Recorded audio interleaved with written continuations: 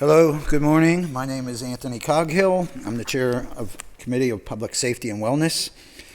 For this hearing, we will hear from Bureau divisions of the Department of Public Safety. First, while you're joining us, I'll ask that you, Budget Director Peter McDevitt, give us a brief overview of, we're going to start out with animal care.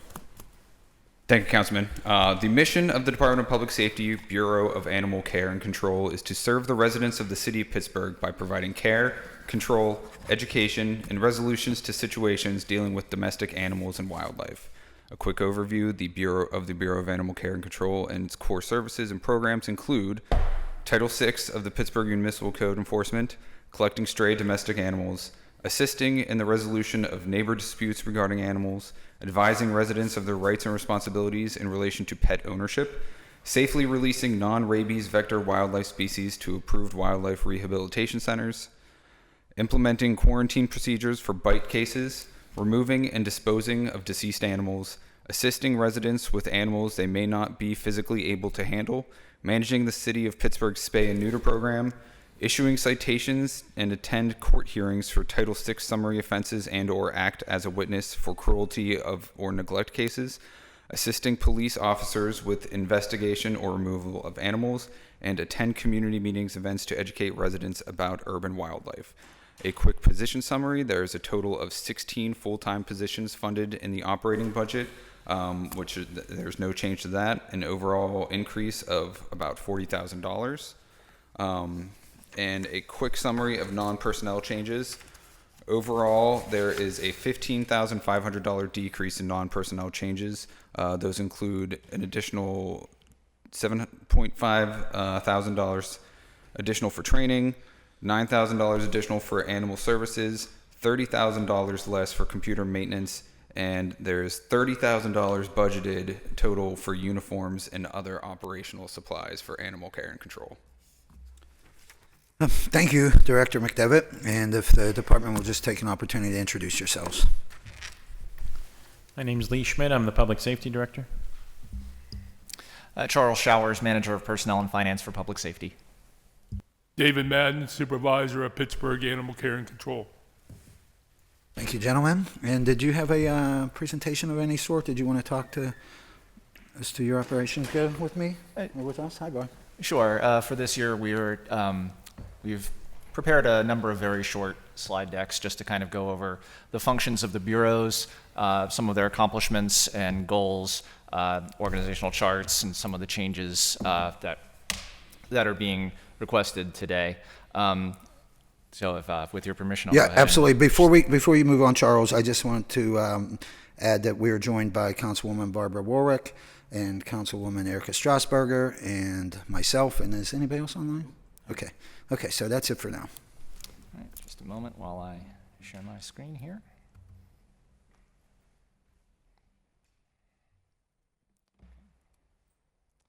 And let's give it a minute for it to load up. There we go. All right, so obviously we're here for the Bureau of Animal Care and Control. This first slide is some of the material we've already covered. The mission of Animal Care and Control is to serve the residents of the city of Pittsburgh by providing care, control, education, and resolution to situations dealing with domestic animals and wildlife. As Director McDevitt already stated, he's already covered many of the other aspects of many things that Animal Care and Control does. So I'll just skip ahead a little bit here. Here we have our organizational chart. We have the one Animal Care and Control supervisor who oversees the 15 Animal Care and Control officers and the one accounting specialist, as well as all the programs and functions that they oversee.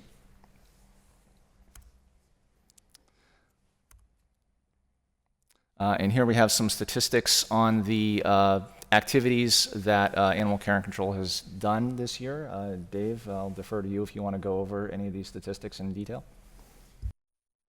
So for the most part, the first one for Humane Animal Rescue Pittsburgh intake, 676 dogs, 278 cats. This is all for 2022. 8 other small pets and 85 wildlife center. We started taking animals to the wildlife center in Verona 3 years ago, and it's really helped out as far as cutting down on the number of wild animals. Humane Animal Rescue has to deal with at their other shelters. So that's really helped out. Chances are the numbers, as you can see, so far for 2023, dogs is right about the same side. Cats, we did handle a number of cat hoarding situations this year involving a number of cats easily totaling more than 20 per household, so that's why that number is up. Small pets also, that's why that number is up also. A lot of times when we went in for the cats, there were additional animals being held there. So.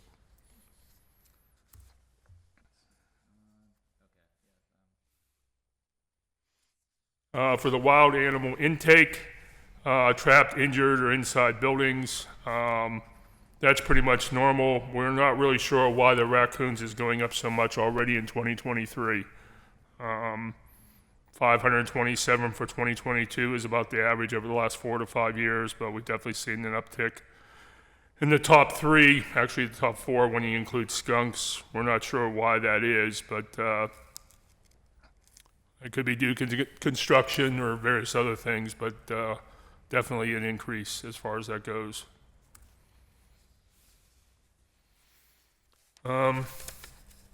Deceased animals, street and stuff, these are all pretty much averages. The cats, that's not all from the street, that also includes from Humane Animal Rescue. Same goes for dogs. Deer, that's about an average, and raccoons and even groundhogs, so that's about what we pick up every year as it is. And then calls received for the totals, that's what we've been averaging pretty much also. We have seen an increase in calls from areas we don't cover, McKees Rocks, McKeesport, Wilkinsburg, Mount Oliver. We help out when we can, but a lot of these calls are just things we simply can't handle for them, at least for right now.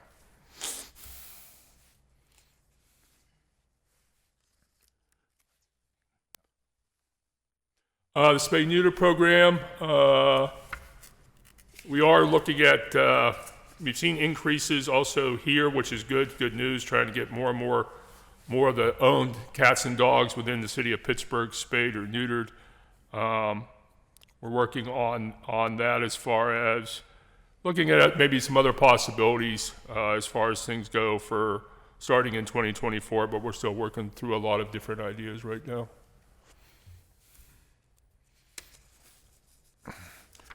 And then for rodent abatement program, we have seen an increase in that, and that would go hand in hand with our increase in the number of wild animals we've seen. Again, we're not really sure what's going on as far as that, but did seem that a lot of people didn't know the program even existed.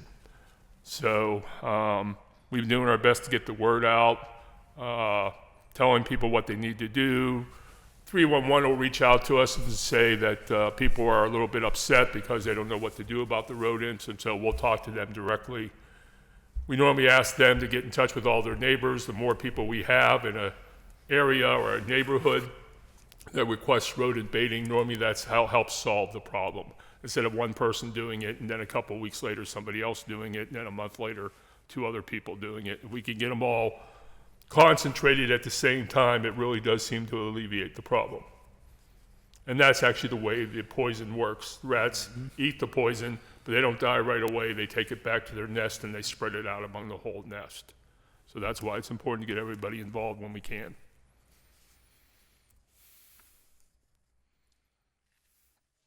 All right, so now that we've finished discussing some of the data points that Animal Care and Control has provided, I'm going to go into a little bit of some of our programs. One of the primary ones here that we're implementing for hopefully next year is a new records management system. Dave, if you want to. Oh, yeah, so some of you probably don't know this. We've never actually had a software system at Animal Care and Control. Been trying for a while to get one. It's definitely needed. And so we've been working on it for a while now. We're trying to get it to the point where obviously the officers can feel comfortable using it. It's easy for us, but it would help us to compile all the statistics we're being asked for. I mean, if you ask for statistics now, we have to go through paper records for the most part to find out what you're asking for and see if we can compile those for you. So that's why we really need it, and that's why we've been working on it for a while. And our hope is, as Charles just said, we're hoping to get that started, and at least the training itself, and the early part of next year, and hopefully have it going full by the time our busy season arrives in 2024. Okay. Next is the our feasibility study that is in the pipeline. In 2021, there was a performance audit review conducted by the city controller that one of their recommendations was that we, quote, explore the advantages and disadvantages of building the city's own municipal animal shelter. And we are hoping to implement that for 2024, get our RFP out and a vendor under contract. Do you have anything to add, Dave? The only thing is as it even says the biggest thing is, we do have a contract with Humane Animal Rescue. That relationship has worked out fantastically for several years. But we always have the option of not continuing the contract with us, and if they did that, we would be stuck because there are no other shelters in Pittsburgh or even in the immediate area that could handle all the different strays that we bring to Humane Animal Rescue. So we'd like it just as not only as a backup, I think it would be really helpful across the board as far as doing various things just besides being animal care and control. I would consider it to be almost like a pet resource center.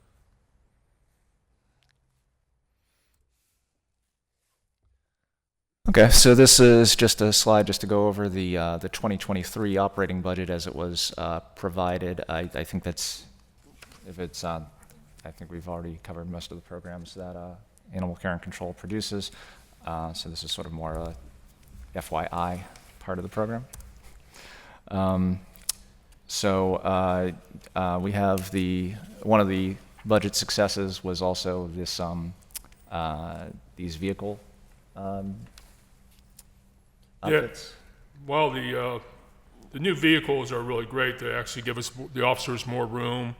We're looking into the possibility in 2024 with the new system of actually putting computers and printers actually in the vehicles themselves. We don't have any of that right now. And that would be really great. Like I said, the two newer trucks can fit them no problem, and we're working on, of course, figuring out ways to get them into the older trucks. But they do allow for, even if we ended up having to send more than 2 officers in a truck, the newer trucks do have a back seat, so we can send more than 2 officers if and when needed. All right, and here's some of the more exciting things for today's meeting, the 2024 proposed operating budget, as Director McDivitt has already discussed. The changes, and those I know are in your packets. And as an additional request for 2024, I believe we're hoping to add 2 more live animal trucks to replace 2 of these that are nearing end of life or at end of life. That's correct. And that concludes our presentation. I'll defer to the director or Supervisor Madden or council. Good, Director? I have nothing else to add. Okay, well, thank you, gentlemen. I appreciate that. Mr. Madden, thank you for being here. I guess we'll just go right to the council and see what questions they might have, and I'll start with you, Councilwoman Strasburger. Thank you, Mr. Chair. Thank you for your presentation and for your work. I really just have one question, and that was, I do appreciate your efforts to educate the public on all of the programs that you offer, the services that you offer, and although you're a pretty lean division, I wonder, or bureau, excuse me, I wonder if you ever, outside of public safety zone meetings, if you ever get out into, or you have the capacity to get out into community organization meetings to present on what you do and educate people on that and have the capacity to do that. I think that there's some in the district I represent who might be interested in hearing from you. Yeah, well, that's very interesting. I used to go myself. I would go to community meetings or certainly public safety zone meetings and stuff like that. But I really feel, and I've asked my officers, and they fully agree that they actually will go to the meetings. So that's what I've been doing over the last couple years, I would say. So whenever something comes up, I get an email that says, we're having a community meeting on this night, can you send somebody? And then I'll ask my officers for volunteers. And so far, the response has been wholeheartedly. I normally have to start choosing between, I can't send 5 officers, I'd like to, but I can't do that, so I'll normally choose 2. And so as far as that goes, community meetings, we've been doing those. There was an event recently, a STEM event recently at the Carnegie Museum. I did send an officer there. I've sent officers to a couple of the mayor's block parties. So the officers that went were really appreciative that they went. They said they wanted to go more. They started asking me for more professional ways to present what we do, because we have like a tablecloth and some pamphlets and stuff like that. So, I'm looking in ways of improving that. But the officers themselves, like I said, have expressed their wishes to attend these meetings, and I think it's really important because they can answer the questions. I certainly can answer the questions, but they're out there on a daily basis. Yeah. And a lot of times when you have officers like one particular area or prefer one particular area, but they can cover any area of the city of Pittsburgh. But if they have like a community meeting on the south side of town, a lot of times a couple officers work that a lot more than they work anything else. Normally they'll be the ones that'll volunteer to go to that meeting. So that way they have a face of animal control instead of just calling into the office and getting one of us answering the phone and stuff like that. So yes, it was brought to my attention, like I said, and I will continue to do that. I mean, I will go to a meeting myself, no doubt about it, but I do think it's really important for the officers to be out there and meet the residents. Yeah. Well, it's great to hear about that enthusiasm. Our office will definitely be following back up with you in 2024 Fantastic. Yeah, about that. They keep on asking me, probably on a monthly basis, are there any community meetings this month? And I'm like, I haven't gotten any emails yet. Great. So Okay. pass it out, because I'm sure. We'll take you up on that. Thank All right, you. appreciate it. Thank you. That's all I have. Thank you. Councilwoman Strasburger. Councilwoman Warwick? Yeah, thank you. Oh, mute. Yeah, thank you. Thanks for being here. And I'll definitely hook you up with some community meetings too. So I just want to start by saying it has been such a pleasure this past year working with you and your team. I mean, for such a small team, the amount of work that you all perform. I mean, I know I had one of the cat hoarding situations in my district. I know, the situations with raccoons, the responsiveness has just been phenomenal. And I know, and I've learned a lot too. Like, just for example, with the raccoons, it's not about traps, but it's about the, person power of being able to come around and check the traps, and really the level of service is astonishing, I have to say. Appreciate that. Thank you. Everyone I talk to that has an issue like that, it's like they'll call the office, and then by the time I've gotten back to them,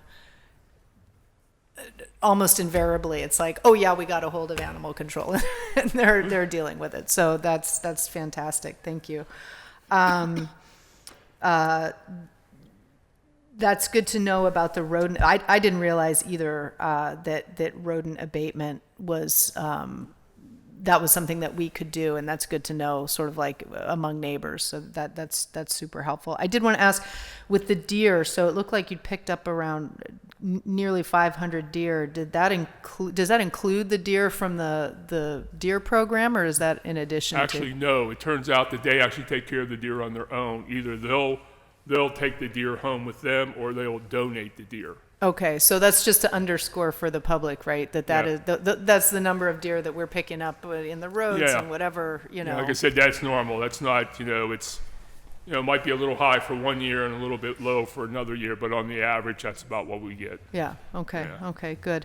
And then I guess just the last question. So with regard to a municipal animal shelter, obviously that would be a huge thing to build. So in addition to the building of it, and how many staff do you think it would take to run something? I mean, are we talking like an in-house vet and or? To be honest with you, it would include all that, but I think we would start off small and sort of be like obviously we still are a partner with Humane Animal Rescue and Animal Friends, and then try to build it up over the years and stuff like that. The biggest problem we have right now is Humane Animal Rescue fills up pretty quickly with dogs and cats. They'll always take our animals. We don't have any problem with that, but then they have to tell other residents who are trying to own a release or surrender their animals, oh, we can't take it now. You got to wait 2 weeks, 3 weeks, sometimes a month. And sometimes they're in a situation where they can't do that. So I think it would be a help just in general as far as for the number of animals. It would also help them to help more animals, and we would be able to, we could still funnel our animals maybe through them and Animal Friends as far as adoptions are concerned, to at least so we wouldn't have to hire that staff initially, but down the line type thing. So to give you a really quick example, Milwaukee, back in 1999, they decided they wanted to build their own animal shelter. So they built an animal shelter. And at first it started off as strictly animal care and control. The only thing that we did was the strays. And in Milwaukee, we averaged about 14,000 strays a year. So that's all we did. And then we partnered with Wisconsin Humane Society, other shelters in and around Milwaukee, down in Madison, even all the way down in Illinois, to start funneling them animals that we considered to be adoptable. And over the years, since that was back in 1999, Maddox now actually has its own adoption staff. They do their own adoptions. They still have an in-house vet. They do all their own spays and neuters and things like that, but it took them like 20 years to get there. So initially, like I said, I think just having a shelter to help with the overflow of animals we're dealing with right now would be a huge help. And then over the years, add to it as we can to turn it into a municipal animal shelter or an animal resource center. Okay, yeah, I mean, I'd be curious just to see the feasibility study. It just we have so many issues, and it did that would be a big expense on the budget. But I would be curious to see what, in terms of if there were funding from the National Humane Society or something like that, for maybe Humane Animal Rescue we could partner with them for them to build their own facility closer to or something like that. I don't know, but hopefully the feasibility study will look at options. Yeah, in the other shelters, other employees of those shelters that I've contacted that have done their own feasibility study, they always, at least in those, they gave options. They said, if you build your own, this is what you're looking at. If you partner with somebody, this is what you're looking at. So we have to come up with the questions right before obviously we hire whoever we decide to approve the RFP for, and then they'll come back with those answers. And so, but those are all very good questions. Yes. Okay, great. Well, that'll be interesting. That's all for me. Thank you very much. Thank you, Councilwoman Warwick. And we are also joined by Madam President Teresa Kill-Smith. And I will turn the mic over to you, Madam President. I actually don't have anything. You don't have any questions? Well, maybe I do. The rodent, did somebody talk about that? The rodent contract? It's under you, but I don't know if it's under this department. It is. Okay. What are you looking at? What's the status of that? Well, we were... The abatement program. Yeah, the rodent abatement program. It's going very well this year, actually. They've reduced the waiting time down a lot. They hired a lot more technicians, and... We're doing it in-house? I'm sorry? No, it's not in-house. They hire... No. That's contract Who now. has the contract, though? Fort Pitt Exterminators. Okay. They have the current contract, yes. Okay. But they have really improved their service. They hired a large number of new technicians, and so the wait time has really, really reduced. Yeah, we were hearing a lot of complaints, and I haven't heard any this year, so you must have done something different. So thank you. Thank you for that. Thank you for your work. Thank you. Thank you, Madam President. I just have a quick few things. Mr. Madden, are we under any contract with any other municipalities? No, not at this time. Yeah, I remember talking about Mount Oliver, which, of course, the animals, they don't know the border there, right? But we get calls from other municipalities. We do. We get a lot of calls from other municipalities. Well, I just want to, it's you got it. residents in other municipalities. Sure, right. Not the actual government, but yeah, the residents, they think I guess that we Well, take care of I think if yeah. you Google animal care and Yeah, control sure, right. Pittsburgh, Got it, yeah. our number pops up. Got it. Even some residents don't understand boundaries. I mean, Sure, as we right, know right, with- right. They have a Pittsburgh mailing address. They think they're Sure, part of the city. right. Yep. We do have a municipality who's currently, very early stages, did reach out. We're working on some numbers to show them. Mount Oliver? That has asked. No, it's not Mount Oliver. Okay. But I don't want to disclose yet. That's fine. Can I publicly. just pitch it in there, Sure. throw in real quick? Crafton and Ingram both had called us over a year ago, so I just don't know if Okay. they've ever reached out to you. They have Okay. not, but I'm I- happy to. Any It may have municipality been that 2 would years. like It was to, when we're, Director Histrick was still here. yeah. So they I do just want to put recall that out there. I'm sorry, but, Councilman. yeah. No, no problem. You're the president. You're the boss. You can do what you want. And Even we when are, I'm not you the know, president, I'm the boss. Yes, you are. just as we provide fire and EMS to other Yes, right. municipalities, we're happy to have those discussions with other neighboring municipalities Sure. about sharing services that can benefit us as well as them. Right. Mount Oliver is an example, Right. is a small municipality, Right. but we do have animals that are, Yeah, right, going to right. cross cross the line. Right. Wonder if we Into put the up some city, so. signage maybe to let them know. That but so when we get these calls, we actually try to help them out still. We still try to help them out. We'll try to tell them, depending on the situation they're talking about, they may have to call their own borough administration or township to find out what animal services are offered to the residents. We do have them call the police a lot of times in situations normally where dogs are running loose. If they've lost their dogs, we normally, try to help them as far as that goes. We do try to answer them as much as we can. Sometimes if it's a situation they feel like there's a humane investigation should be started, then we'll normally give them numbers. Not normally, we usually always give them numbers for police humane officers, either working out of humane animal rescue or animal friends. Right. So all these surrounding municipalities, they don't have their own animal control. No, we're the only ones that have our own. Some of them do contract to outside providers Oh, I for see. certain Right, services, sure. whether it's dead animal Right. trapping. Right. Right. And there is a stray. South Hills Animal Control. Covers Mount Lebanon, yeah. Braddock, and a couple Okay. other areas that have contracted with them All right. to do it. It was Mount Lebanon by itself for a while, and then other communities around Mount Lebanon said, "Oh, we'd like those services too." So Right. Yeah, I think They send really, them to our they district. only they shoot them in our district. So the intake about roughly 1,000 different animals per year on an average.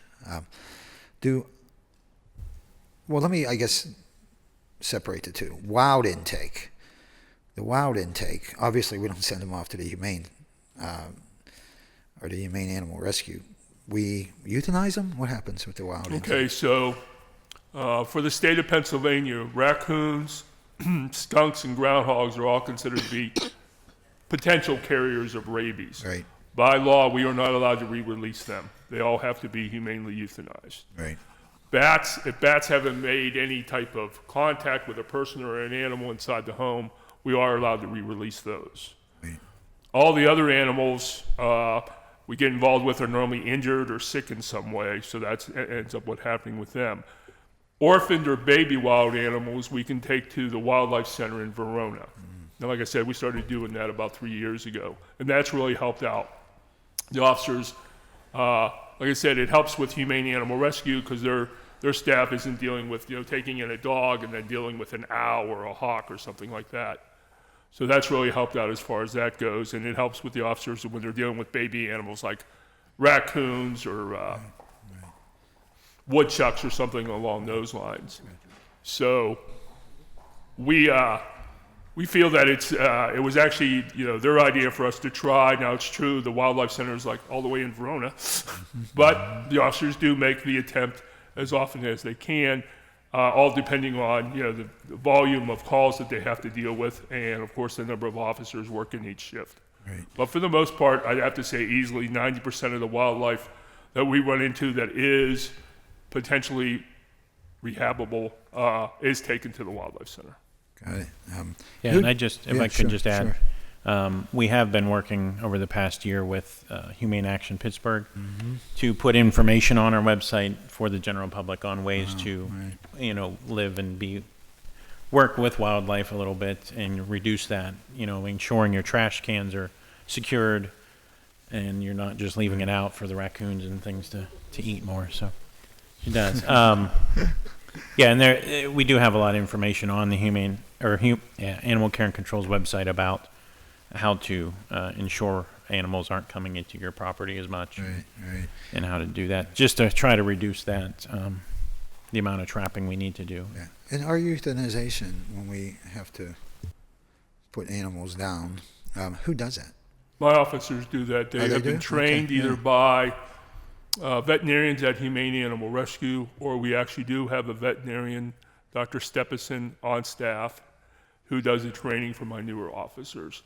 And it's as humane as it can be. Right. We sedate first, and then the animal is actually euthanized.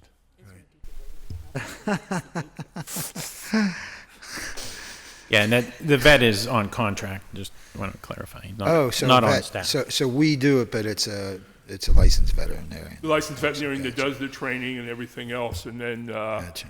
they're not considered, even though he does the training, they still have to work with the officers they're working with before they're allowed to actually do the paperwork first, then they're allowed to sedate, and then they're allowed to euthanize. And on the average with a new officer, depending on his or her background, they normally don't get a chance to really euthanize anything until maybe 3 months down the line. Sure.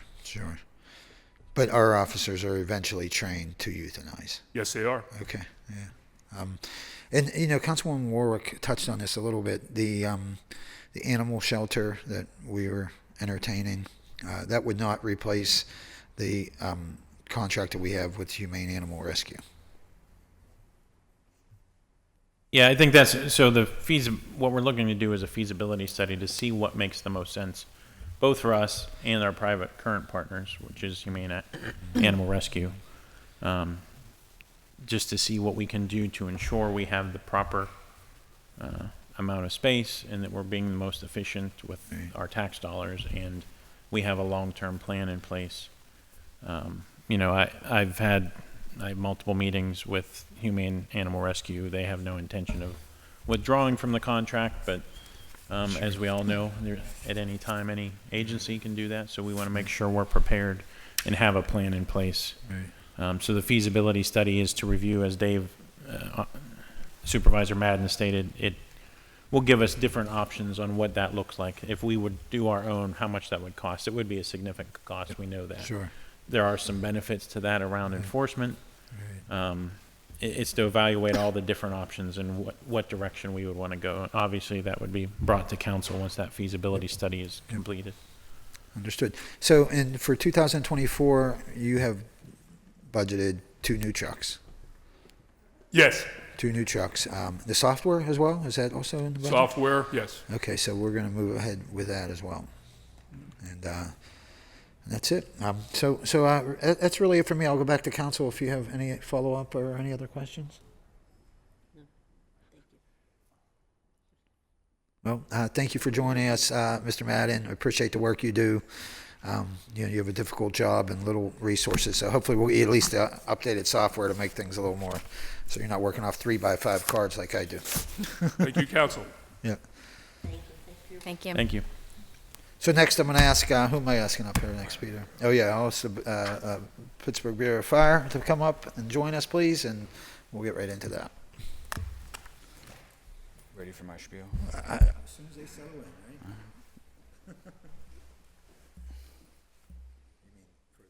Yeah, for fire.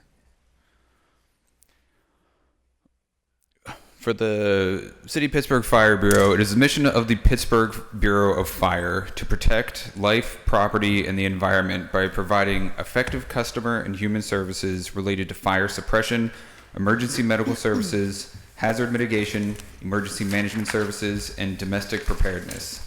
The Pittsburgh Bureau of Fire encourages all personnel to take a proactive role in reducing the impact from emergencies by providing programs related to fire prevention, public education, community relations, risk education, disaster planning, homeland security, and operational training. All services provided to the residents and visitors of the City of Pittsburgh, the County of Allegheny, and the Commonwealth of Pennsylvania will be delivered in the most professional manner to the best of their abilities. A quick overview: the Bureau of Fire is organized into the following divisions: administration, operations, planning and training, and risk management. There is a total of 679 full-time positions in the 2024 operating budget. One thing that we've discussed at length, but it's worth mentioning again, currently the budget shows a 0% increase due to the ongoing CBA negotiations with the Fire Bureau Union. Moving on to a summary of non-personnel changes.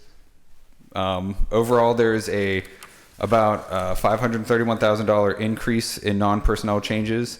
There is a $763,000 increase in operational supplies, mainly due to $520,000 for ballistic body armor and $350,000 for SCBA cylinder replacements.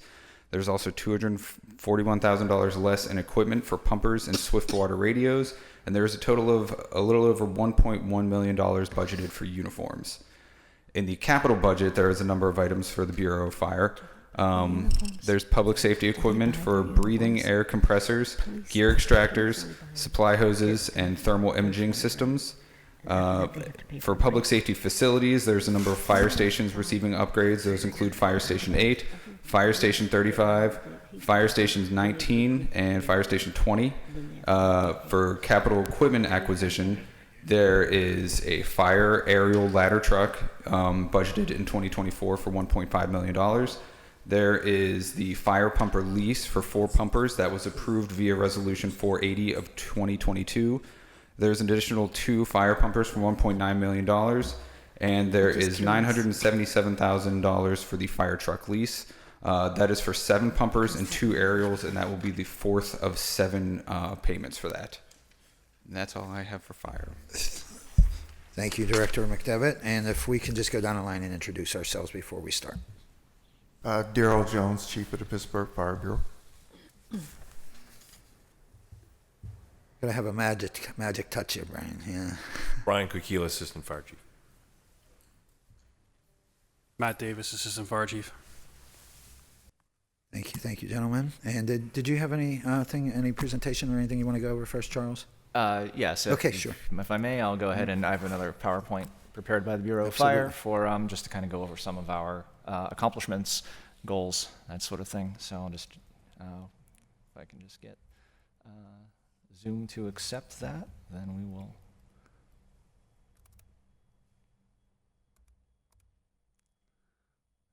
Faster this time.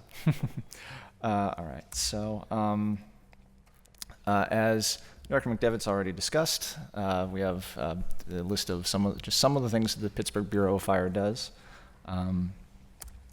and here we have their organizational chart in great detail. Actually, I guess I should clarify, this is actually a slightly outdated chart. My apologies, and we're not able to get a new one added to the slide deck in time for today, but we'll be happy to send an updated one as soon as that's available.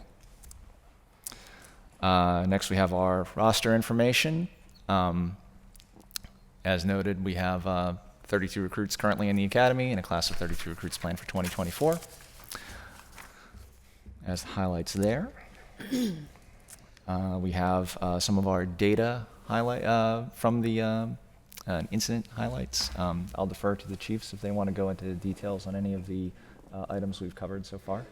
No, are there any questions specific? That's just showing you our run calls for the last year and what we're doing. Once we complete the presentation, we can go into more detail. Sure. Okay, and this is just a map of the stations across the city. And we have one of Fire's biggest goals is community risk reduction. I can defer to the chiefs if they want to talk a little more about what that involves. Yes, so community risk reduction, we've recognized that there are various risks that pose to the city. Fire is just one of them. On our end of it, as combining with the Office of Homeland Security Emergency Management, we want to reduce those risks to people from fire, and that big part of that will be education. The other part of it will be code enforcement, and the last part is to make sure that we are the best trained that we can be, so that if there is a fire, we can still respond and help limit the damage and save lives at that time. Okay, and as with the animal control presentation, we just have the 2023 operating budget included for reference. Here are some of the goals that were met in 2023 by the Bureau. Do you have any additional details? Guys, want to chime in? I think a lot of those goals and accomplishments speak for themselves. Some of them are still multi-year capital projects that are in process, and really updates a great amount of equipment that is well beyond its effective life. The one I would like to comment on is the girls' camp. We've been actively trying to recruit ladies to the fire service. We did a barrier study and found out that one of the things that stopped women from applying to the Bureau of Fire is a lack of knowledge of what it is to be a firefighter. So through Lisa Epps-Kuda, who spearheaded this, we put this together. This is our second year, and we're hoping to reap some benefits from this down the road.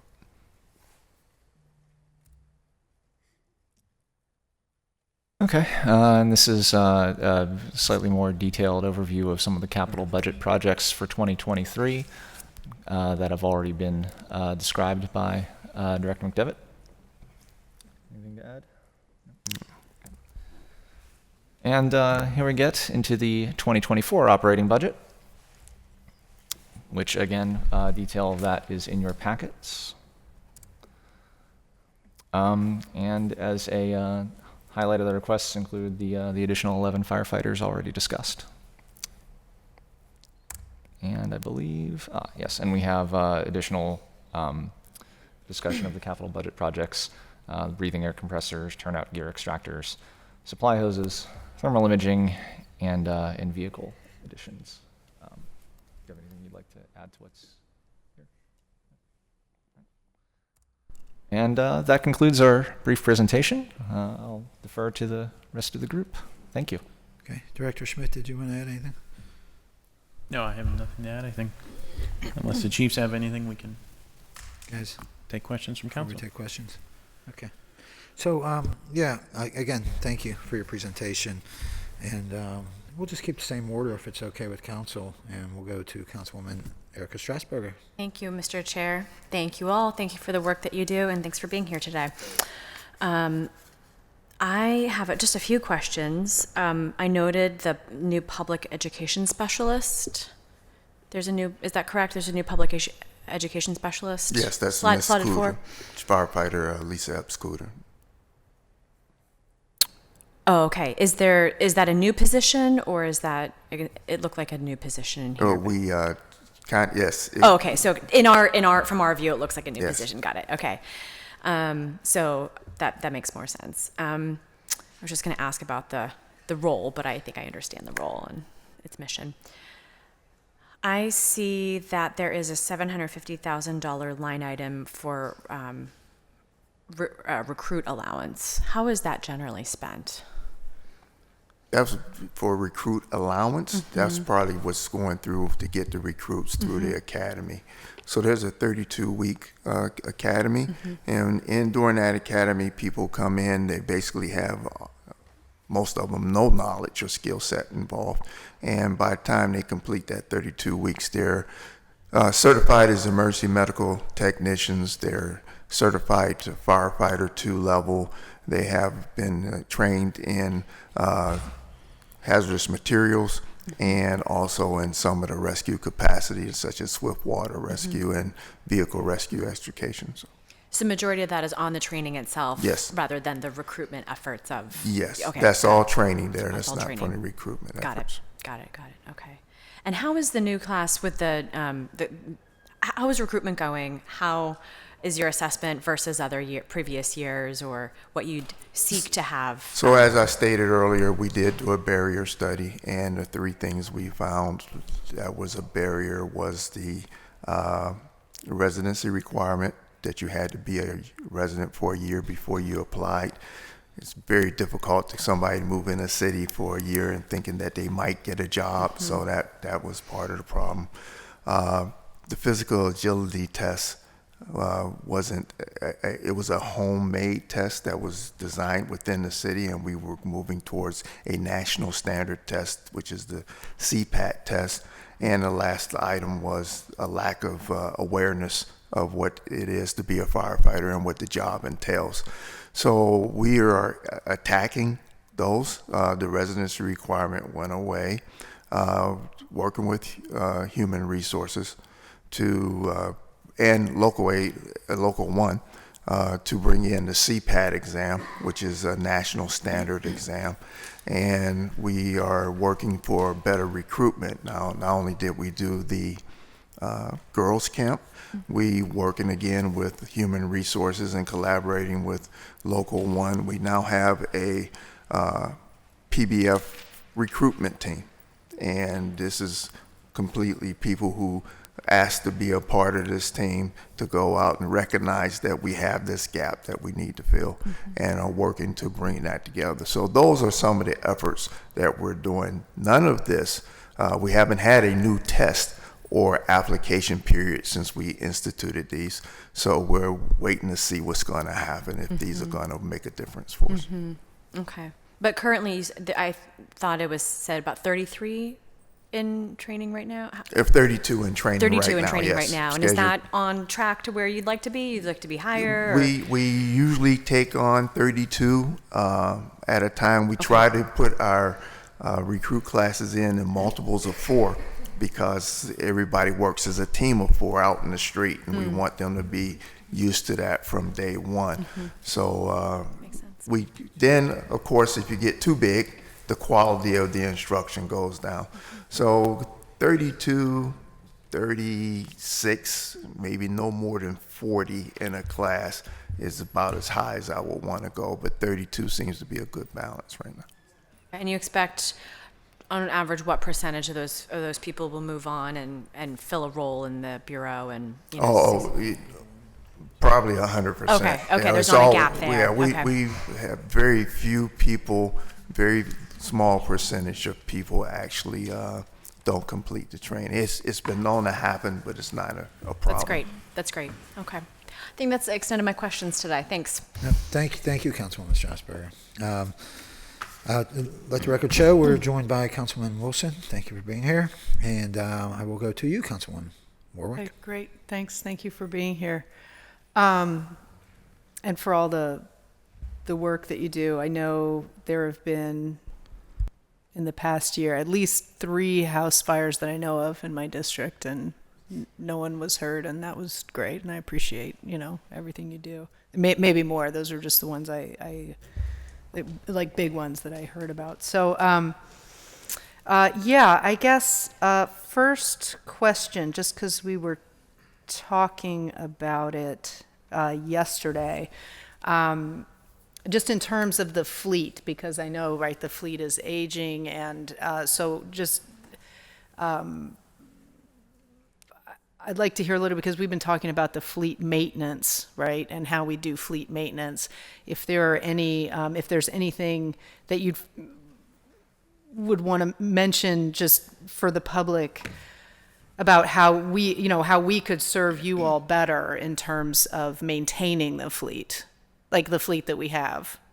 Well, Or new, whether that be vehicles that we get or vehicles that we have, like how we could support So you. Assistant Chief Kokila's been managing our fleet for us. He's been doing an excellent job holding everything together as best he can, including the purchase of some used vehicles that we had to do. So I'll let him speak to that one. as it relates to the maintenance of Yeah, the fleet. just like, yeah. Mhm. What, some of the very critical challenges that we face are the age of the vehicles, the age of our fleet. In some cases, rapidly approaching 20 years in service. Finding parts for those vehicles is very challenging. We actually had to stop just this week, or place on hold an auction for an aerial truck that just simply is beyond repair. We had to stop that because we have to go get parts off of that auction lot vehicle to keep another one in service. It's just very difficult to find the old parts or legacy parts. In some cases, some of our fleet, another example would be a fuel tank. They don't stock those, especially for pumpers that are 15, 16, 17 years old. They have to be manufactured. And that's a special order component that takes a long time, which then that vehicle being down impacts the ability to properly maintain and service the fleet. So just the overall age is really hurting us when it comes to vehicle maintenance. In addition, the age also impacts the non-contract repairs. When a vehicle is just beyond its effective life, those are deemed as non-contract repairs with our service provider, and we pay a higher rate for that. Okay. Sounds good. Thanks. The next question I wanted to ask about, so some of your numbers, so it looks like, because I wanted to sort of talk about stations. There's 2 stations in my district, one that's going to be a new one, being built in Lincoln Place, and another that is getting some rehabilitation in Swiss Elm Park. Obviously buildings are expensive, right? Anything that we're doing to buildings. So I guess I appreciate the numbers about the calls. Looks like somewhere a little more than 40,000 calls over the past year. Would it be possible just to kind of understand, break down those calls by stations so that we can see like which stations are kind of, is that something that we could? Yes, ma'am, we can get Okay. that numbers for you. Okay, that just be helpful to see. And I know that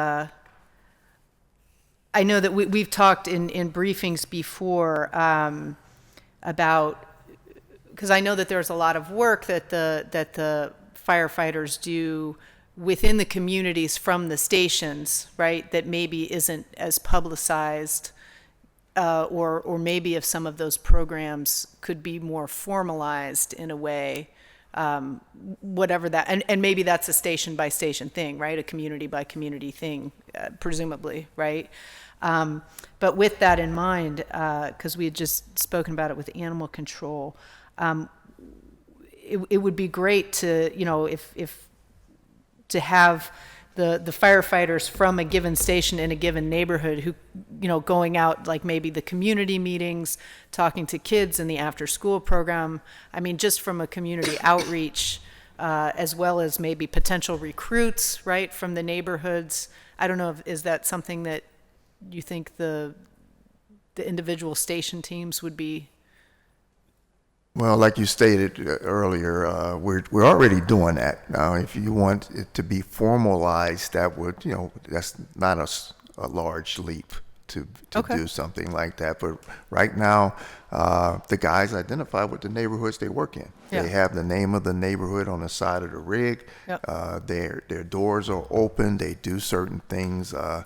17, which is out in Homewood, I know they have something similar to like a little informal bike shop. So if some kid doesn't have a bike, they have a bike, or they will help a child with a broken bike get a bike fixed. There's a special needs child out there that was selling apple butter, and so they saw him at his little stand selling apple butter, and they went and bought him out. Mm-hmm. Those kind of things like that. Well, I get reports to me from citizens that says, "Hey, your guys did a great job. They're doing this, they're doing that." Now, is it formal? Is it actually who is doing this. And to be honest with you, as part of our culture is that they will not accept any recognition for it.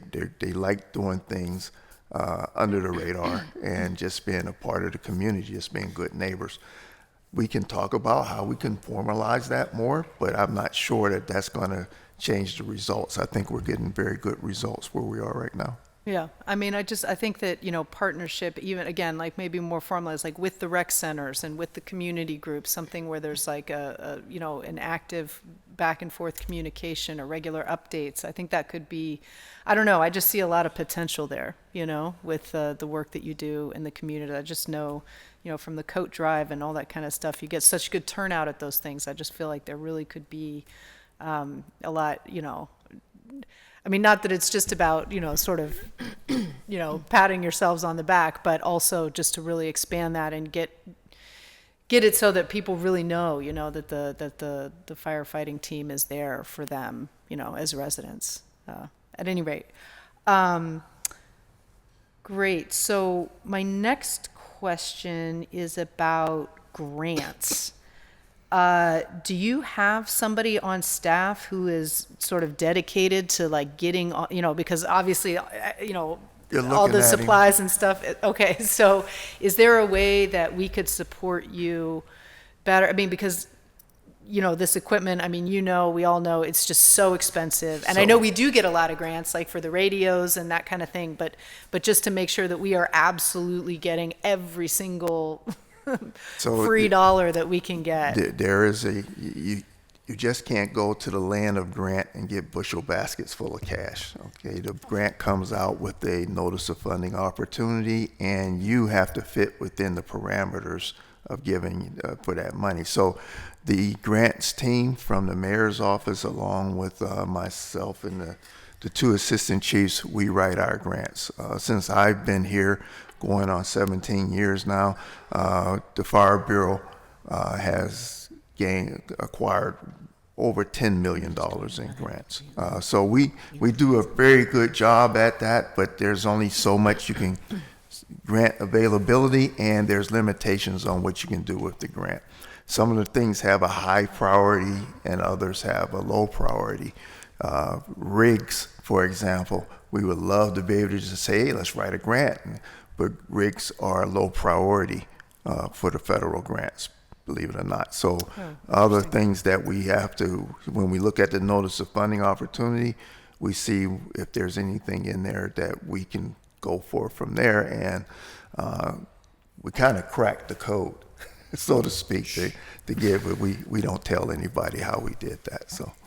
So, okay, so just so that, you were getting like the list, whether it's state, federal, just everything that's out there. Okay, well, that's good to know, just to make sure, because that's, that's something for all the departments around the city. Yeah, so Amanda Burkhart and Melanie from the mayor's grant office do a great deal. They're actually doing a lot of the research because we don't have, she's there, and they would say, hey, this grant is available. Will this work for us? And they will send me the information. I'll look it over and we'll discuss it. If it's something I said, well, let's go for it. So we've been pretty fortunate from all levels, but like I said, there's only so many grants out there. Great. Yeah, that's kind of what I was getting at is there somebody who's, Yes. Yeah, good. Okay, that's good to know. I think that's it. Just sort of oddly, my daughter recently said that she was interested in becoming a firefighter. So Bring her on I down. know she's not old enough for the camp yet, but How old is she? she's 11. Okay, we'll be waiting. I'm skeptical. No, I'm not. We'll be waiting. We'll see how the camp goes. But anyway, so okay, thank you very much. Thank you, Councilwoman Warwick. I don't think it's too early to start her training, Yeah, is it? we- I mean, what- Bring them now. yeah. So, Madam President, did you want to go next, or can go. Councilman You can Wilson? go. Okay, Councilman Wilson, I go last. any questions, please? Oh, I get to go before the president. Thank you. How's everyone doing today? Great. Thanks for going over everything. Sorry I couldn't make it for the first portion whenever ran through the budget. I did have some questions that seemed to be outside of what's included in here, because I'm well, not seeing it in black and white, but for the inspectors that you have, how many inspectors do we have? 1. And why is that number reduced to 1? Oh, that's going back prior to my arrival here. A previous fire chief decided that for some odd reason that they weren't needed, and or I believe he thought there was some mismanagement going on. This is Okay. third hand because I wasn't Well, here. whatever the Whatever case, reason. But what's the role of the inspector? The inspector should enforce the International Fire Code, which is adopted by City Council and part of the City Code. So when he got rid of those inspectors, he kind of, whatever the problem was, he threw the baby out with the bathwater. So I still have all the responsibility as the fire marshal for the city of Pittsburgh, and no resources to do it, or limited And resources. so what comes up? Like what typically would that inspector be doing on a daily basis? On a daily basis, inspecting, answering complaints, that's 1, and 2, being proactive on inspections. So we have roughly in the neighborhood of 8,000 buildings here in the city of Pittsburgh. There's no way one person is going to do an inspection of every building in a year. It just can't be done. So we trying to think outside the box. One of the things I'm working with the our IT committee is a self-inspection program for low-risk occupancies. So places like a lawyer's office, a dentist's office, Aunt Betty's hat shop, places that are low risk, they will fill out a form online each year. We will spot check them just to keep them honest.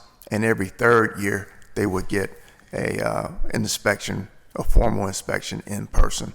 That leaves more time for the more medium to high risk areas like our schools, our apartment buildings, and other structures in industry, commercial structures that we need to take a look at their processes and make sure they're in line with the code. You bring up, it reminds me of something that happened in my district, and I know you're well aware of that. Since there isn't a process where we're going and we're doing these inspections, that it is left to random. For instance, the one case where, there's like a uniform store in Allegheny West, and I think one of the someone that works for the fire bureau was going to get a uniform. Along the way, they passed a building, and the outlets on the Fire department connections. Yeah, the fire department connections, they were stuffed with like candy wrappers and stuff. There weren't covers on it. And then they asked, I guess they sent an inspector, or that person was, I can't remember the details, but it was found that they didn't have an operating sprinkler system for what they should have had. They should have had. I'm familiar with that. I remember that. Yeah, we talked about that. Anyway, this inspection brings this story up. I'm reminded of this story.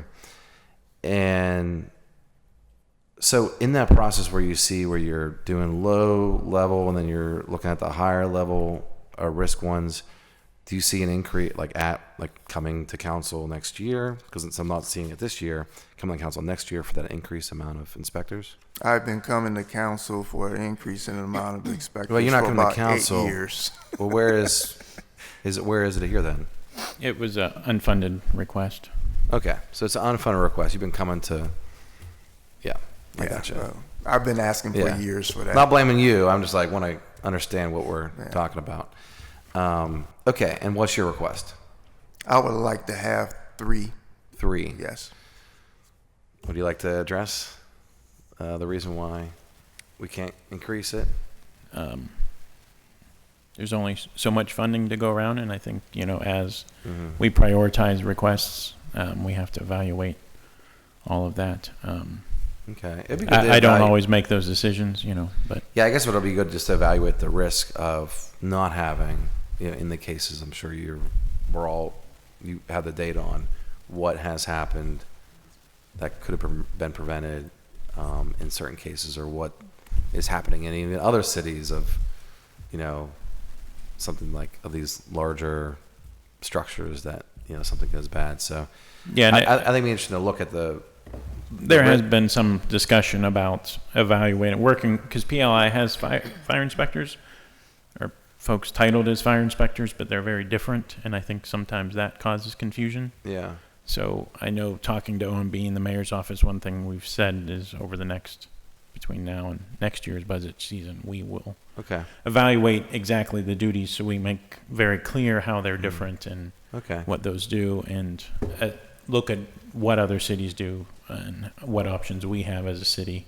Well, I'd like to follow do up that. on that. So Yep. that's kind of a pretty detailed conversation where we need actually some data points to look at. But in terms of the inspectors, if it is found that we should increase grant the 3, increase it to 3 or 4, who is that? Is that someone that is a fireman at a station? No, our current inspector right now is a civilian. He's not one of the civil service firefighters.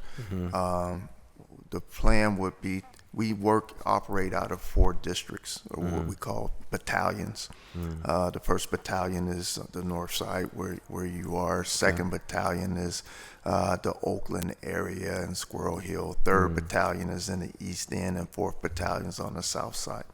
So I would like to have 1 inspector per battalion. And what would happen is, if it's a very large building like of course USX Towers, it takes days and a lot of manpower to inspect that. So currently, the last time it was inspected, I sent first alarm assignment with firefighters. They broke the building up, they went through, but the only person that was doing the record keeping was the fire marshal, the deputy fire marshal, and he's the one who kept the record and made sure he documented any violations and sent out the notice of violations so that those things can be corrected. Okay, well, but the role of inspector is civilian currently. Is there an opportunity for a uniform? Uniform. Well, right inspector? now, there's a process for that. They would have to create that process. That would be negotiations with Local 1 to get an agreement and move forward from there. So is it possible? Yes, but the process. But they can't apply uniform. Yeah, but they won't do it because they're better pay and everything and protections and stuff inside the firefighters union. Okay, so you're saying that there is an opportunity for current uniform to apply. Let's say in next year we increase 3. Yeah, they can apply, but I doubt if you see it. It would be definitely not the same earnings potential or anything like that. The fire inspector's in the ASME union, not in IFF Local 1. So the benefits are significantly different. And then that we talked about prior to this, I think it was maybe a year ago, about the fire damper inspection. That's done from this inspector, right? Yes. And currently we don't do that. Yes, we do them. We don't actually do the inspection itself. If I remember the ordinance correctly, the organization or the business, they have to get someone who's qualified to do that and sign off on it. What we do is check and make sure they have the paperwork signed by someone says that it was done. Okay. Well, on the inspection conversation, it'd be good to just understand if there's any, although you're saying the pay is less, but I'm just wondering if there's a benefit to having someone who's been working the field for like a uniform. I'm quite sure there is, but there would be just a small bridge with training, but it's not insurmountable. And the people who are in the stations right now have the fire experience. Yeah, I'm just wondering if the increase in pay would be worth it. So with that role. But anyway, we can revisit that. I wanted to move on and ask about last year. I think every year it comes up just about where we are with well, you mentioned your daughter was interested in becoming a firefighter. Just where we're at with that. Like, are we making an investment this year in our facilities to support women firefighters. So that's a capital investment that I will turn over. Yeah, and that would be in DPW's capital requests. To my knowledge, it was requested. I'm not sure where that funding stands around doing some additional work to fire stations to accommodate female firefighters, have more facilities and more stations. What about recruitment then? We should take in police first. So we are, as I was mentioning earlier, we have not opened up the application period yet for the next testing cycle. However, we have been working on recruitment. Part of that is the girls' camp that we do every year, also led by Lisa Epps-Kuda, and we have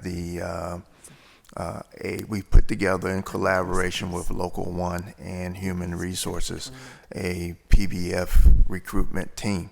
And this is a diverse team of individuals who've been going out to different events and telling people about the benefits of being a Pittsburgh firefighter. Has it worked?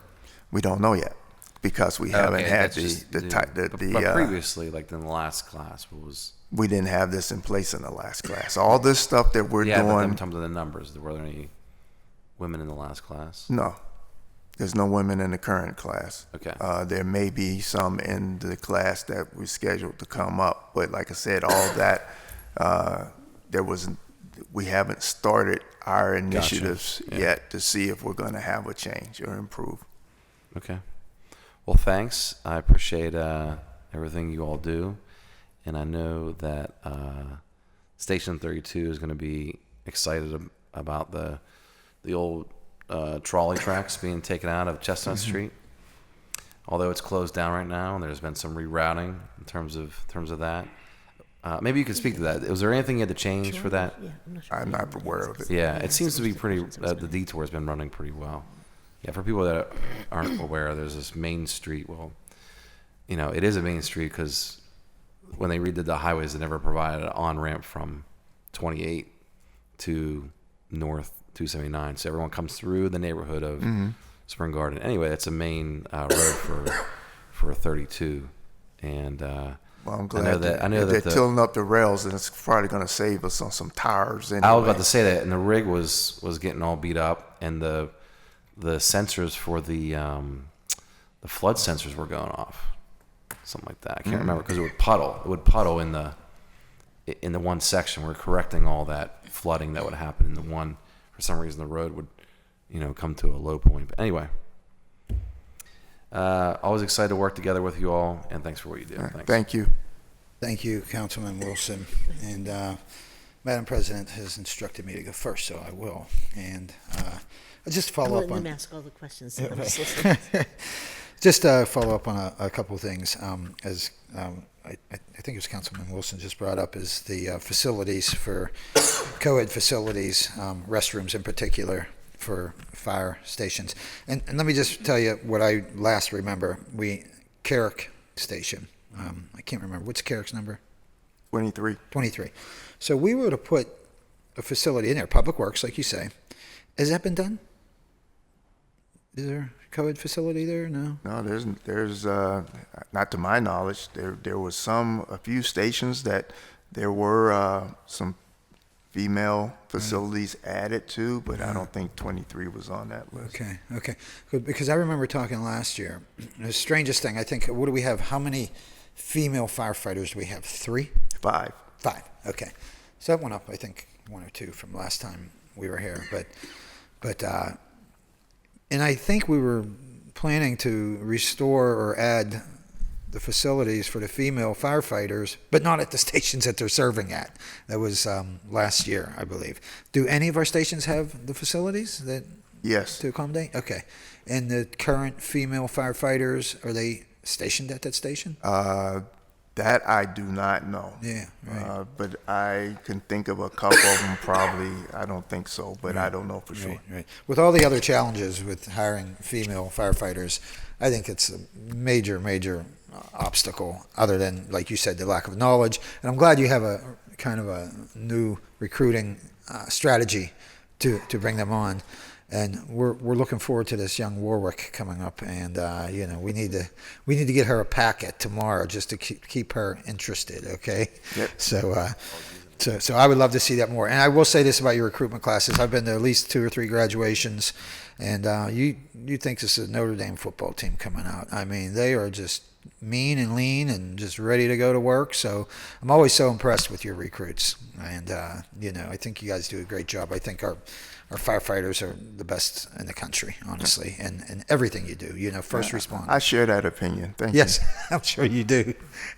So, you know, speaking of first responders, I've often thought, and I've talked to other members about, you know, we have these massive ladder trucks and, you know, fire engines that are going out to first response. Can't we just use a pickup truck or, you know, modified smaller vehicles so it's easier to get in and out? These streets in Pittsburgh are rough as it is to get around, but you know, I'm wondering why we can't just have a smaller vehicle at every engine house and, you know, just use those for the first response. There's that question comes up all the time, and I think it'll be cost prohibitive.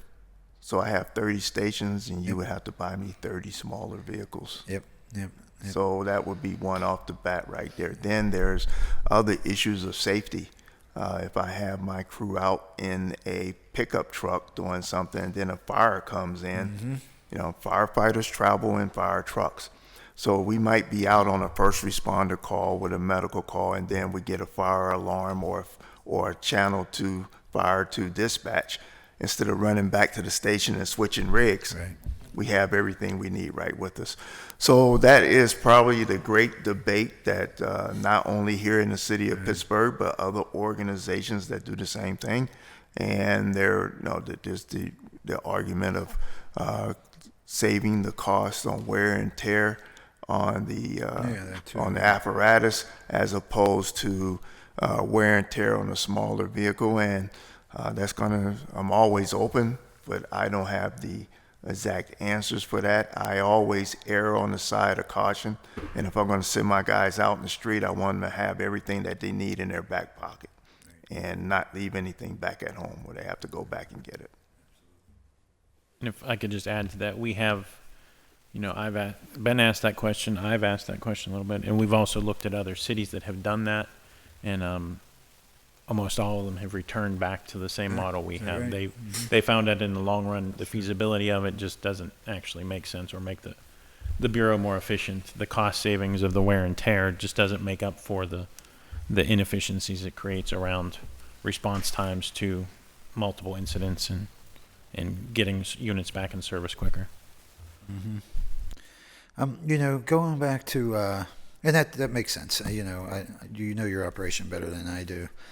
And obviously, if they're out, but now let me ask you this: if they're at a call, first response call, and paramedics haven't arrived yet, but you get a 3-alarm fire call, what happens there? They better stay there with that patient until EMS gets there, because otherwise that's called abandonment. And that will make me a very unhappy and very rough person to communicate with. Got it. I imagine it doesn't happen often, but I had one case of that happening because everybody got happy, and there was a fire to dispatch, and they left patient, and they will not do that again. I promise you. Right.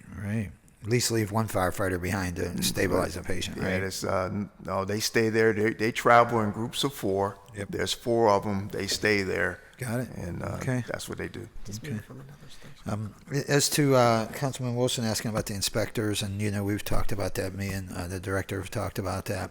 You know, the inspectors are also responsible for, like, say, St. Patrick's Day and Southside overcrowding. If we have a, you know, overcapacity, which can be very dangerous, as we all know. God forbid a fire break out in a situation like that, and people are stampeding over each other. Are they responsible for, you know, regulating that? Yes. So that's part of the International Fire Code, and we've done that on target days such as St. Patrick's Day on the South Side, because we know it's going to be a big crowd there. A few years back, we also did that routinely almost every Saturday night on the South Side, enforcing the other things about the code as well as over occupancy. So we do that as part of the fire marshal's job. Oh, fire marshal. I call him the deputy Okay. fire marshal. Okay, I he's am inspector. Yes, Okay, but we only have one right now. we only have one. So if you have crowds in, south side and crowds on the north side, that one person probably can't go and regulate those It'd businesses. be very difficult. We'll set up teams. That's what we do. Right. And Okay. we- So and teams, we like people come in and actually count. Yeah. How many Yeah. people So are there, let right. give you an example. If we were going into the bar and the bar appears to be overcrowded. Right. So the inspector will be there. We also have some firefighters there with him. Right. Each 2 firefighters will have hand clickers or counters. Okay. They'll stand at the door as we Can umpire. empty the building out. Each one will be clicking, and we'll go with the lowest number, as a given the owner the benefit of the doubt. So Understood. I guess, hey, Brian and Matt, I'm going to go to you guys here. The last fire truck that we purchased, it was a used one. I had a reporter next to me. He said, "Where's that going?" "To the Heinz History Center," And I said, "Yeah." I said, it looked like something that should be in a parade. Where are we on our ladder trucks, fire trucks? What are we most in desperate need of at this point? And what do we have coming? So we have 2 ladder trucks that are close to being finished. They were completed at the factory. There were some deficiencies found. We held the manufacturer accountable, and they've made corrections. They're currently being upfitted with equipment mounting and mobile radios and the computer network infrastructure to have those functional. Last check was yesterday. They had made some significant progress, but we still have likely in at least another 2 weeks before those 2 ladder trucks will be here. Now, they were delayed significantly. They were originally slated to be a 16 to 18 month delivery. It was at least 3 years that it took for those vehicles to be completed at the manufacturer. For pumpers, we actually leave Monday to do the chassis inspection on 4 pumpers that are on order. Just before these hearings started, the ELA board executed a contract to purchase 2 pumpers for 2023 and then another 2 for 2024, assuming that council approves the ELA's expenditures or allotment. Which we won't get for another 4 years.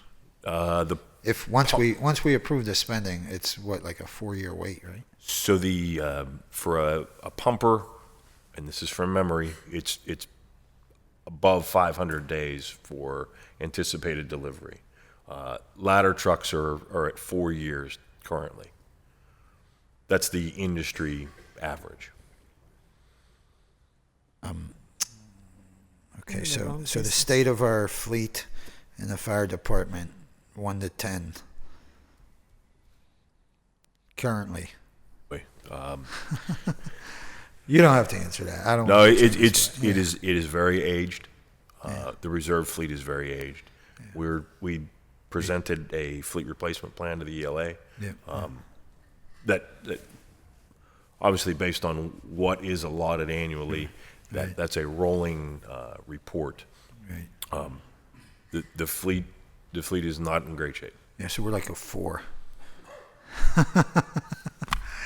I will say, and I think part of the delay really goes back to the last administration and Chief Jones. My first day, I served on the ELA, and really my first week here, we faced apparatus that wasn't sufficient for what you need, Chief Jones, and I think that had a significant factor as to the delays.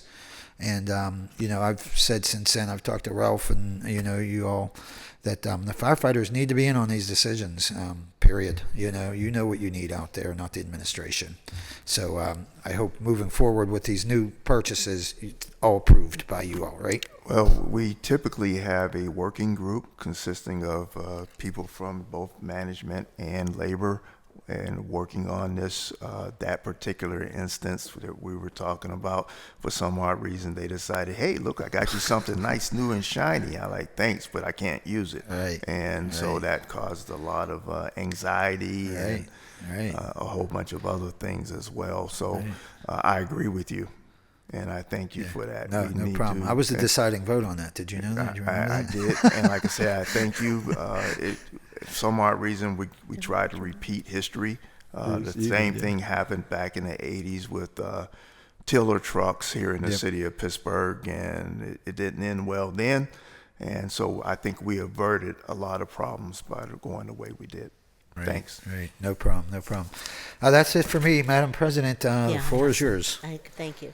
I actually have a few things, but I do want to say that I think that it's great that the fire would have a say in their vehicles, but I think every department should have a say in their vehicles. We don't use dump trucks. We don't use police vehicles. We don't use, the ambulance. So I think it'd be great to have everybody at least have some input, not final say, but at least some input on all their vehicles that we purchase.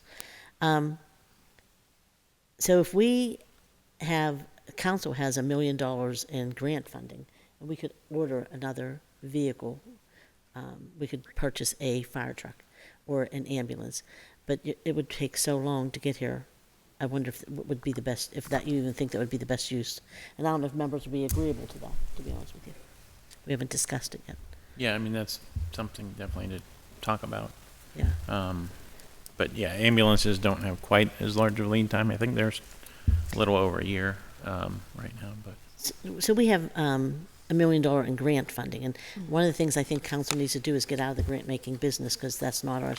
We would be able to afford the things that we need, and more ambulances, more people, more fire engines, more police, whatever it is that we need, we'd be able to afford if we stopped distributing so much grant money. And you and I have talked a little bit about this. And we're going to talk about it more on Monday. So I think that that's something to look forward to, that conversation. But where are you with the firefighters contract? Do you anticipate going to arbitration or settling? no, I don't know.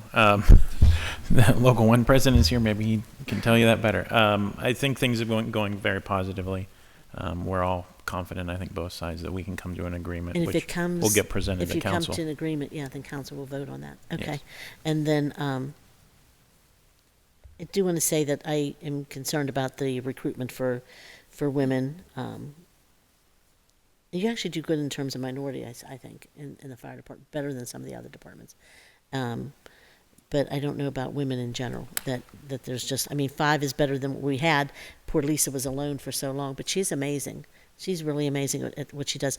But, so the fire prevention stuff, that's all under her now? Or something like that? No, she does the pub ed as far as fire prevention for education. Yes, that's what she does as part of her job. Does she oversee like the smoke detector program? Yes. And all that? Okay. And the one thing I keep saying, I wish somebody would do something to find the fire mobile unit, that preventive. You know what I'm talking about? I don't know what it's called. Your trailer? The trailer. Okay, that's Because that was so helpful, I think, in the community. but I think that thing is very old. I know. It'd be nice if some foundation or somebody would help us. But the firefighters started a foundation, and so I think that they'll be doing more things in the community. But it would be nice to see somebody pitch in something to help with that, because it's the preventive. Just seeing the kids go through it is really helpful. So I just would like to see something with that. And GPS, we talked about that. The fire trucks currently do not have GPS. They do not. I think as we build out the technology in the trucks with the cradle point systems, and we'll have GPS throughout. Okay. And all my other questions were already asked and answered, but I will say that I'm talking a little bit to our budget office and our city council solicitor about maybe how we could work together on grants and, hiring additional people to do things to attract some of the funding that we really want to do, that council members want to see happen in their neighborhoods, and we don't have the funding to do, that maybe we could do something like that, including stuff with the fire department. But we also talked briefly in our briefings about all the public safety, and we talked about whether or not you'd be doing staffing studies for any additional bureaus. And is this one of those bureaus? At this time, we don't plan to do any additional staffing studies right now, Okay. Thought that came unless out. they were internal. Okay. Just make our own internal evaluations with the staff. we have. Any of the others? Any The like other EMS bureaus? or? No, not at this time. None of them? Okay. I just wasn't sure where you were with that because we talked briefly about it.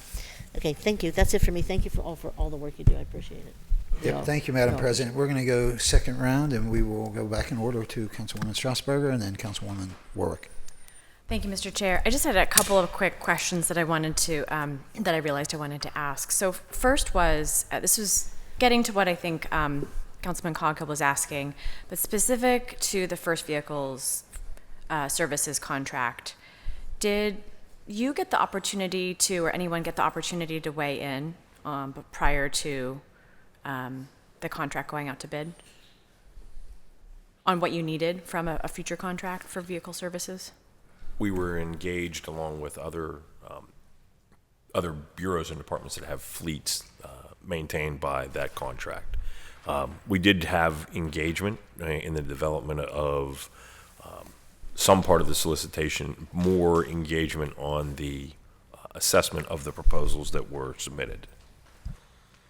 They report back to you as to what the results of that, or any kind of feedback, how your feedback was incorporated, and what you might expect out of a future contract? There were several meetings that were held with all of the stakeholders engaged. We worked through some of the challenges and some of the concerns that we had, and I believe that OMB and Fleet did their best to try to incorporate all of it. As it relates to the length of contract and or any additional componentry that's been added, I'm not up to speed on that. Thank you. My last question is something that I've been meaning to meet with you on, Chief, but I'll take the opportunity, and not to put you on the spot here, but it's an idea out of Atlanta that I heard about them implementing, where they have been able to provide, and I want to make sure I'm getting this right, a sort of safe spot for anyone. It's a whole program that they've developed, a safe spot for anyone who is experiencing domestic or intimate partner violence or abuse, to be able to walk into any fire department, or sorry, any fire hall, essentially, and have trained staff. So everyone in the Bureau, I guess, is trained on how to respond to that as sort of a safe haven, so you know where to go. So wanted to put that idea out there. Perhaps we could have a follow-up conversation to consider it, but wanted to make sure to get that on your radar if it wasn't already. And I if am it could be- familiar with okay. that, and at one point in time, we had discussions with other agencies, including Pittsburgh Public Schools, for that to be a situation for children. If their child was in trouble, they could run into the station. I don't remember everything that happened with it or why it didn't go too far. I think a lot of it had to do with making sure all firefighters had their background checks and stuff like that, which again brings us into the collective bargaining arena and some other things. So more complicated than it always seems. yeah, so it's a good idea, I believe, but there are some challenges there, so we can look at it. Okay, happy to have that conversation. Sure. Great, thank you. Thank you. That's it. Thank you, Councilwoman. Councilwoman Warwick? Yeah, thanks. That's a great idea. I like this idea of the fire station kind of being a hub for people to come and get the help that they need in their neighborhoods, whatever that may be, At any rate, so just also some of Councilman Coghill's questions reminded me. So just as far as the group of four, is that a teams traveling in groups of four? Is that like a federal or state regulation that requires a group of four? No. Just to clarify. It is a behind. best practice for the industry. Industry best practice is one thing that the balance that they come to through research, empirical research through the National Institute of Standards of Training. And last but definitely not least is part of our collective bargaining agreement that we have a minimum staffing of 4. Okay. So the research has shown that when you have a staff of 4 at a structural fire and you have your units, they can do things more efficiently and faster. And we know that when there's a fire, there's time is involved. That's the main enemy for us. So 4 people can clear a house for a primary search faster than 3, faster than 2, not as fast as 6, but 4 is the number that we fell on. Okay. Okay, so that is specifically like a fire response. I mean, specific to a fire incident, right? Is the number of 4. So that's kind of brings me. And again, this is just maybe even just something for us to think about. So because looking at the numbers, 17,000 or so of the calls are EMS call, right? Our medical response calls. Probably a little higher than that, but yeah. yes. And of course, and if I understand correctly, the EMS team has 2 in a, like, they travel in 2s, right? So, just so I can understand, so what is it that, and is this through like the 911 call center or what that makes the determination where, because I mean, it seems like the majority of the calls that fire is answering are in fact EMS calls. So we're answering EMS calls in teams of 4 when all that's needed on an EMS call is a team of 2. And of course, we've got 679 positions in fire and 219 in EMS. So what is it that so if, I call 911 for a medical issue, how is it determined that fire goes versus EMS? How does that? The nature of the complaint. So there is a coding system. So when you call in to 911, the 911 call taker will ask you a series of approximately 7 questions. They're the same standard 7 questions, no matter whether you need police, fire, or EMS. Based on what you're saying is the problem, they will assess what the priority of the call is. So if it's a E0, which is the top priority, then you will get a fire and EMS response. So when you say priority, is that like in terms of urgency? Like Yes. I'm having a heart attack Yes. and I could die? Difficulty breathing, I see. unconscious, Okay. unresponsive, uncontrolled okay. bleeding, trauma. So that's how it is. And so if it's that level, then it's just like whoever it goes out and whoever gets there first gets there first. So we are basically a force multiplier for EMS. We can, with more resources, we're usually closer, and we get there first. We stabilize the patient using basic life support. EMS comes on, they administer advanced life support, and EMS transports to the hospital. We don't transport. Right. So there's a different level of care. We're here. EMS is a higher level of care. Okay, so if, I don't know, I can't think, but, if there's some issue that is non-urgent, but it would require 911 to be called, but it's not life-threatening, then it would be EMS, and you guys wouldn't necessarily answer that one. There's fuzzy I mean, lines there, right. because if it's not life-threatening, not very serious, EMS is tied up on more serious calls, we'll go and still do the assessment. An example, lift assist. Someone slipped out of their chair, and an elderly person slipped out of the chair, and they can't get up by themselves. You don't need to send EMS for that. We'll go and we'll help the person. Now, when we get there, there's an assessment done of that patient. And if there's anything in that assessment that triggers that this is not just a lift assist, this patient might have had a stroke, this patient might have hurt themselves, then our guys will say EMS is requested here, and they stay there with that patient until EMS arrives. Okay, yeah, I mean, I just kind of, and this is, you So don't need to answer, but it's like the 2 versus 4. Calls that you see there, that 17,000, not all of those are life-threatening calls. A lot of those is us helping out, lift assist, other non-emergent calls that we can handle and keep EMS freed up for more serious calls. Right. I mean, and I get that. And again, I'm just sort of, it's just when you're looking at like teams of 4 versus teams of 2, you know, I mean, I would think, and again, this is not that you would want EMS to be doing those because it's fewer people, you know, but they're a smaller group. At any rate, it's just kind of something to think about in terms of overall public safety and response. But Sorry. yeah, If I could just add a little more, I mean, you're well familiar with our PINS program and Lieutenant Horosky and some, Yeah. so another, this is going to be for this afternoon, but I also want to just mention, you know, with those programs, what we're looking overall for public safety is a reduction of response calls.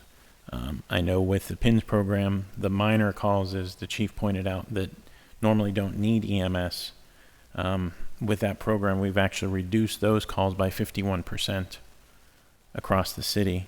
So we're not sending 4 firefighters out anymore. We're not sending EMS anymore. The people are actually getting care they need to prevent them from having to even engage in the system to begin with. yeah. So those are that's kind of where we're focusing the efforts on, rather than trying to, you know, because it gets very complicated to take an engine company out of service with only 2 people, put them in a small truck. Like Yeah. those are all things we've looked at, but nobody nationwide has really succeeded in splitting those crews up, putting them in a smaller vehicle, trying to save that, because ultimately it makes you less efficient. What we all believe in so far, the numbers are definitely showing, what will make us more efficient is working on prevention efforts and root cause efforts. So that's kind of, you know, where we're focusing.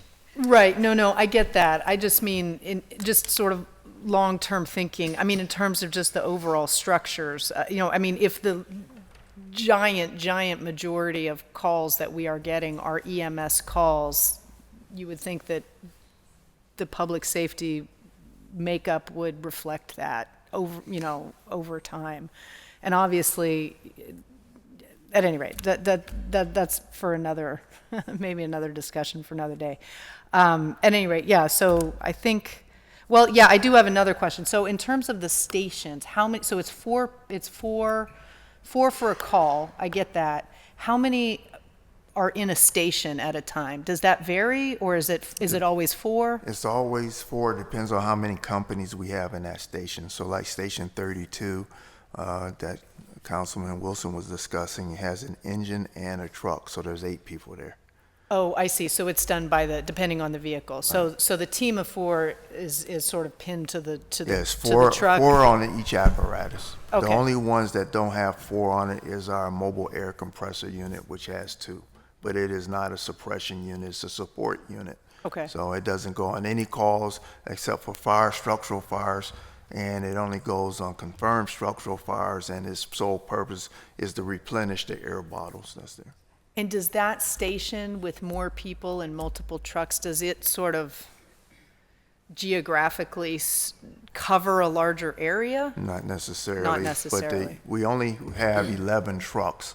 So yes, the truck companies do cover a larger area because there's fewer of them than there is engines, but it's not necessarily a station component, it's a unit component. I guess that would definitely be interesting just to understand, just for myself, just kind of even like again, we said like number of calls per station, you know, people working at each station, trucks at the stations geographically, to just kind of see citywide. That would just be interesting to understand a little more. Anyway, I'll let it go. Thanks. I was down here saying, that's a wrap. That's a wrap. If I could just add a little bit to what the chief said around, so a truck is the ladder truck, a pumper is, or an engine is, you know, that they have 2 different functions. So even though they're in the same station, they have 2 different functions. So it's not like they're duplicating services. That's just more of a clarification for the general public to understand. Like, some people hear fire truck and they think they're all the same thing, but those are actually 2 different vehicles. So, Thank you, Councilwoman Warwick. Councilman Wilson, did you have anything else to add? Okay, Madam President? No one has anything else to say. Well, I will close with this, okay? To what Councilwoman Strasburger was saying, fire stations as a safe haven, and besides being credited in background checks for firefighters for children that come in there. I'm not asking anybody to break the rules, but don't hesitate if you're a child out there to run into a firehouse, because our firefighters will bend over backwards. They're some of the best people. They'll help in any which way they can. And if we break a rule in order to save a life, that's okay as far as I'm concerned. I've been in fires. I've almost accidentally burned a couple of restaurants down. And I will tell you, it's the most dangerous job when, outside of, well, it's all dangerous, but when you're actually in a physical fire, it's the most dangerous, scariest thing in the world. And I know personally a couple of firefighters who lost their lives so many years ago in the Hill District at the church, which is devastating. So with that, Madam President's about ready to knock me over the head with the mallet here. So thank you for being here. We appreciate, everything you do for us. And we'll next call up EMS and Ms. Gilchrist and Jeff Tremmel. Remember that? That's right, the right amount. Yeah, I wasn't here. No, I wasn't here. With Bruce. The zebra size is there. I know. The other ones. Oh, I need to get some of those. 'Cause but she didn't actually. Too much for him. I used to be on one. It's just Yeah, I believe I'm just that. like, go hop in the car. Is it on the toilet? I'd be like, peeling. I'm like, what are you eating? He's like, Are you ready for my shtick? Yeah, Kids yeah, bar yeah, or yeah. Okay. Z-bar or something like that. So, for the Bureau of Emergency Medical Services, or EMS, it is dedicated to the reduction of morbidity and mortality of residents and visitors through the provision of advanced and basic life support pre-hospital care, medically directed rescue, and transportation of the ill and injured. The Bureau of Emergency Medical Services is dedicated to I already said that. A quick overview: the Bureau of EMS is divided into the following divisions: Ambulance Division, Special Events Operations, Rescue Divisions, Special Operations, and Training.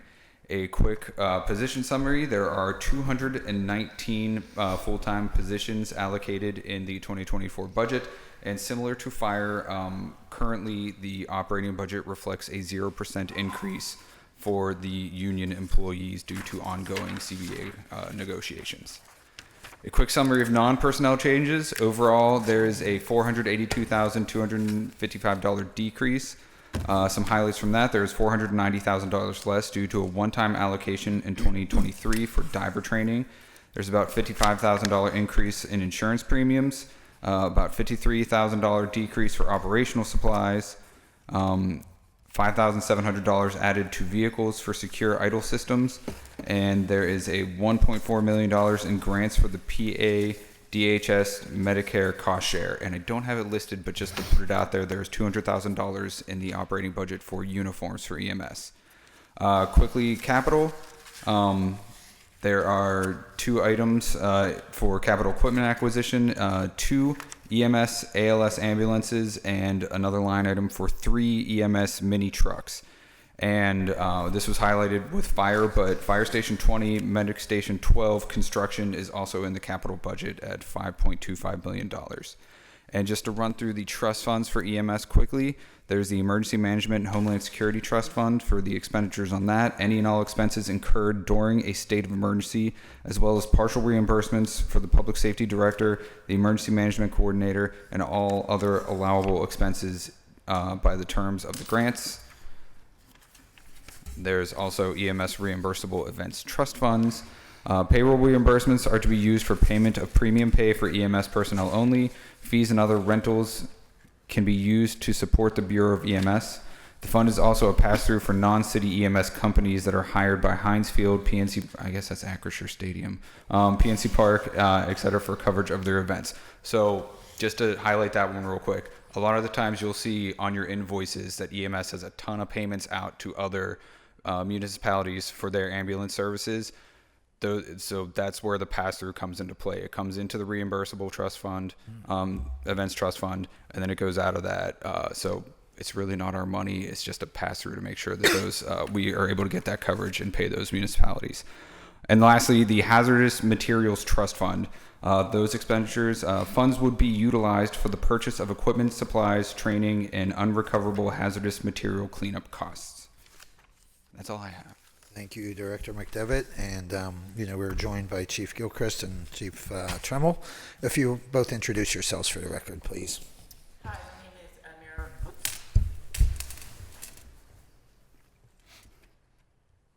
Hi, my name is Amira Gilchrist. I'm the Chief of Pittsburgh Emergency Medical Services. Hello, I'm Jeff Tremmel. I'm the Deputy Chief of Pittsburgh EMS. Yep, thank you for being here. And Charlie, did you have a slideshow or anything you wanted to go over with? Yes, in fact, I do. Great. All right. Let me just load that up.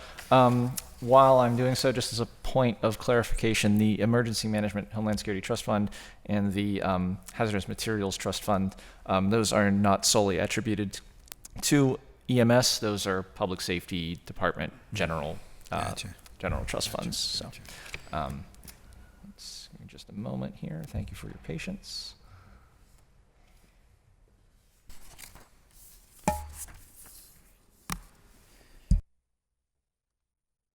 All right. And obviously we're here to discuss the Bureau of EMS, and as has already been discussed, Bureau of Emergency Medical Services is dedicated to the reduction of morbidity and mortality of residents and visitors through the provision of advanced and basic life support pre-hospital care, medically directed rescue and transportation of the ill and injured, as already discussed. Again, additional details about the mission, the 13 ALS units and 4 BLS ambulances at being run 24 hours per day. Again, an organizational chart here for reference, chief, deputy chief, assistant chief, division, and district chiefs, and then the field staff. And now I get into a little more detail on the roster numbers specifically. Chiefs, do you have any comments on anything that's been presented to this point? No, I do not. The numbers are up there as far as the administrative staff encompasses just all of the upper administration, and including me and the deputy. We have 10 district chiefs and the field personnel that are there. We are deficit right now, running at a deficit of, we're minus 15 EMTs and 23 paramedics. But we are really trying to get that changed. So that's all I have as far as the roster information. All right. Here we have, as we all know, there's been a great deal of accomplishments in the realm of personnel recruitment and promotions in EMS this year. If you'd care to discuss. Yes, absolutely. So the $450,000, I believe, that was allocated last year for our dive training, we were successfully able to train 6 river rescue divers. That's a very labor-intensive training process, and it took months for them to complete, and they were all successful. Also in the Bureau, within actually public safety, there's not a lot of diversity. This is the first time in the history of Pittsburgh Emergency Medical Services that we actually have 2 women in upper administration, and that's huge. We also have had a record number of just a lot of movement in the Bureau. A lot of people have retired, and we have some fresh young talent to, get in there and make some changes. Okay, and in addition to the personnel highlights, we have a number of programmatic achievements this year. If you care to discuss any of the items on this slide. So I'm very proud of the fact that our Bureau, I don't want to minimize anything that the men and the women do in this Bureau every day. They go far and beyond. They are highly trained. The level of education that it takes to become a paramedic is on a college level. We terminated the pandemic operations, which we were really robust and had a lot of things going on. We were fortunate that we didn't have any members hospitalized. We did make some people very unhappy with the strict rules that we had during the pandemic, but we were successful in that. Our cardiac arrest rates, in terms of survival, it's amazing. 13% of people that go into cardiac arrest, actually, we will regain pulses, and they actually walk out of the hospital neurologically intact. That's huge. Penetrating trauma, actually these numbers are a little bit old, but right now I think we're up to 95% of survival for gunshot wounds, stabbings, penetrating trauma. We've also, the numbers which the deputy could speak to once we start talking about rescue, there is actually 336 rescues in the city of Pittsburgh. That averages out to about 30 per month. And these are heavy entrapments, building collapses, anything that you can think of. We have also just started an initiative where we give people blood transfusions in the field. That's like revolutionary. In the year of 2023, we've done that 7 times. And we were actually able, I think there was someone, and I can't really speak to the incident because I know we have time constraints here, but a gentleman who had gotten to an accident, I believe on Route 51, and a couple telephone poles fell on him. He was trapped for a very, very long time. We had both of our rescue trucks there. A doc came out with blood. We did not think he was going to make it. And he actually did, and he was actually able to greet the first responders and, just all of our personnel, just, his parents and everybody. He was a young man who, could have lost his life. But the fact that we were able to extricate him, use medically directed rescue by treating him while he was being extricated, and also deliver those blood products to him, made all the differences in all of the metrics in the city of Pittsburgh. Pittsburgh, of course, is the birthplace of EMS. We strive to always maintain a standard of care that's above and beyond, and all of our metrics are above, nationwide standards. So. Okay, Freedom House, right? there's some. These are the financial metrics. EMS obviously brings in income from transports. You can see from the slide that there was an increase from October 22 to October 23 over the previous 12-month period, and the Bureau is slated to bring in approximately $5 million additional in revenue for 2023. Yeah. I just wanted to speak to this really quickly. I've been very diligent in making sure that the patient care reports that help generate the revenue, insurance forms are signed. We are very strict on getting that paperwork done so it can increase revenue. I do understand that the CARES money is part of the reason why our numbers are a little bit higher. However, we've never had an increase of $5 million in a year. So, and that's a credit to the fact that the men and women on the ground that are doing this job every day and breaking their backs, getting it done, are bringing in this incredible amount of revenue to the city. Pittsburgh EMS runs approximately 65,000 calls per year, and that's with right now under 200 employees. So I am very, very proud of our Bureau. Okay. So with that, we're going to start talking about some of the new and exciting programs that EMS hopes to implement. I think the Chief's pride and joy is the EMT Academy, if you'd care to discuss. So my parents always told me my eyes were bigger than my stomach, and whenever I got into this role, I had like these dreams and aspirations, and it's just like, it feels great that they're starting to come to fruition. Of course, there's budgetary constraints, and hopefully once some numbers get crunched, this can actually become a reality. We have worked diligently with the Pittsburgh Public Schools, in particular Westinghouse, in their CTE ERT program. Unfortunately, we haven't been successful in getting some of their students, but we're still trying and working at it. As such, before I get into the EMT Academy, which is up on the screen, as such, I have actually in talks with Partner for Work and a couple other entities is developing an apprenticeship program. That apprenticeship program will be geared towards young people from the age of 18 to 22, theoretically, people that are graduating from high school who don't really have life experience, who've never really held down a job. So coming into our system for a whole year, we would actually mentor them, send them through school, give them the ins and the outs, and that way we can actually birth great employees because we'll have them from the start of their career.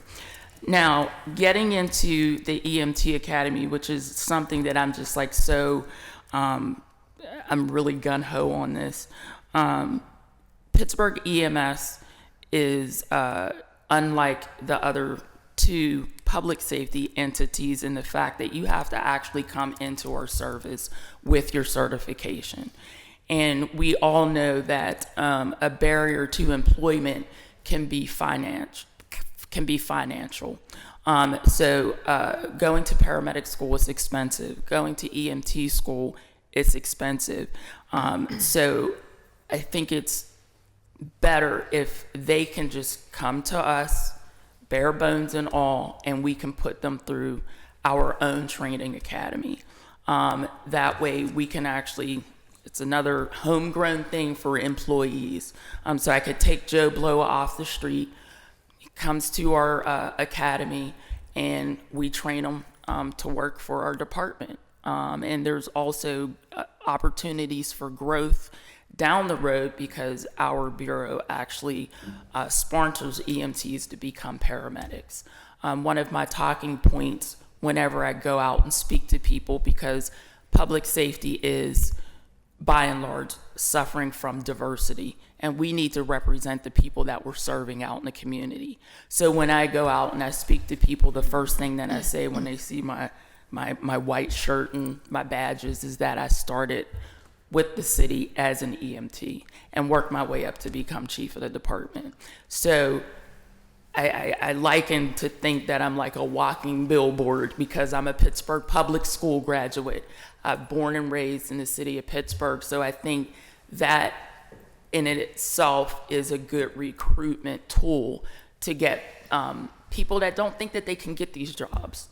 So us having an EMT Academy internally, I think is going to help with recruitment and retention, and we're going to be able to not be in a deficit that we are in right now, especially in our EMT ranks.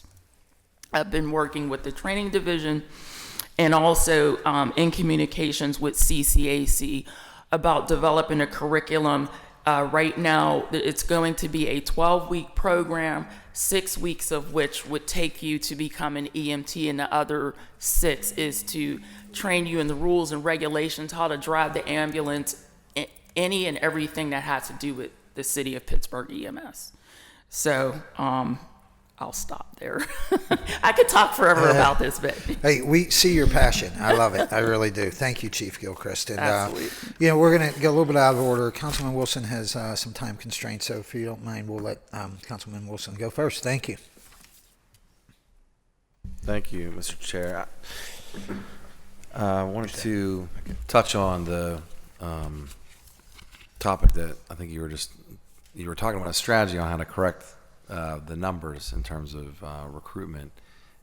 So what's the number one reason you see why recruitment would be down? Like, what's the largest barrier to getting, hiring more paramedics and EMTs, right? yes. Yeah. Across the nation, there is a shortage of paramedics and EMTs. It's actually, I wouldn't say dying field because there's always going to be a need for pre-hospital care. However, the amount of time that it takes to become a paramedic and the money and the time that's involved in doing that, it's just not a career that appeals to very many people. I do also believe that when you go into parts of the city where people do not think that they can get these jobs or they don't have the resources to be able to attend school, that's where we should come in and be able to provide that for them. So on the first one, the first part where you mentioned that it's just not a job that people would want to do, what's the reason? Is it the pay? Is it the It's not a glamorous job. I mean, we are EMS, paramedics and EMTs are the unsung heroes. Everybody knows what the fire bureau does. Everybody knows what the police bureau does. We are usually the first ones in and the first one out, and we have people at the hospital. So one of my plights is to try to engage with the public and actually educate them as far as what it is that EMS do. What do paramedics do? What do EMTs do? A lot of times we're still called ambulance drivers. We throw them in a wagon and we get them to the hospital. It's not like that. I mean, we give people life-saving drugs. Somebody's heart that's stopped, we can get it beating again. Somebody that's not breathing, we breathe for them. All kinds of medical conditions that we are trained to mitigate, stabilize, those are the things that we do. But I don't think by and large the public knows everything that EMS does. And that is going to be one of my, initiatives, is to try to educate the public on that. I appreciate that. And I should state, that unfortunately and fortunately, my family and my family's been, very grateful of what Pittsburgh EMS has done, and fire. I mean, there's been multiple different instances where, there's been this interaction, but especially recently, I could think of, we had a family member who had a heart valve replacement, and then there were not just, I believe it's not just, it's more than, you could ever imagine. So you're showing up, someone's heart's not beating, you're showing up, and there's more response than just you. There's an actual, I can't remember what this is. I think we contract with UPMC for this. There's like an additional doctor that comes, or is that we actually have physicians that actually respond sometimes to scenes, like when we need additional help. And that's something we contract out?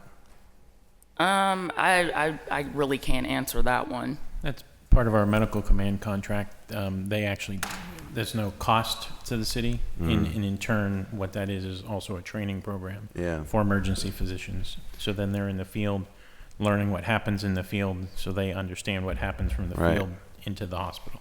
Just bring this up, and you're part of this whole, system that's in place to make sure that people are, continue to live and are safe. But I'm just wondering, is it the pay?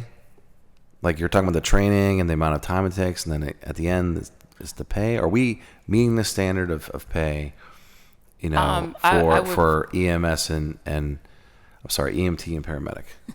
I would venture to say higher pay is always best. But actually, our paramedics and EMTs actually are at the upper tier of, what usually paramedics and EMTs are making. I actually am trying to actively recruit from another service somewhere else that's shutting down. And they were pleasantly surprised with the wages that Pittsburgh offered. Okay. So in terms of the academy, is this new? Absolutely. So we've had academies before that were not successful. Can you explain I know you explained it, but maybe if I can ask a few questions. So, this academy, this is in coordination with any university? So it would be in coordination with Community College of Allegheny County, but we would actually teach the class at our training facility. And who can get in the class? It would be opened up to anyone. We would have like a background check just to make sure that they were a viable candidate, and probably have some kind of pre-employment screening, like exam. But the sky's the limit. I mean, there will be. So you're putting together a program where someone can just literally off the street, we're going to pay for the background check, we're going to pay for the classes. So we would actually have 2 full-time training crew chiefs down at our training center. They would mostly get their training from those 2 that actually work down there full-time. So the CCAC would like name us like a training center.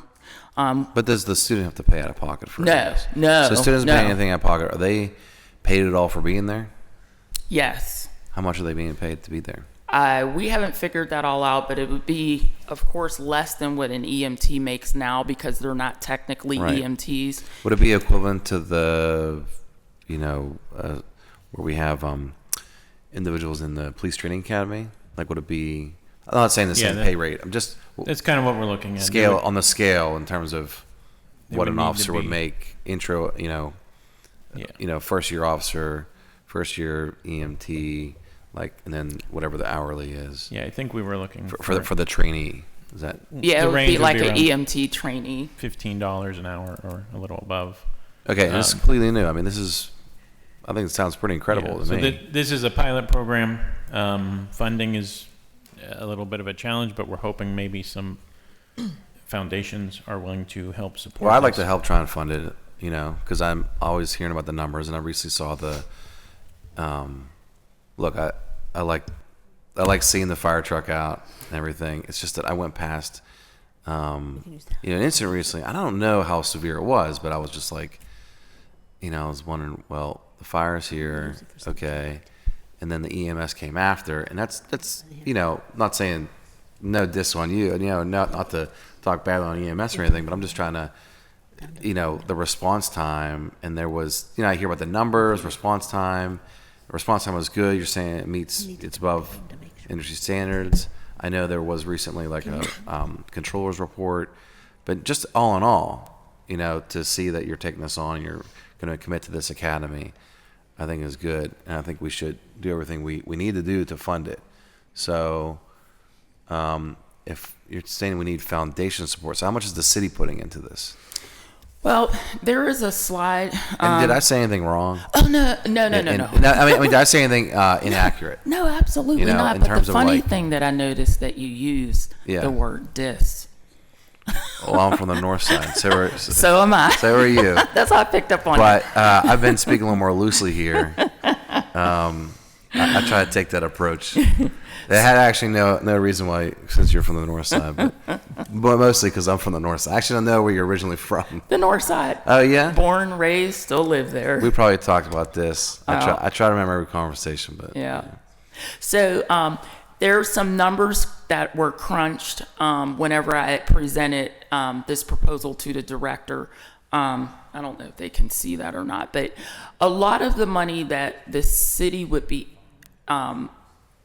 putting in are just regular wages that the instructors that are already down there, that, that's already budgeted in. The extra money, I'm not going to speak for OMB or anyone about how the salaries of the trainees would be paid. I mean, however, we are operating. I believe we're down 13 or 15 EMTs. So I don't know if some of that money could be allocated to help, train. But okay. What is the gap? Like over the overall plan, what's the gap of funding? Well, we do have funding for the first program. So for the pilot, And how much of does that cost? 8 people. Without me looking down my notes here. Estimated about $115,000 Total. total. Yeah, that includes wages Yeah. for the period of time. So yeah, Okay. and we can only at this point with the staffing that's at the academy currently, without increasing that staffing, we could probably only handle 8 at a time. Okay. So this is a good opportunity for us the first quarter of the year to get this program started, and then as we go through the year, we will, as Chief said, if our numbers are still low, we'll probably have some funding available from that. If not, we will be looking at other what do you avenues. base your numbers on? I'm switching all around here. I'm gonna have to go in about a minute here. But what do you base your numbers on? I saw the numbers. Can you put that chart back up, if you don't mind? Is this no? Which numbers? The numbers of vacancy. Oh. That's actually, we do a weekly absentee report.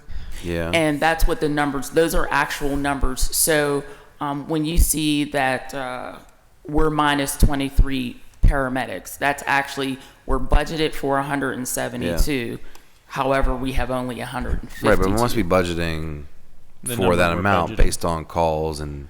Based on calls, and so we did actually, we did ask for, or we discussed adding the budgeted amount from 217 and adding 20.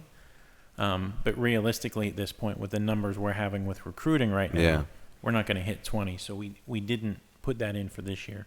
Now, if this program succeeds in the way we believe it will, to bring more on, I do think next year we'll see an increase that we would like to add more staff, add more ambulances. Well, the only issue is and that go from there. EMT, so 11. I mean, there's a lot more training to be a paramedic, right? Oh, absolutely. EMT is one. So then the academy won't get you so far, right? Yeah, so I will just say this really quick because I know you have time constraints. We've had people that we have put through paramedic school before. Those programs have not been successful. And the reason they have not been successful is because we have previous administrations, not anybody sitting at this table, have given people money to go to school and paid them a wage to actually work for the city. But when they put them through school, they weren't evaluating their progress as they were going through school. The national registry test that you have to take to become an EMT and a paramedic is very difficult. It is a college level test. So we would put people through school, they would pass school, and by the time they got to the test, they couldn't pass it. But that was, I think, the onus on us, the fact that we weren't vetting them. We weren't quarterly saying, hey, okay, how are we doing? Giving them internal tests so we knew that they could actually pass. So that's the premise behind this EMT Academy. We're going to have them from start to finish. So if they don't fail, that's a failure on us. So. Nice. Well, great. I'm happy to hear all this, and thanks. Appreciate everything you do. Thank you. Thank you, Councilman Wilson. And I also, Madam President, has some time constraints, so we will go directly to her. I might be able to come back out, but I don't know. Okay. Thank you. Thank you for all your work. I think everybody has such high respect for the whole bureau. You just do an amazing job. Thanks. But I want to say that I am concerned about your staffing levels, and when I see that we did the staffing study for the police. We're not doing one for any of the others. I'm kind of concerned that we're overstaffing some and understaffing others, and it's really affecting public safety. So what are the plans for looking at the numbers and Yeah, I think from EMS standpoint, we have subject matter experts in-house that can kind of evaluate staffing. A lot of that is fixing the recruitment side, which is this program I do believe will help with that significantly. I know the union believes ending residency will fix that, but as Chief stated, this is a nationwide. This is a nationwide issue around EMS specifically. I think we need to look at new ways to bring people in without the barriers that are currently in place, not just here but everywhere. So we do need more EMS folks. It's just a matter of being realistic. How can we recruit that many people that quickly? So I think as we develop this program, this will be the first time the city has done this. Just like with fire and police, you don't have to be unemployed to go through an academy. You actually come here, we employ you, we pay you to go through our academy. It's a much shorter academy, and it at least provides them an easy entry into the city. Whether that's the Westinghouse CTE program students, that'll be a great recruitment base. The UPMC Freedom House 2 program there's a lot of opportunities there that I think over the years we have not been tapping into the talent within the city to provide them with this resource. The barrier to entry as an EMT is much easier than a barrier for a paramedic because it's not as long of schooling, it's not as expensive, it's not as time intensive. So like I said earlier, we were originally asking for 20 additional medics and some more EMTs, but realistically, our numbers are so low right now that we can't. We're down, 15 EMTs? We're down 13 EMTs and 23 paramedics, Right. So, I believe.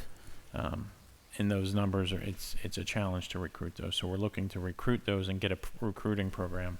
And then I do believe next year we will be asking for additional staff to increase our availability of ambulances and EMS. So in order for us to do that, we need to make some really tough budget decisions this year, and we're going to have that meeting on Monday to discuss some of those things.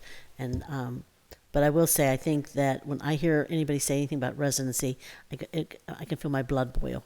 I mean, the taxpayers are paying your salary, and you can't even live in the city. I mean, I don't want to hear that there's not enough people to recruit from. I think if people really wanted to put an effort forward, there'd be enough people to find in the city of Pittsburgh. And if not, we need to figure out why we're not doing that. We need to do something a little bit different in terms of recruiting and who's doing the recruiting and whatever. But I also think EMS is now, I don't know why they'd want to get residency. When you saw the teachers got residency, they pretty much are destroying their whole, union, the Pittsburgh Public Schools. You see what's happening there. Our police got residency. You see what's happening there. The numbers are down. I actually think when people get residency, it's a way to break up the union and to lose their power base. So for me, I never understood. And actually, that was something I learned from Joe King, who taught me that, who had a strong union. So I think maybe we'll see what happens with fire since they got it now, right? But anyway, for me, I just want to say that I don't like the idea of residency. I think there's enough people here to recruit in the city of Pittsburgh, but I do appreciate the work that you're doing, and I would love to be able to help a little bit more in ways that we can, and council will have some discussions with you on Monday. Thank you. Thank you, Madam President. And we'll go to Councilwoman Strasburger, please. Thank you, Mr. Chair. Thank you for being here. It was wonderful to meet with you in District 8 in the EMS headquarters, and to hear some of your ideas then and the progression since then and how you've been able to bring it to fruition. Really exciting work. I can see, like Councilman Coghill said, I can see your passion for just, specifically the recruitment piece of it and the diversification of the Bureau. You had mentioned working both with CCAC and Partner for Work, which is wonderful. I happen to have attended a federal workforce hub announcement. We're one of 5 federal workforce hubs in the country that has been designated as such, and I believe it comes with funding. Has there been any conversation with Partner for Work about taking advantage of any funding that might come from the federal government there? So you mean as far as with the EMT Academy? EMT Academy, apprenticeship program, anything that you can do to partner with Partner for Work on that, because they're the lead agency from the Federal Labor Bureau on that project. So for the apprenticeship part of it, I've had talks with Partners for Work and have been in meetings with them for about 9 months. The apprenticeship application process takes approximately a year. Mm-hmm. And hopefully by the beginning of December, that application will be submitted because there's a lot of stuff that goes into it. Mm-hmm. And the first thing that we were concerned about doing was actually getting the application finished, submitted, because it has to go before Harrisburg. I was told that most of the time, the first time it gets rejected, they tell you things that you need to put in it or that it's lacking, then you go again, and then that's when you start going for the funding. As far as the EMT Academy, like I said, my parents said my eyes were bigger than my stomach. I mean, I've been a chief for 5 months. So it's like this initiative was like going to be pushed like very fast, and we needed the money like very quickly. The fact that we are already operating at a manpower deficit within the EMT ranks, I had some discussion that maybe, we could use the money that's sitting there for people that could actually have employment now and maybe use it as a pilot to, start the EMT Academy. And then hopefully if it's successful, moving forward, finding other sources to fund it. Mm-hmm. So. Mm-hmm. Yeah, I would, I'm really interested to see if that can come to, 1 of 5 in the country. There has to, and this is a major, major need. I would assume that both for a pathway to a successful career and the need that it's filling could be a really good fit. So I'm glad you're talking with them. I hope that we can get some funding there. And if we can be helpful in any way as council in doing that, please call. Yeah, please call. Please take me up on that. So it sounds also, when it comes to recruitment, that a lot of the work you're doing, 5 months, you've done a lot in 5 months, but it sounds like some of it is like laying the groundwork for future dividends to be paid back. Is there anything that you've been able to identify or do or want to do that is like the short-term work to just get the people in the door and like get the recruits in the door? I think the best thing that we could do is exposure. And you're doing that. And I mean, by and large, no one knows what EMS does. People don't know what EMS does until you need an ambulance to come to your house and help you. They just don't. So a lot of it's an educational curve. I promise to be a chief that's going to be out there and in your face and letting you know what's going on. So having that, I really plan on getting the word out. We do have a robust COPE initiative, which is a community outreach program and education. We have a team of medics that are very gun-ho, and the younger that they become, it's like they're just really out there and wanting to spread the word about EMS. It's also helped that our HR business partners and just HR in general has done a phenomenal job in getting us all out on the social media platforms, which is something that has not been done before. So I think it's just exposure. Yeah. And the more exposure we give to the communities, the more opportunities we will provide for them. Right. So Right. Yeah. You never know who's going to see Yeah. whatever social media post. and the or mayor's this or that. city and the streets, those were so very helpful.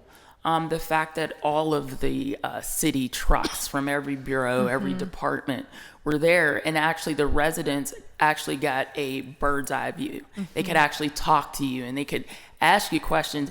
And most of the people that actually saw me or saw our medics, how can I become a medic? And Good.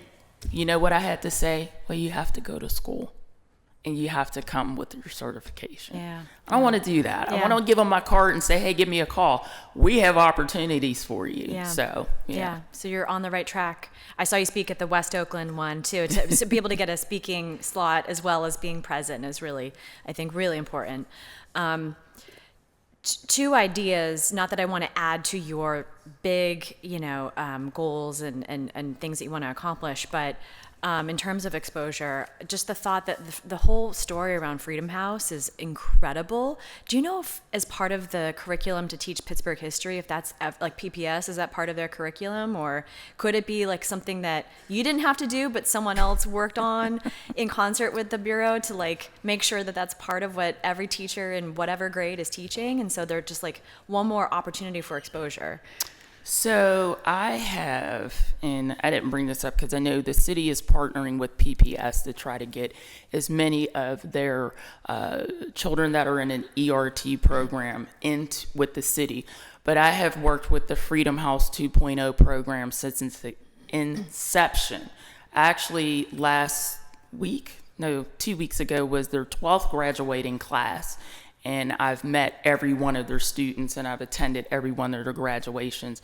And actually, this is their first class that we've actually realized real interest in them coming to the city, because the Freedom House model was supposed to be for people to become paramedics. However, because they were going through, it was a UPMC sponsored thing, they would actually end up getting jobs at UPMC. So now I try to get there early and I get them to come in and ride along on the ambulances and everything like that. So we actually have had somebody graduate from their program and is now also wearing the Freedom House pen that I wear. We have 3 right now that just graduated who are interested in becoming Pittsburgh EMTs. But the academy is going to be called the Pittsburgh Emergency Medical Services Freedom House EMT Academy, to pay homage to the way our service came to be. So I believe that the Freedom House documentary I could speak to their instructors there. I don't know if they show it to them or not, but I definitely know that that film is shown to everyone that attends the Freedom House program. Okay. So That's a good start. Yeah. Yeah. And I keep coming back to, you know, all the different entry points into public safety and the idea of we're also we have a deficit in our crossing guards, right? Like with traffic, well, that's another thing I wanted to mention, but with traffic, pedestrian traffic injuries, deaths, you know, and unsafe driving like exploding across the country, including in Pittsburgh, you know, we obviously need crossing guards, more and more of them at different corners, and we need to recruit more.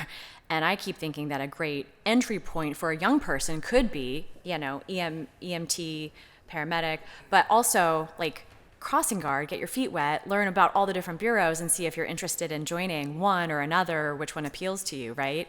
And maybe we get some different people applying to that as like a launch pad to a career here. So just saying it out loud, because the more I talk about things like that, like you never know what seed it plants and where we could go with it. But I'd love to see something like that happen, which wouldn't necessarily be your responsibility, but something that we could work with, you know, public safety on, or something to that effect. The last thing is, I know that we had discussed and you mentioned it today, those who are sort of falling through the cracks, who go through the course, take the exam, do not pass at least the first time, and then we kind of lose track of them, which ideally, you know, the caddy would help us do the regular check-in so that we're vetting and we're knowing how they're doing throughout the course.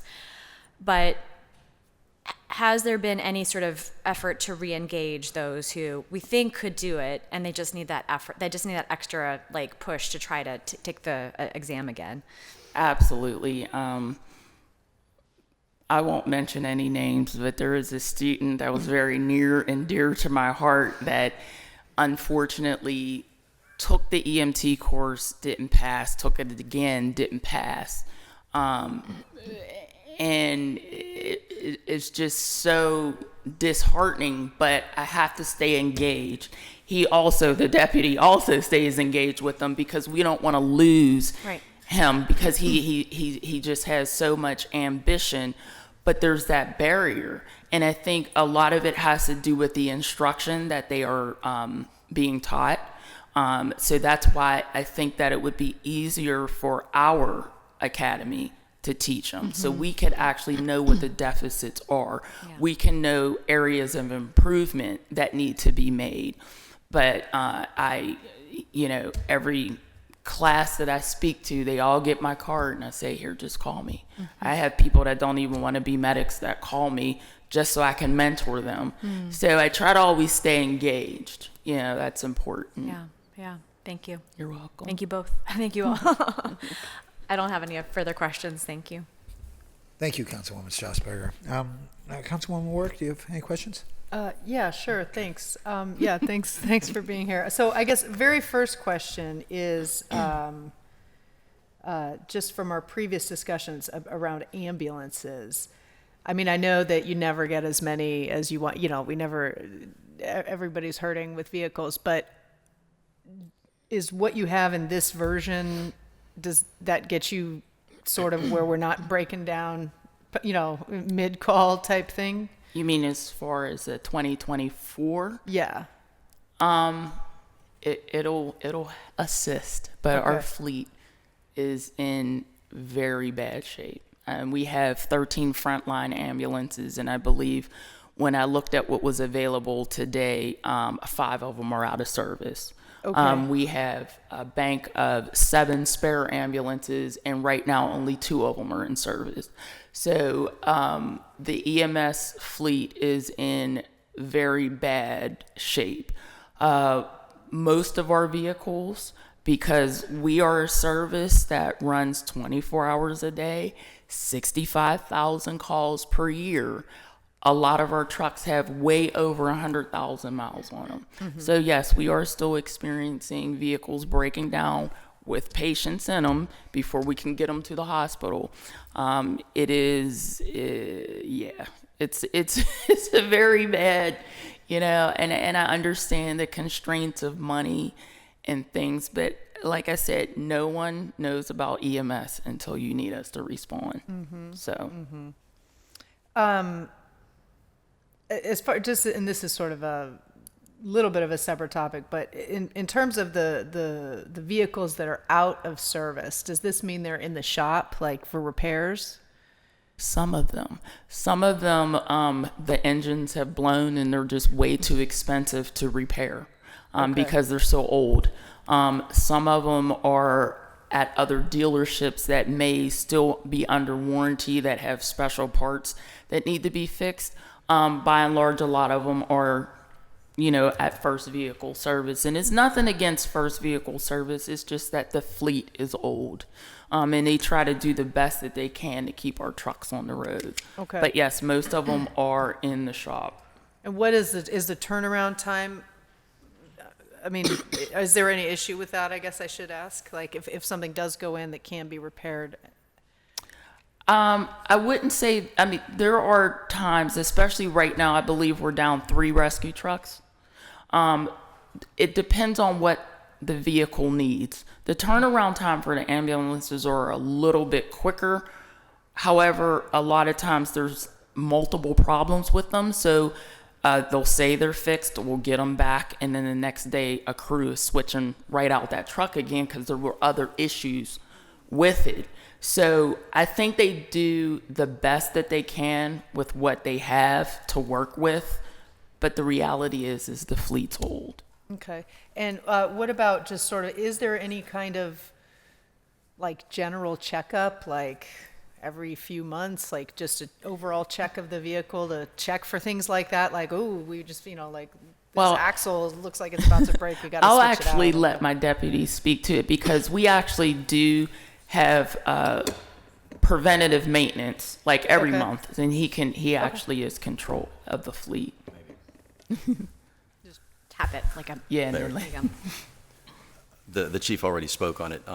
Every week we send the engine hours, engine hours down to the garage.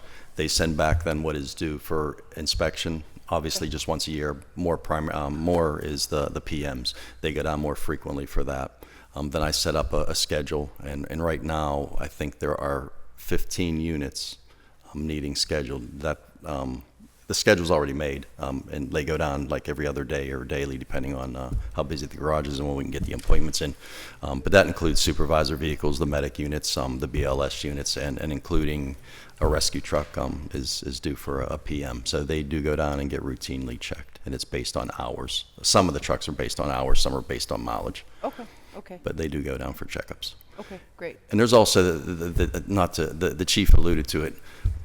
The fleet's old, but some of it's also a part issue.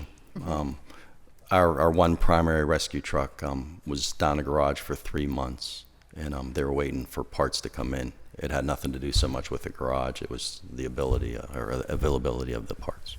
Got it. Okay.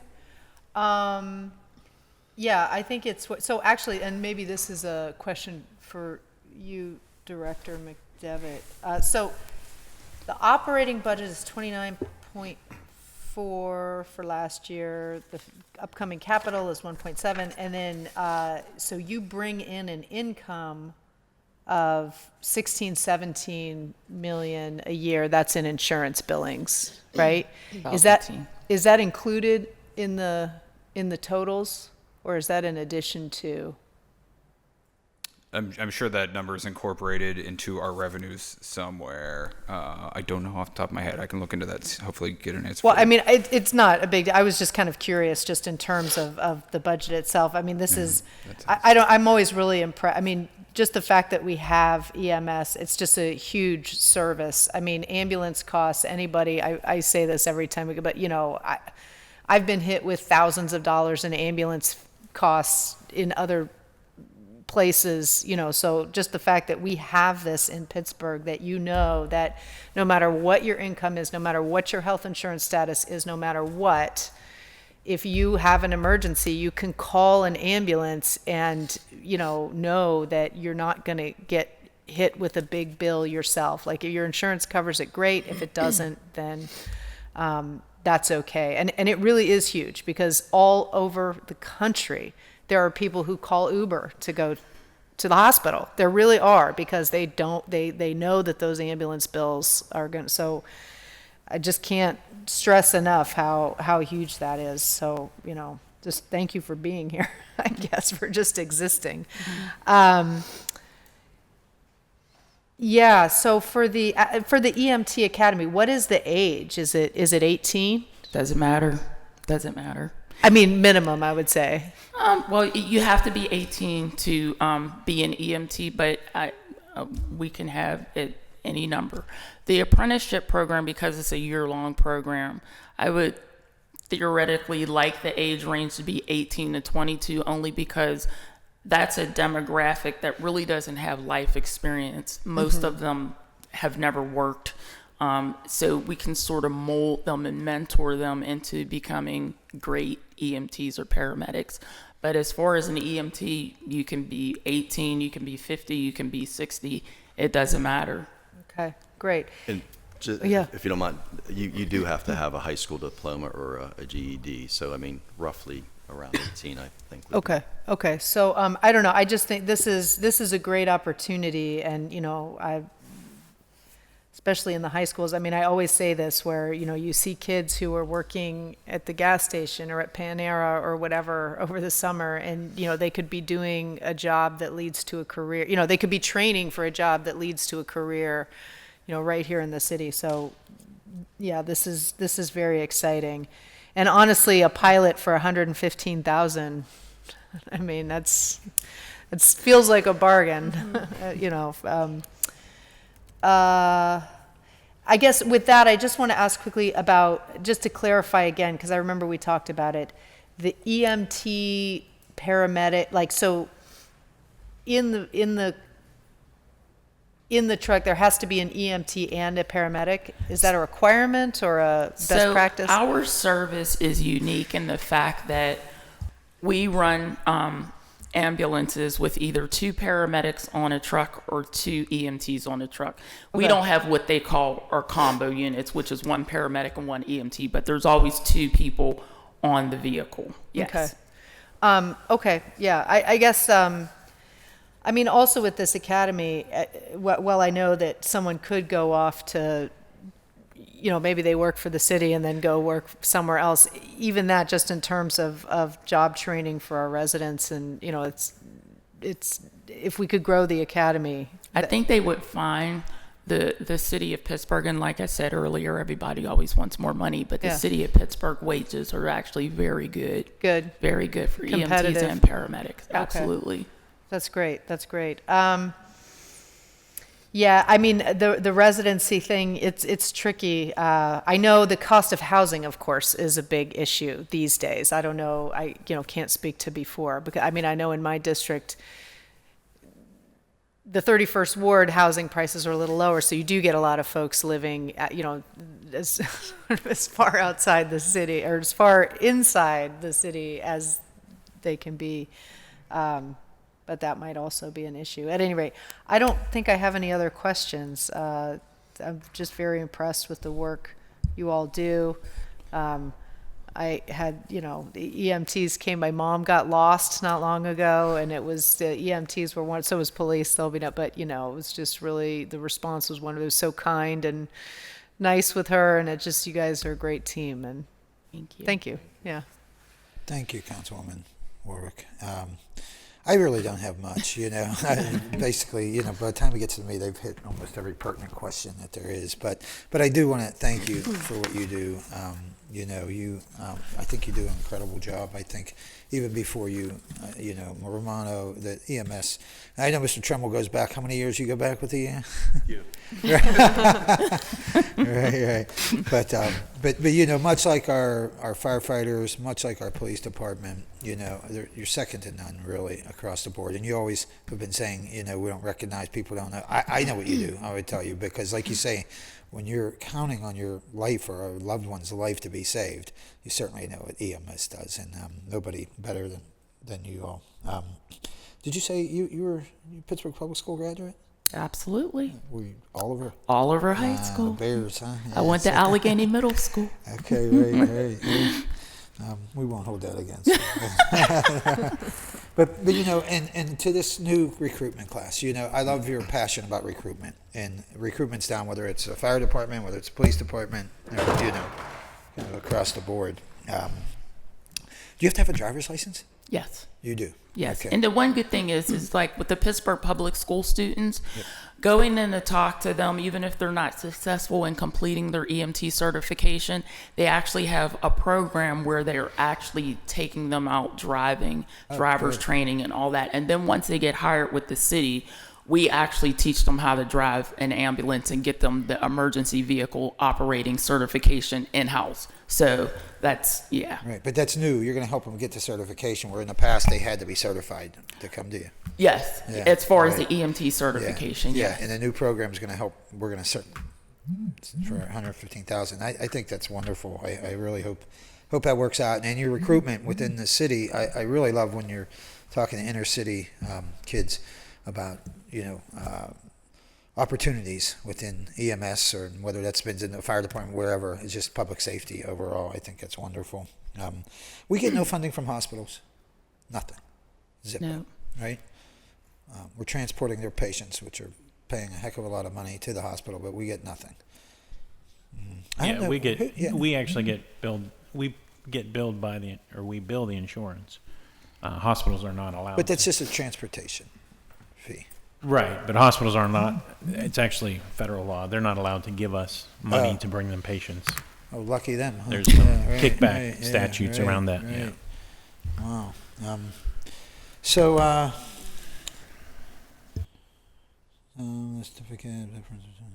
what's the difference between EMT and a paramedic? Education level. And Paramedic being higher? Oh, absolutely. Gotcha. So an EMT, it takes approximately 2 to 3 months to finish school. And you're trained in basic life support. That's like CPR, splinting like broken bones and stuff. Paramedic is probably around 18 months, and you're learning how to give cardiac drugs. You're given medications for serious life, things. Right. Paramedics actually intubate, which is something that a nurse doesn't do, which will stick a tube down your throat and breathe for you en route to the hospital. So they are very highly trained. Obviously, the pay scale's different as well. Yes. Yeah, right, sure. And Jeff, we were talking about the vehicles. If you'll remember, we had a post agenda not too long ago. It's not only EMS, but across the board, we're kind of in dire straits. I serve on the Equipment Leasing Authority Board. I'm always advocating. What's that? Yeah. The three of us serve on the Equipment League. We're always advocating for. And going back to Chief Romano, we were just talking. I'm still getting calls from him. He should be fishing or something, right? But After I left the city for a year, he was still calling me, asking me for money for vehicles, and I didn't even work here. Right. So we know the need, I will tell you. We'll continue to make that fight. You certainly need well-operating vehicles. If you don't have that, what good are you, right? I mean, so okay, that's it for me. Any Councilwoman Strasburger, and any closing statements? No, I just want to say thank you so much for everyone's support. Thank you for getting the presentations together, Charles. Director, thank you for all of your support always. Mr. McDivitt, Mr. Coghill, Strasburger, and Warwick, thank you just so much for having us and just hearing me out. Like I said, I'm very passionate about this. I'm actually very passionate about our department. I care about the personnel. I care about so many things that I want to see change and just be better. So I thank you for having us. You have anything? No, thank you very much. Appreciate the time. Yep, Chief Gilchrist, that comes across loud and clear, your passion for it, especially your passion for recruitment. These other things as far as vehicles go, that's kind of our end, and we have to figure that out. But keep doing what you're doing. I've nothing but positive and confidence in the direction you're going. So thank you very much. And that's it for you all. So thank you for being here. Our technical advisor, he said we need to take a 5-minute break. Somebody give these gentlemen a cup of coffee over here. They've been waiting here for about 6 hours. So I'm sorry, what? Motion to recess for 5 minutes. Oh yeah, motion to recess for 5 minutes, please. So moved. Thank you. See you in 5.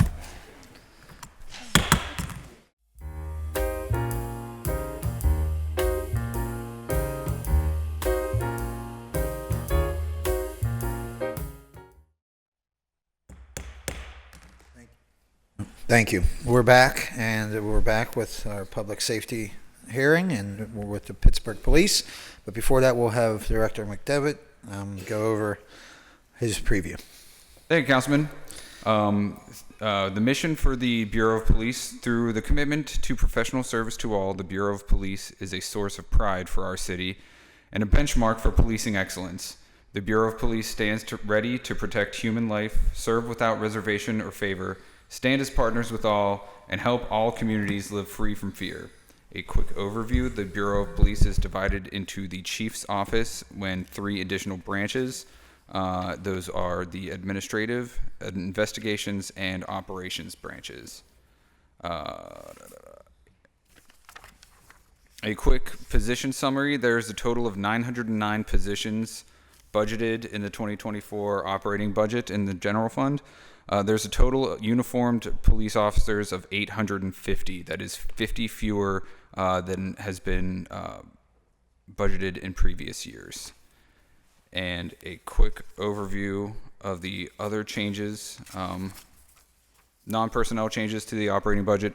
Overall, there's a $296,984 decrease, primarily due to the following: $196,950 less in computer maintenance due to the elimination of a one-time $200,000 RMS contingency in 2023, $181,000 less for police headquarters lease, $270,000 less in operational supplies, $254,000 additional for Axon body cameras and tasers, and also there is $784,800 budgeted for uniforms in the police's operating budget. And for capital, the only items related to police is the public safety training facility at $855,000 in 2024. Just a quick reminder, all police vehicles are budgeted in public safety admin's operating budget. And just a quick overview for trust funds. First, we have the Police Secondary Employment Trust Fund, and for those expenditures, reimbursements to officers for police detail, secondary employment, and or special events, as well as administrative charges relating to these programs. The relevant administrative fees are transferred to the general fund. There's the Confiscated Narcotics Proceeds Trust Fund. Any and all expenses associated with investigations of narcotics violations, including salaries, supplies, materials, and other miscellaneous expenses, is proposed in 2015 amendment to include any other law enforcement activities by the 2015 ordinance. The Confiscated Non-Narcotics Proceeds Trust Fund. Any and all expenses associated with investigations of non-narcotics violations, including salaries, supplies, materials, and other miscellaneous expenses. The Mounted Police Trust Fund.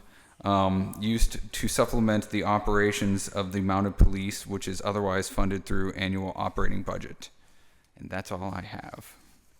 Thank you, Director. And with us, we have our chiefs, and of course, we've all, Director Schmidt and Charlie have chimed in. But would you two please introduce yourself for the record? Larry Scarrato, Chief of Police. Marty Devine, Acting Assistant Chief of Investigations. Yep. Thank you, gentlemen. And Charlie, you want to go through some sort of slide you want to go through with us? Yeah, as with before, we have prepared a brief presentation that just to go over some of the Bureau accomplishments and goals and status for 2023 and 2024. Try to get through this relatively quickly. I know we are already past some of our time behind here. Schedule, yeah. We had to wake the chief up. Again, as Director McDevitt discussed, the Bureau of Police provides law enforcement and public safety services to residents and visitors. Here's a organizational chart for reference. Our roster information is included, our demographics here. Chief, do you want to go into any detail on the demographics of the Bureau? Let's see. Well, I guess the visible issue within our demographics is our ability to recruit in the Black community, and that's a focus that we have and will continue to strongly engage in a way that the Bureau hasn't over the last 5 or so years to ensure that we are meeting our community where they're at and encouraging those in the Black community, this Latino community, to become members of the Bureau. We do fairly well with women, and oftentimes they're white women, but nonetheless, in the minority communities, we have not done well enough in recruiting. We have not done well enough in engagement, and we're focused on that effort moving forward into 2024. Okay. Oops. And next slide is to prompt some of our discussion of some of our strategic initiatives for 2024. Reduce gun violence, increase community engagement, improve quality of life issues, and prioritize officer wellness. Chief, do you want to go into any further discussion of any of those programs? Yeah, so that's continuing on from the 2023 initiatives once I got hired, just expanding on and continuing that moving forward. I didn't believe there was a need or a reason to change the direction of what we started. More importantly, let's see how those efforts continue on into 2024, making this city a much safer, livable place for all. From the violence reduction standpoint, we've seen significant decrease in gun violence, but that's not to anybody's acceptance or anybody's resting on their laurels as it relates to where we want to go in the future.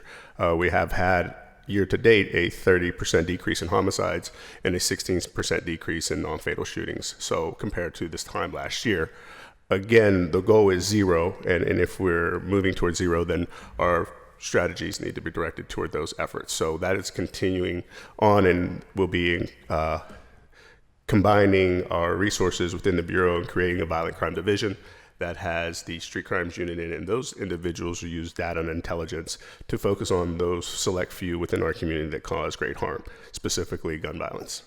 And in that, I believe that we'll be able to drive those numbers even lower come 2024.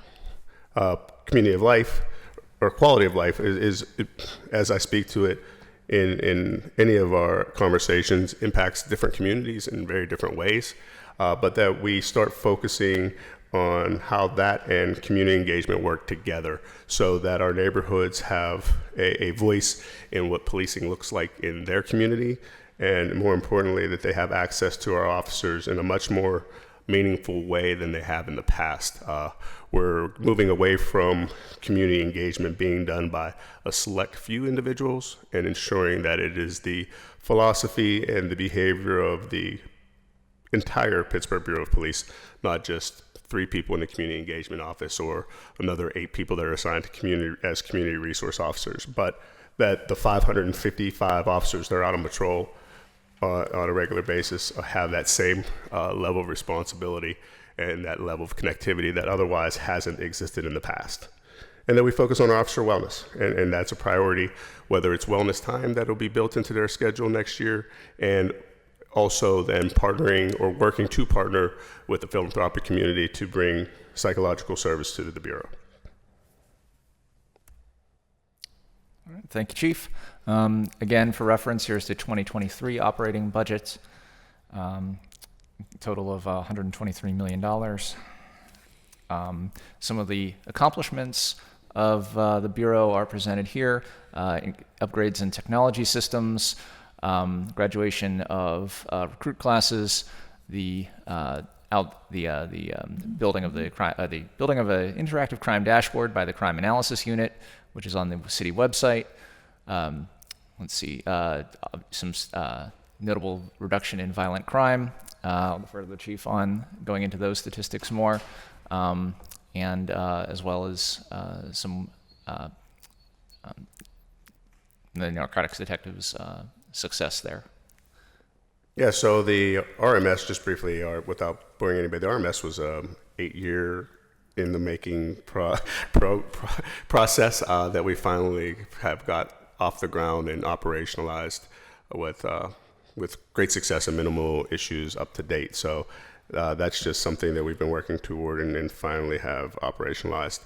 When we talk about the hiring and recruiting, this is the first class that we've had in 2.5 years.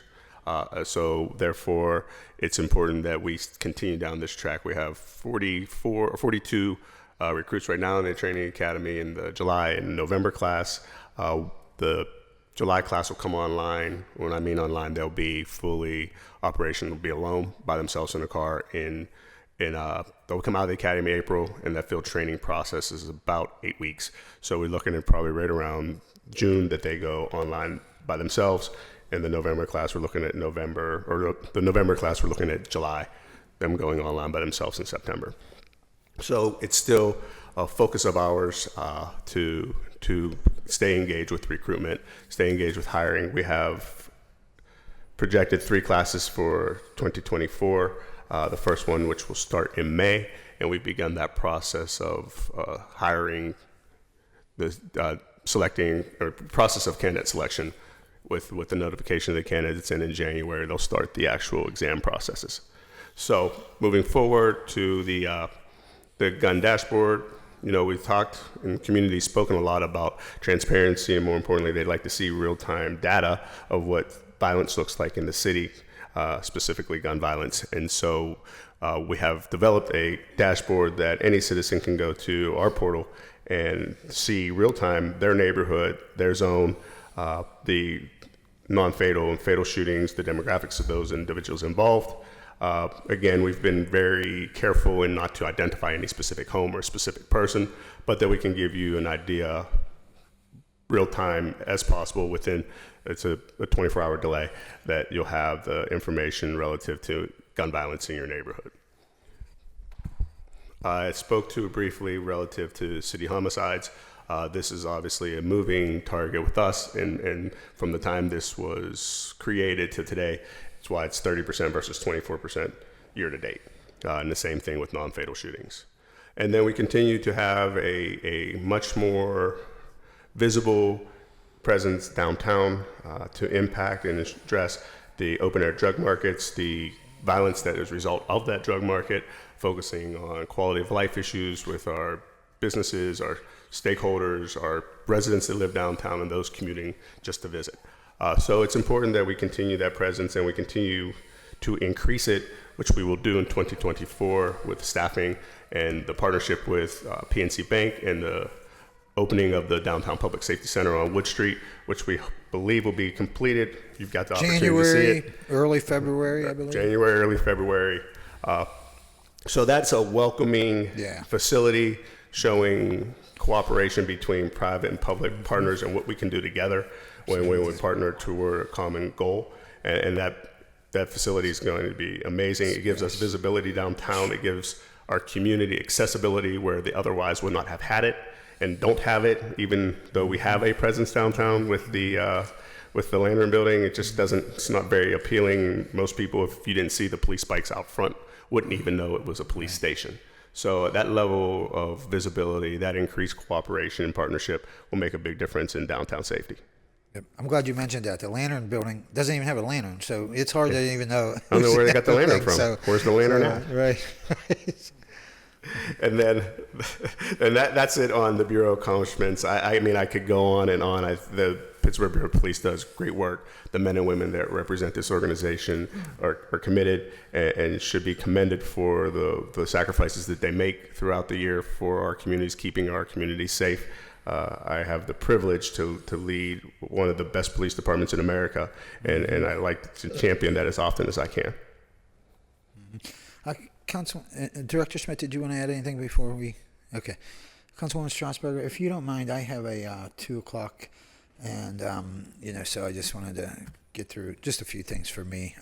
First of all, thank you for mentioning that substation. That's an important part of downtown. I think that's going to, as we were talking before, it's like having the firehouses is like a safety zone. Well, anybody could run into our police, and it's loud, and it's beautiful, and it's clearly marked, and it's going to be staffed around the clock. So I think that's going to be great. And Chief, I think you were the right choice for this job. The very thing that people gave you a hard time for in Florida is what we want you here for. And as you remarked, to try to aggressively recruit minorities. I believe in that. I talk to BPEP all the time, and I believe we need to recruit aggressively inner city, where the jobs are needed, minorities, and I know it's easier said than done, but I think you're the right man to do it. And I see some of the moves you've made with this gentleman next to you. He's not only is he a good friend of mine, he's a good man. I've known him for a long time, And, I like the position that the police force is going in under your direction, but it's the numbers that bother me, and it's the numbers that concern me. And just let me go over these numbers quickly with you. This was as of November 16th. This is December. So as of November 16th, we're talking a couple weeks ago, we had lost 69 police officers this year. 43 of those are resignations. And this is a disturbing number right here, okay? The 43 are resignations to 25 retirements. Used to be the retirements far outweighed the resignations. And then one death, unfortunately. But the resignations and the retirements, and I know we have recruitment classes. Thank goodness that we put recruitment classes on. But we're still going to be working at a deficit here. I don't see us really getting up to the 850 that we're budgeted for. I don't see that happening for 2-3 years, at least. But let me ask you this: the 850 that we're budgeted for, is that just for 2024, or is that what is that, Director? That's 24, it's 25, 24 and 25. and then it goes to 875, then back to 900. You confident that you'll get to that number?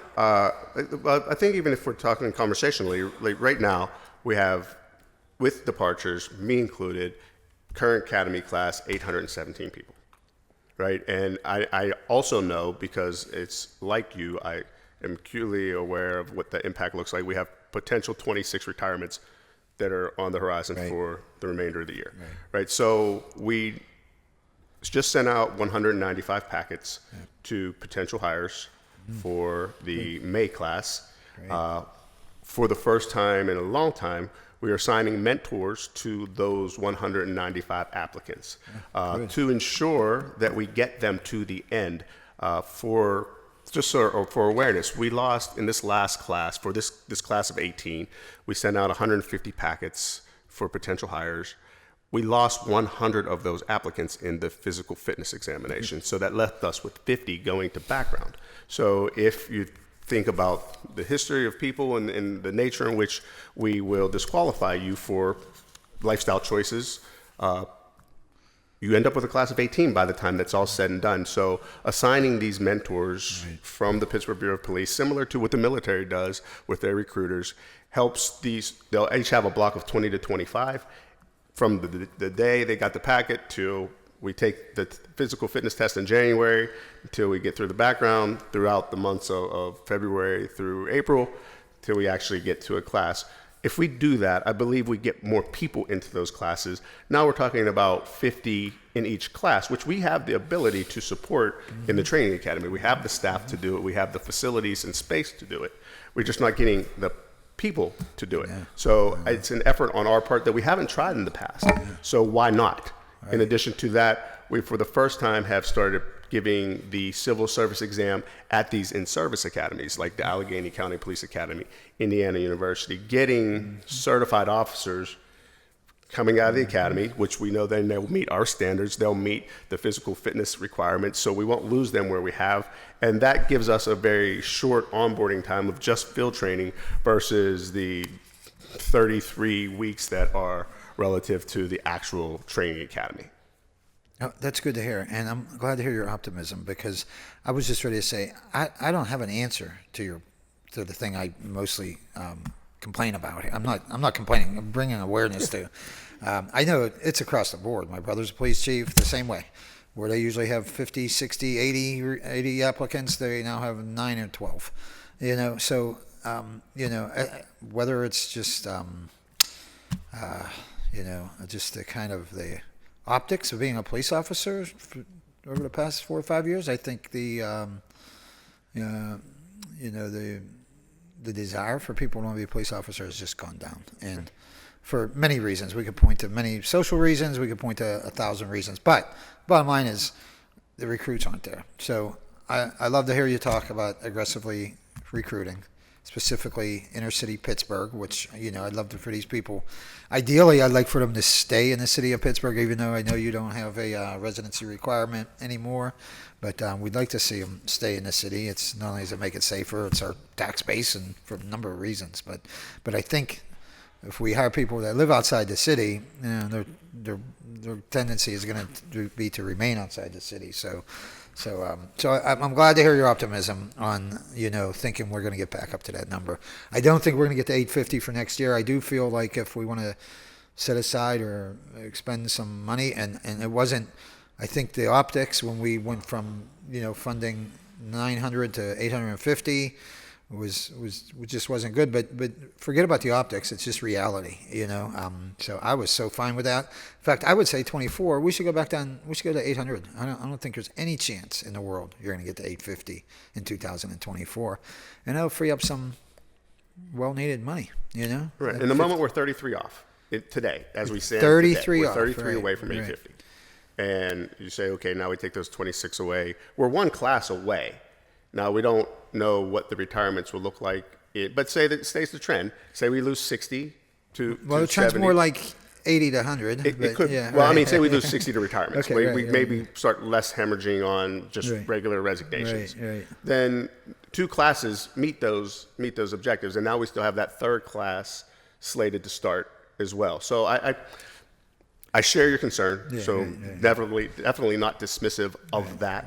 But I think we can meet the 850 challenge. But it's also why we didn't budget the 900. We just knew we would never be able to outperform Yeah, it's senseless, right? in hiring and recruiting to meet that number. And then why not use that funding for other public safety needs? Are you counting officers that are in training class as part of the 850 that we're budgeting? 817 right now. No, I mean like for projection for next year. So when you say we're two classes away, by the time those classes get on the street, we're talking 2025. Yeah. We're looking at ways that's why we started looking at this recruiting in the service academies.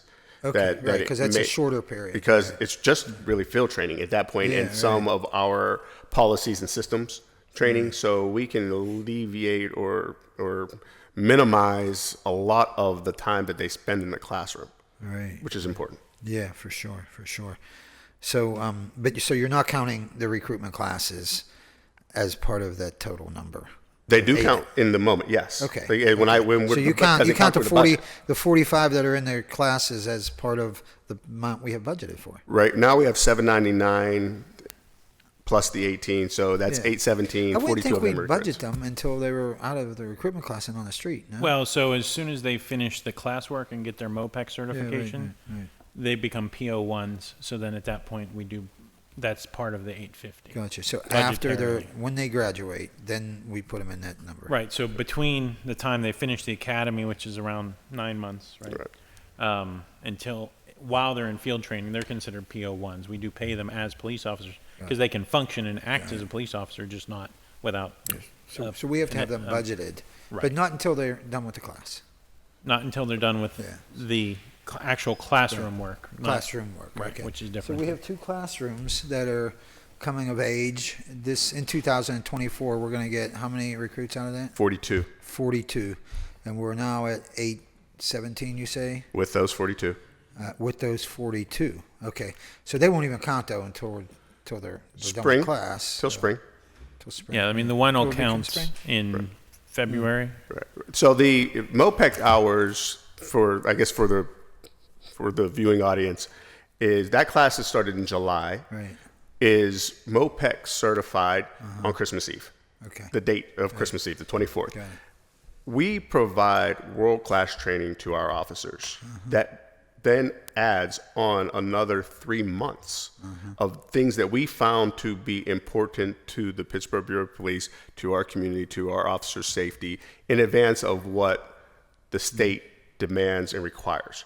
So we look at ways to minimize that, but I'm always careful in doing so because then it impacts the competency of our officers in some way. Like, we have found this to be the level of training, the standard that the Pittsburgh Bureau of Police and our officers should expect, and in that level of excellence, that training is necessary. Now, we have understanding the concern. I've challenged the team to look in places where it doesn't impact our efficiency, it doesn't impact our competency, and if there are weeks, days, classes that we can remove, then we will do so. And so that's an ongoing effort to start lessening the other 3 months that are Pittsburgh specific, and then getting those officers into field training sooner, and then allowing field training to be developed a little different than it's been in the past. So we'll see officers come online differently over the next year, but we're looking at May, which is about the time we start getting busy and about the time that our call volume picks up when the weather changes, and I think we'll be prepared at that point. So that'll put us at 817, and if we get a quicker class out even by the end of the year, maybe possibly get us to 850, that target number. That's providing nobody retires, nobody resigns, which that's, we all know that's coming. Steady. Because these other police departments, and there's no way of stopping this. They don't have the recruits either. So what do? They turn to Pittsburgh Police and they're like, "Hey, I got a job for you. A little more money. Not as I would say opportunist for a police officer to go through the ranks and to become a commander and all those things. So you could be stuck out there in suburbia, which appeals to many officers, and we see the numbers that they're 2 to 1 really at this point from retirees to resignations. And we tried to increase the pay, and that helped, I guess, but at the same time there's still issues there. So I have confidence. The only thing I would say is that I really think we're safe in just budgeting for 800, I think, for 24. Or wait, we're budgeted for 850. Correct. Okay, we're budgeted for 850. Yeah, and we're currently at 817, so that means I'd have to do something different. You want me to make a call for you? I prefer not to have to do that today. No, okay. Okay, so I guess that's budget amount, right? It's an ongoing problem, but hopefully with your enthusiasm in recruiting, that's really what we need. We need a damn good recruiter here, and nobody better than the chief, I think, and our public safety director. So I have to take a phone call. So I'm going to go. I asked Councilwoman Strasburger, you weren't here, but either one of you, if you would please sit in chair for the remainder. Right. But hey, thank you for your time. Yes, sir. I appreciate it. Yep. Thank you for your support. support. Keep up the good work. Yeah, absolutely. Well, she's up next. She's a chair. She can do whatever she wants now. Thank you, Erica.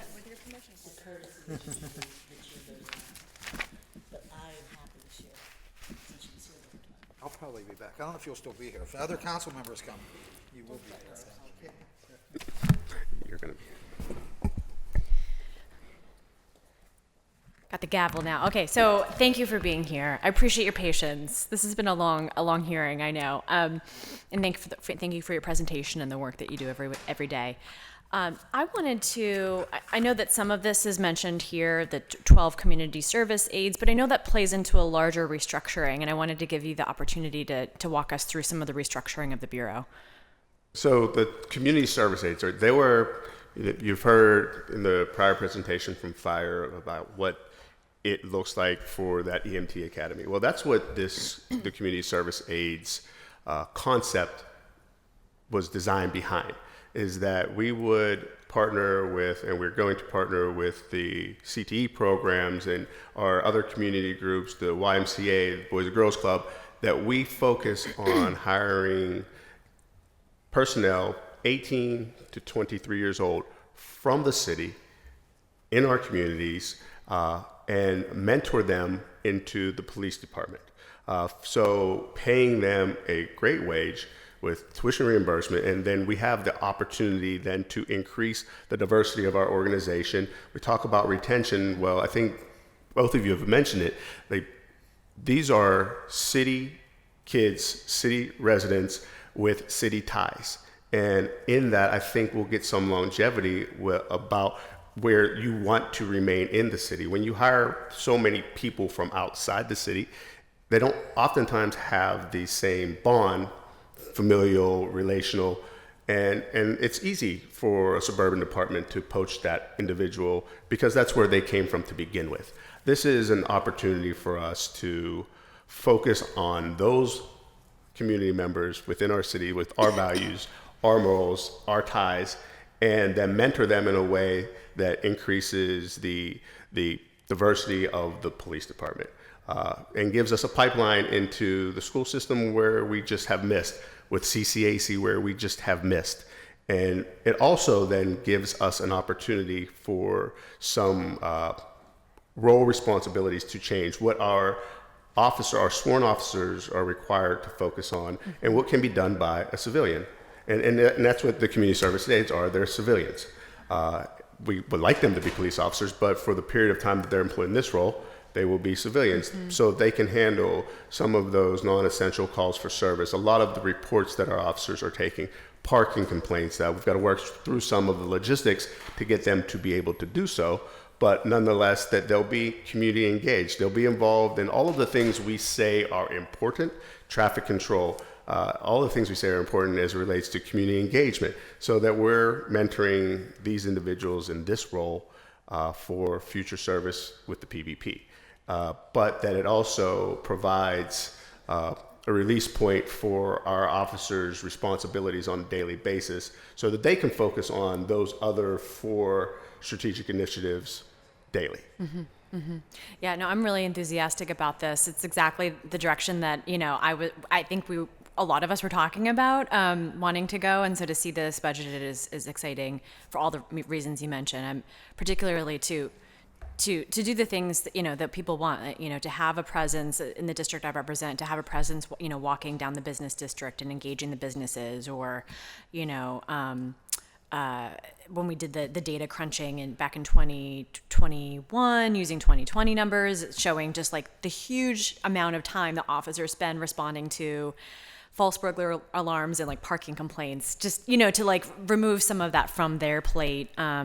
Not to say that that's exactly what they'll be doing, but some of those calls, so that they can focus on those priorities and the recruitment piece is like, the cherry on top there, to be able to like, I didn't think about that, but to be able to then encourage them to move up the ranks and become a sworn officer. Right. Yeah. I know that this plays into though some other reorganization as well, and I guess, I've heard a little bit about the changes to the night shift, or I guess removal of zones for the night. And this is, I'm assuming, out of necessity and just efficiency. But there are some others as well I wanted to hear about and your rationale behind them. Yeah, so again, when I share council's, mayor, the public safety director's concern, community's concern as it relates to our ability to respond to our primary function as our numbers dwindle.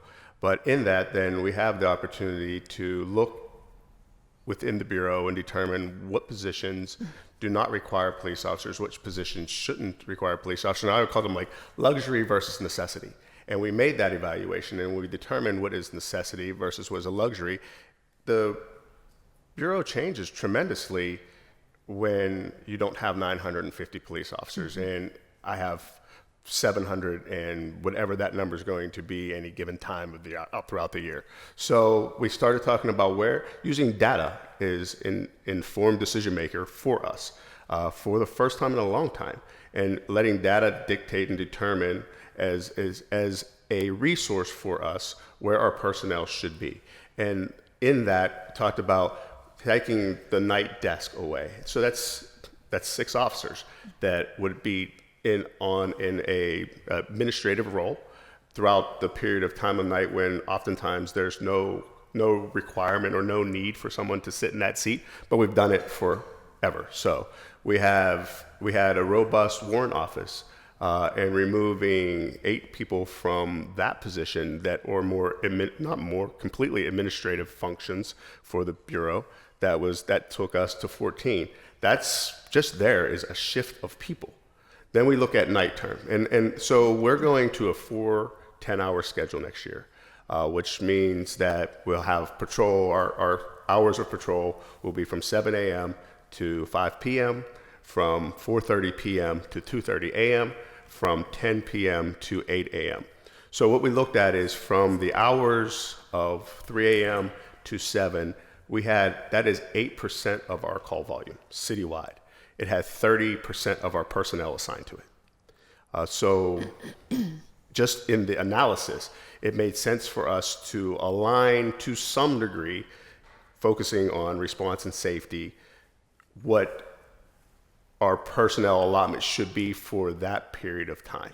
And that's where the night shift was decreased to be more of an overall responsibility to the city, instead of having so much of our personnel working during that period of time for the what if that doesn't happen, and data tells us it doesn't happen. It doesn't impact officer safety because we have the appropriate number of personnel to respond to emergencies. It doesn't impact community safety because we have the appropriate number of personnel to respond to community needs and emergencies. And in that, we have now resourced all of those other officers to where data tells us we are the busiest. And that's from 7 a.m. till midnight. And in that, we have more people than we've ever had in those hours. And because of that, we are much more responsive. We're much more able to meet those strategic initiatives. We're much more capable of being community engaged. We're much more capable of focusing on the reduction of violent crime, specifically gun violence. And we minimize the amount of demand we put on our officers based on staffing, so that we are focused on officer wellness and giving them the ability to have time off, time with their family, the things that they couldn't get in our current alignment. And that was the overall rationale behind the realignment of patrol assets. That's makes a lot of sense. I think the biggest figure I heard was 8% of calls, but 30% of staff time, I guess. So that's, that says it all for me. The one proposed change, maybe it's already enacted, that did bring some concern to my mind was the street crime unit. Can you speak about that a little bit, and its purpose and what it will do and what it won't do? Right. So what it isn't, I think it's really important to speak of, is it's not one of these ad hoc, hard charger, no oversight units that has created or caused great harm in a lot of other cities. The street crime unit and the personnel that are selected to it have been identified as some of our best, not in just the proactive policing, but in temperament, in their work ethic, their conduct, their behavior, and they will focus on those individuals that are causing the greatest harm to our city. It is intelligence-led. This is not a jump-out squad. This is focusing on those individuals that have been identified through intelligence to participate in gun violence. And in that is their daily charge. We don't have personnel that do that today, which is also why some gun violence instances and those involved in it continue to operate with immunity. In that, it has and will have great oversight. They will have training that's specific to their task. They will be equally as engaged with community. If you didn't see it the other day on our webpage, they were with me giving out turkeys in Garfield. And they'll be engaged in our community groups with brothers and sisters at the YMCA. That as much effort as they're giving toward focusing on violence, that they'll be giving toward building relationships in community. And I think that's equally as important, that it's not just one-sided, that we don't show, while they're very skilled to this specific task, that they're also very engaged to community needs, so that we are as effective as we can be and as supported as necessary, because this type of crime fighting, this type of approach isn't easy. We're focusing on people that don't follow rules, that create great harm in our community. And in that, there has to be somebody that focuses their daily efforts on those individuals. Yeah, when it comes to gun violence, it feels like it's a national problem that cities are left to deal with, right? We're left holding the bag, and that's not always fair. And so I appreciate, a particular focus on those individuals who are sort of repeat offenders or known individuals. And I understand the community outreach piece, and that's great. How is this different from, say, violence interrupters? As far as like the civilian side of it? Yeah, and just in what they do. I'm trying to picture what this group of people will do. Like, so like the violence interrupters versus what the street crimes unit Yeah, will do? Well, the street crimes unit just is, in fact, has, so you're talking about like the VPI detectives in the zones? Or more of the reach teams? More of the reach teams. Like, so I know kind of how they work. I've been briefed on like how they work and what they do, and they're like there to before a crime occurs, right? Like interrupt it before a crime occurs. What will, aside from the community outreach piece, which I fully understand, what will this unit do? So, like when you think of like the group violence intervention strategy, it's two-pronged. The first part is community and outreach, and that is the preferred method of engagement. And then there is the second part, and that is the enforcement piece, which street crime units, our narcotics team, our violent crime division will focus on.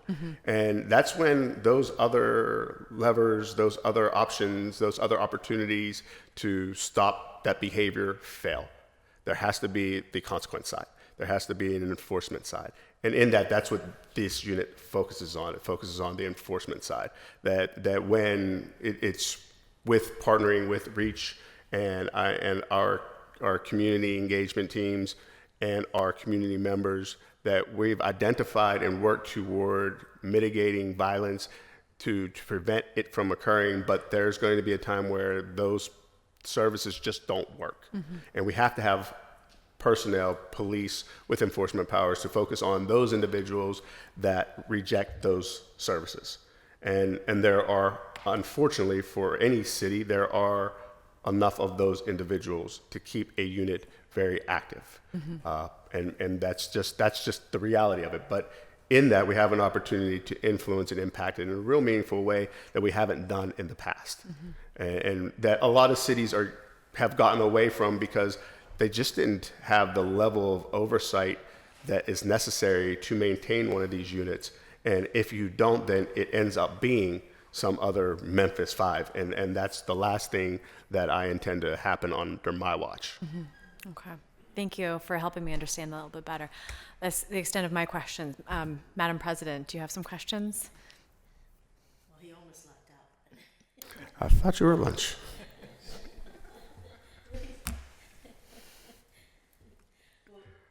I do have some questions. First of all, thank you for all that you're doing, and I hope that you're all safe doing so.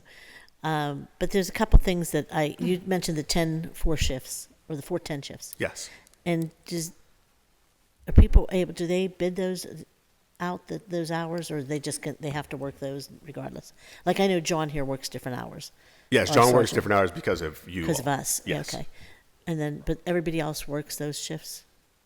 That's what I'm trying to understand. For the most part, all of field operations will work that schedule. Okay.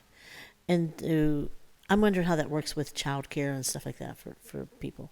Very similar to afternoon. So the schedules are still overlapping what would be of a typical shift. So daylight, we're adding 1 hour, in essence, to the 8 to 4 shift. So in afternoon, we're adding night hours to it. We didn't make it start earlier. So it didn't seem, from my engagement with the officers, to impact them in a way that they didn't want it. As a matter of fact, this was at the request of a majority of our patrol officers to do this schedule. There have been variations of how we build it, but this was the best to suit the demand, to ensure that we were protecting our community in a real meaningful way, and then meeting the request of the officers. Okay, and when you talk about leadership and restructuring it all, could you talk a little bit more in depth about that and how you see us changing the police department and the potential for community service aids?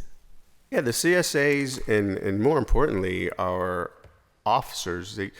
We have 500. What I would say is 500 ambassadors for the Pittsburgh Bureau of Police and the city of Pittsburgh, and that's those men and women that are working in the field every day.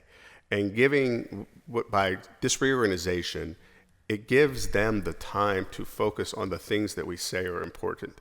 For far too often, we said these things matter to us. We said community engagement mattered, but we showed that alarms were far more important. We said that officer wellness mattered, but we showed that parking complaints were far more important. This is an opportunity for us to show and say and be aligned with what we show and say are important to the Bureau. And so that we're taking responsibilities away from our patrol officers so that they can focus on community engagement and they can focus on violent crime reduction. They can focus on quality of life concerns on Grandview Avenue. The things that they just don't have the time to do today because of the demand that we have placed on them over the course of a couple of 10 years, right? And now we're giving them that opportunity to do so. The community service aides give us an opportunity to again, recruit, mentor people, young people from our communities, from city schools, from city programs with city values and city morals, which is very different than we've done in the past. But they also then provide relief to our sworn officers in those tasks that wouldn't require somebody to carry a firearm.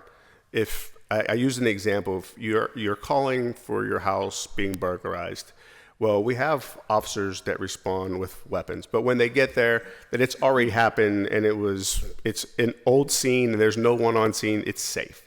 Well, that's when, now that call then would take another hour while the officer sat there and noted what was stolen, wrote the report. Well, now the community service aide responds to that and narrates the report part of it, so that those officers go back in service. So for the community service aides, is there education, professional experience, or any type of requirements for those? 18, preferably from the CTE program. That's where we'll focus majority of our recruiting efforts toward. And then we will mentor. We don't have the education requirement anymore for sworn officers, so it didn't make sense for me to require it that position, but it allows me to encourage it because we have tuition reimbursement, and they're going to get points on our civil service exam for being a part of CTE, and so it gives us an opportunity to encourage it and pay for it while paying them. Okay, so the only requirement is High school diploma, GED. Okay. City resident. City resident, which resident. I like that part. He's said it quite a few times, so he's already on my good side. So let me see. but I still have some more questions. I'll scratch these out. And when we talked about the officer wellness, I worried about how that would affect childcare with his shifts and different things like that. Because I'm sure there's some people that are affected by that, but I don't know who. I don't know anyone in particular, but I've heard some rumors. And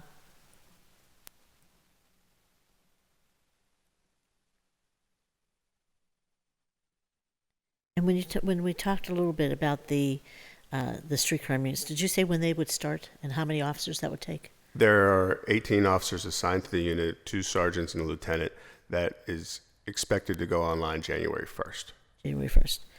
Okay. And they're predominantly going to be downtown or south side, or? They'll be where violence dictates. So they're going to they'll respond to all of our shootings citywide. Okay. So they're not designated or dedicated to downtown or the south side. We have personnel that are dedicated to those responsibilities. So they're not a stopgap for the south side. They're not a stopgap for downtown. Their objective is violent crime, specifically gun violence, throughout the city. How does this differ from what Sergeant Fisher, well now Commander Fisher, what he suggested for the south side at one point? The saturation is Somebody said that was like a patrol? jump out squad and he couldn't do it. And so I wonder how this differs, that's all. Yeah, I think that's what he had proposed was plainclothes officers And these going officers in will not be plain. in Southside and going in places. It wasn't quite jump out squad. It wasn't the same thing as that, but it's you know very the different story, than right? this. Okay. Yes. This is very different than that. That was more to focus on exactly what was happening in the South Side. This is more of a citywide, and also around violent crime, not just nuisance crime. So. Okay. And then you're not worried at all about that, because other people have said that these units would be similar, like they would just be, helpful and whatever, but then they ended up having some issues. So how would you make sure you manage that? That's what I'm asking. I ran a unit like this in 2008 through 2010. And as a sergeant, it takes a tremendous amount of oversight, but maybe even more important is the selection of personnel. the temperament of the individual you select to it. So in 2 years, we had one citizen complaint. One. Oh, well, that's good. And we were focused on the worst of the worst that this city had. Those individuals that were extremely violent, and in a time that was much more violent than today. So it can be done with the appropriate training, the appropriate selection of personnel, and the appropriate oversight, and with the expectations of the chief of police and my assistant chief that oversees them directly and their command team, and with a charge and purpose. And I think that's what happens oftentimes, is it loses purpose. And when it does, it is allowed to be hijacked to whatever the members choose it to be. And before you know it, that you end up in a problematic situation with officers that aren't directed in the way that you expected it when you started it. So it's something you can never take your eyes off of. But I know the people that we have selected to the team, and I know that those individuals are committed to not just the violent crime, but to being community partners, to being big brothers and big sisters in the bigs and blues, right? Like that matters. That we're trying to create a mindset that is very inclusive of two different focuses that oftentimes don't touch each other, right? Oftentimes you're a community resource officer or you're one of these type of street crime officers. I'm telling you, we can combine both together and do it well and have a different outcome. Right. I think I'm going to let you go on that one because I've talked to you about everything else that I had questions, and I grill you every day. So, but I do want to say that with this department, you report to whom in the mayor's in the structure of the mayor's office? So it's daily reporting, or general reporting, I guess, is touch base with Chief Operating Officer and Chief Operating Administrative Officer Frank. However, on direct instances or general, I report to the mayor. So I meet with the mayor weekly. I meet with Chief Frank twice a week, so then it gets reported up through everyone via her. But I just want to overall, say, it's, so the only person with police experience is the chief in that chain. correct. Okay. And I just want to say, I think this last election, if it showed us anything, people do care about public safety. And I think that allowing them to do the job the way that they think they should be doing the job is extremely important. Or I think there'll be other additional backlash down the road. So I'll just say that. Thank you. Yeah, and I think I hope the chief would agree, we're letting him run the bureau. And I can speak to that. I have the You ultimate can support. you can speak to it, but I have my own stories. Yeah. But go ahead. No, I have the ultimate support. My relationship with Director Schmidt is fantastic. Yeah. I have the ability, the freedom to make the decisions within the Bureau that I think are best, but it's a collaboration with and we use each other's Right, it should resources to determine what's best suited for the city as well as the police department, because I oftentimes look at it from the lens of the police officer, and I've never had to look at it from the lens of an administrator or a politician. Right. And so therefore my view It's can be very different if it's the different. mayor. It's Yeah, different to me if it's the mayor. Yeah, but my viewpoint can be very different. So it's important that I have his consultation on Yeah. decisions that we make for the Bureau, but that I'm given that autonomy to run the Bureau as I see it beneficial to this city and to our officers. Okay. Okay. That's it. Thank you. Thank you all for your work. I appreciate it. Thank you, Madam President. you. Councilwoman Warwick, do you have questions for the Bureau? Yeah, sure. Sorry, apologies for not for missing most of the presentation. I actually don't have too many questions. I do want to say I've really had just great experiences working with everybody at the Bureau. Whether that's, really across the board, from dealing with abandoned vehicles to, putting in requests for, spot enforcement, with speeding, to, getting to know Commander Vanansky in Zone 4 and just really fantastic and open communication with yourself as well. I really appreciate it. Like I can't stress that enough. And I am looking forward to this sort of new way of doing things. I think that at least in Zone 4, which covers my district, I think that's going to be successful already. Commander Vernansky has been great about connecting with all the community groups. I love to see that, just with the after-school programs and whatever, so that the officers who are working in the zone know the kids who are in the communities and know the adults and the adults who are working with the kids, so that we can have sort of a relationship that's built on trust, and I think that'll be great.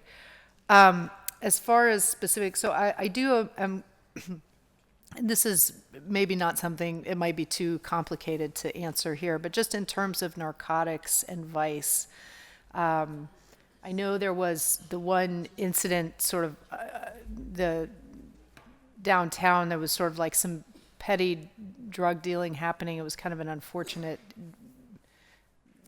incident from just kind of like a city perspective. But just in terms of narcotics and vice, with this opioid crisis that we're having, and we have people, who are, who are addicted, and to me are, it's a medical issue. What are we doing as a bureau to address the kind of larger scales, wherever the source of these opioids are, as opposed to kind of dealing with the incidents of small sales happening on, in the street?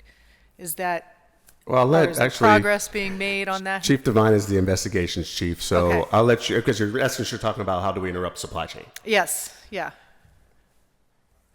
Sorry about that. So we target the larger drug dealers with a group effort. We rely on our state and federal partners.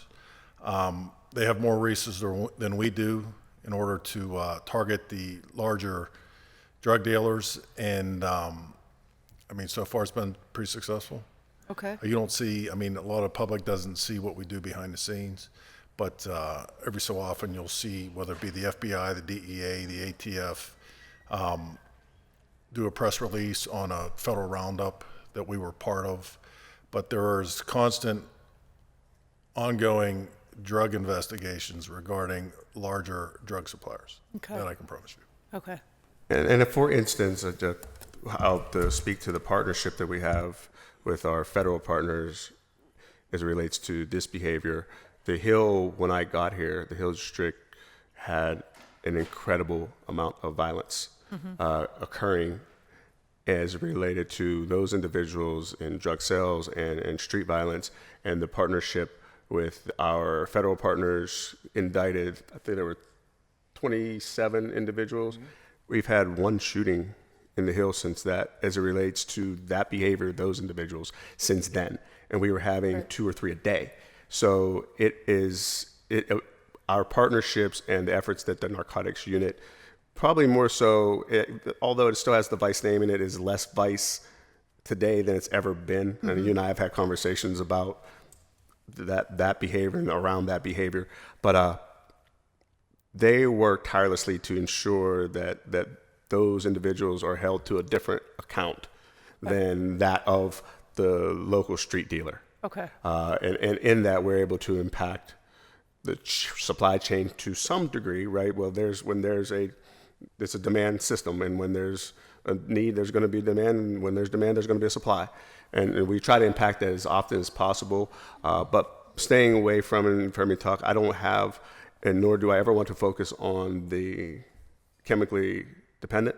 Like, we want to focus on those that are predators toward those individuals. Okay. Great. And then the last, just because I was flipping through and it caught my eye, is the Mounted Police Trust Fund. I guess I didn't know that this was a thing. What is the budget for the Mounted Police? So we don't, historically have not done programmatic budgeting in the city. So the general budget for the mounted unit is just in the police general fund. Budgetarily, it's right now we currently have the 2 officers assigned plus the expenses for the horses, which is probably about $12,000 a month for food, and then about $12,000 a year.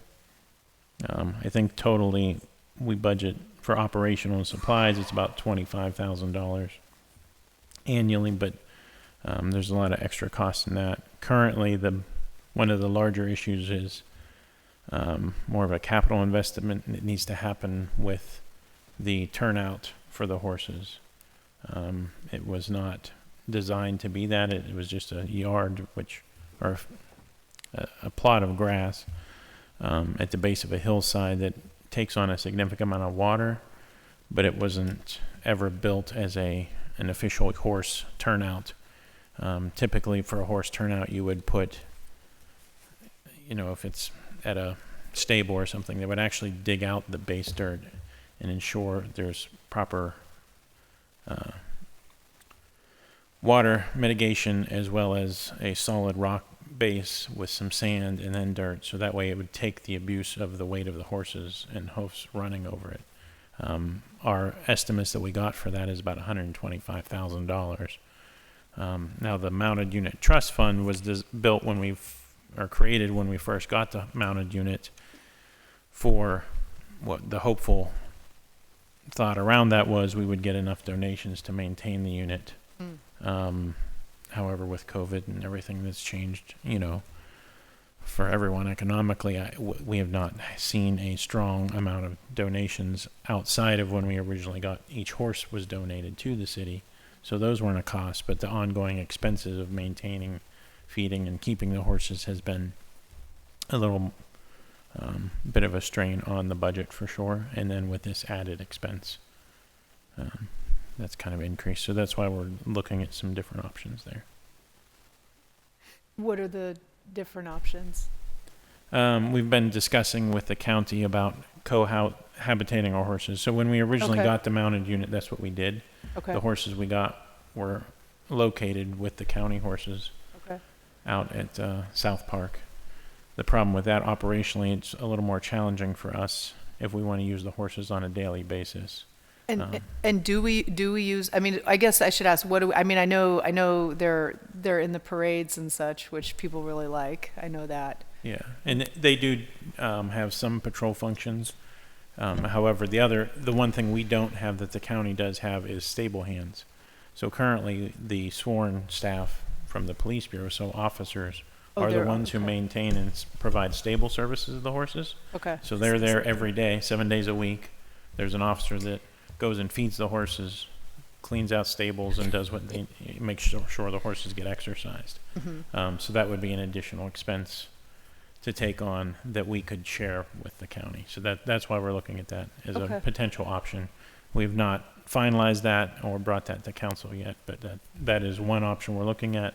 Or we're also looking at what we can do internally to keep the horses where they are, but not have officers dedicated to the general day-to-day maintenance. That would require stable services, though. So. Okay, and I mean, maybe in the grants office, I mean, I'm sure that there's just all kinds of organizations around horses, people love, right? Everybody loves horses. So, anything that we could do to beef up the grant funding going into that fund, I don't know if there's grants that are specifically for,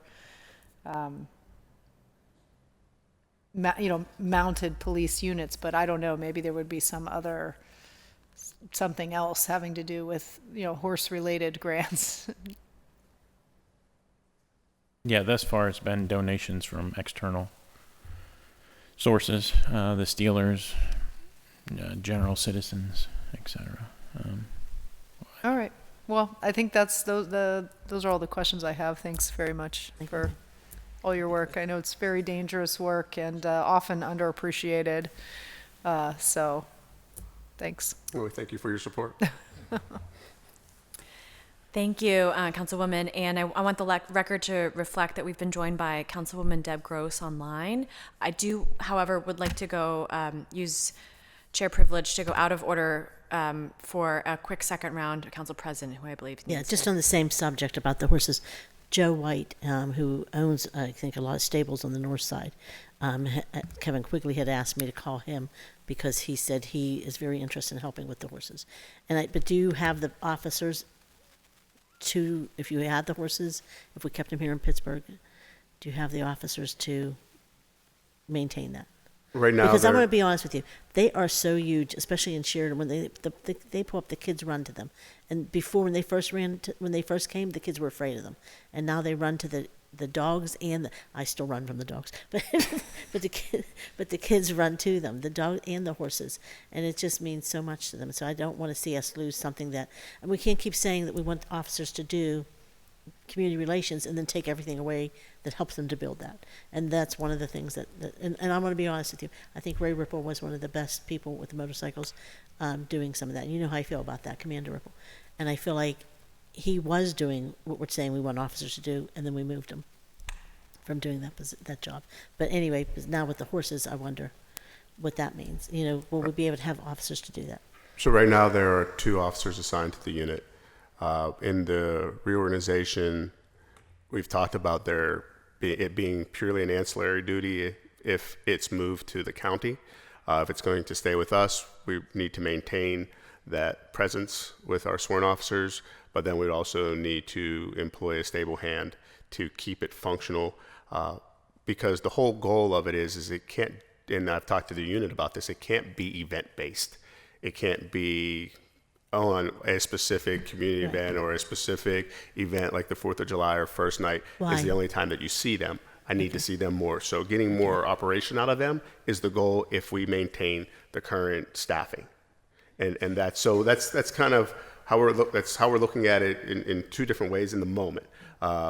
One, there's a lot of funding issues that go with it. 2, it's very personnel intensive. When you say would that personnel be better used elsewhere? That's just the question and the analysis that we're doing in the moment.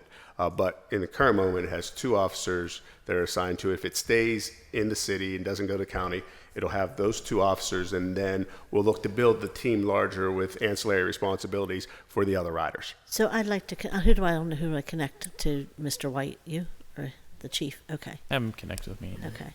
I don't know. I haven't spoken to him directly, but it was indirectly. And it's his brother-in-law, so I think he would know. But he owns a lot of stables or something on the north side. Okay. Yeah. Okay, thank you. Oh. Thank you, Madam President. Councilwoman Gross, do you have questions for the Bureau? No, thank you, Madam Chair. I appreciate it. Okay, thank you. Thank you. Well, with that, I think I'll open it up to second round. Or do any council members have further questions? I'm okay. Good. He's happy I'm shutting up. So. Oh. Well, again, love talking to you. Thank you for answering our questions very thoroughly, and for the work that you do every day. We really appreciate you being here, and for again your patience through this long hearing today. So thanks again. And you really are good at the community relations stuff yourself.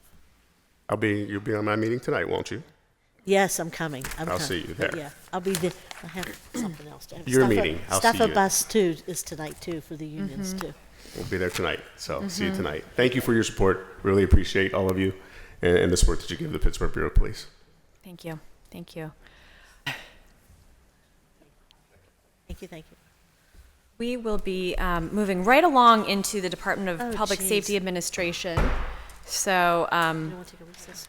I will, we'll roll right into that. Keep it moving. We have a couple more hearings today, and then we'll be wrapping up. So I will turn it over first to our Budget Director, Peter McDevitt, for an overview of the Public Safety Administration. Thank you, Councilperson. The mission of the Department of Public Safety is to provide the security and safety of all residents and patrons of the City of Pittsburgh through the oversight and execution of the public safety operational strategies, through the planned and coordinated efforts of the Bureaus of Police, Fire, Emergency Medical Services, and Animal Care and Control. This mission includes the creation of a command team with representatives from each bureau acting in conjunction as the Office of Emergency Management. They strive to improve community and first responder safety through integrated response, training, technology, fleet upgrades, and increased community visibility, as well as enhancing and enforcing team collaboration across all public safety bureaus. They attempt to further their mission through the streamlining of administrative positions to provide cross-training support and improve oversight on resources, spending, and hiring practices. A quick overview: the Department of Public Safety Administration is divided into the following general services areas: administration, community outreach, nighttime economy, group violence intervention, the Office of Emergency Management, the Office of Film and Event Management, public information media, public safety and technology, special inter-bureau operations, and public safety facilities. A position summary: there is a total of 135 total positions in the general fund, which is an increase of 8 positions from 2023. And there's an overall increase of $547,000 or 12%. A large increase of that is due to the crime analysis positions that are moved into the bureau or into the Office of Administration. A summary of the non-personnel changes: overall, there's about $3.1 million increase in non-personnel expenses. There's $934,000 additional for 10 motorcycles, 6 canine vehicles, and 6 unmarked police vehicles. $1.4 million additional for police patrol vehicles. $434,000 additional for camera systems. $80,000 for ShotSpotter in Zone 3. $156,000 for SDD, Special Deployment Division security, and $20,000 budgeted for uniforms. In the capital budget, public safety equipment, there's $820,000 in PAYGO, and we kind of went over that for fire equipment. And then additionally, there's $855,000 in bond funding for the Public Safety Training Center. And there's a number of ELA line items for public safety that include 2 ALS ambulances, 3 EMS mini trucks, and all the fire trucks that we described in the earlier meeting. And then a quick run through of the trust funds for the Public Safety Bureau of Administration. There is the Crossing Guard Special Events Trust Fund. Expenditures are for reimbursements to crossing guards for special events, including pay and related taxes paid by employer, shall be paid directly from this trust fund. Expenses related to the administration of crossing guard special events programming may be paid directly from this trust fund or reimbursed to a different city funding source. Then there is the Emergency Management and Homeland Security Trust Fund. Any and all expenses incurred during a state of emergency, as well as partial reimbursements for the Public Safety Director and the Emergency Management Coordinator, and any other allowable expenses by the terms of the grants. The Public Safety Training Trust Fund. Training and related expenses for public safety employees and recruits and of service training of public safety employees, as well as the purchase of training equipment and related capital expenditures. The Public Safety Support Trust Fund is to cover expenses associated with training for public safety personnel and for the purchases of public safety equipment supplies subject to any further legislation as may be required. That's all I have. Thank you, Director. I'll turn it over to the department for any kind of further presentation. Sure, I'll ask Mr. Showers to bring up the PowerPoint and get us started.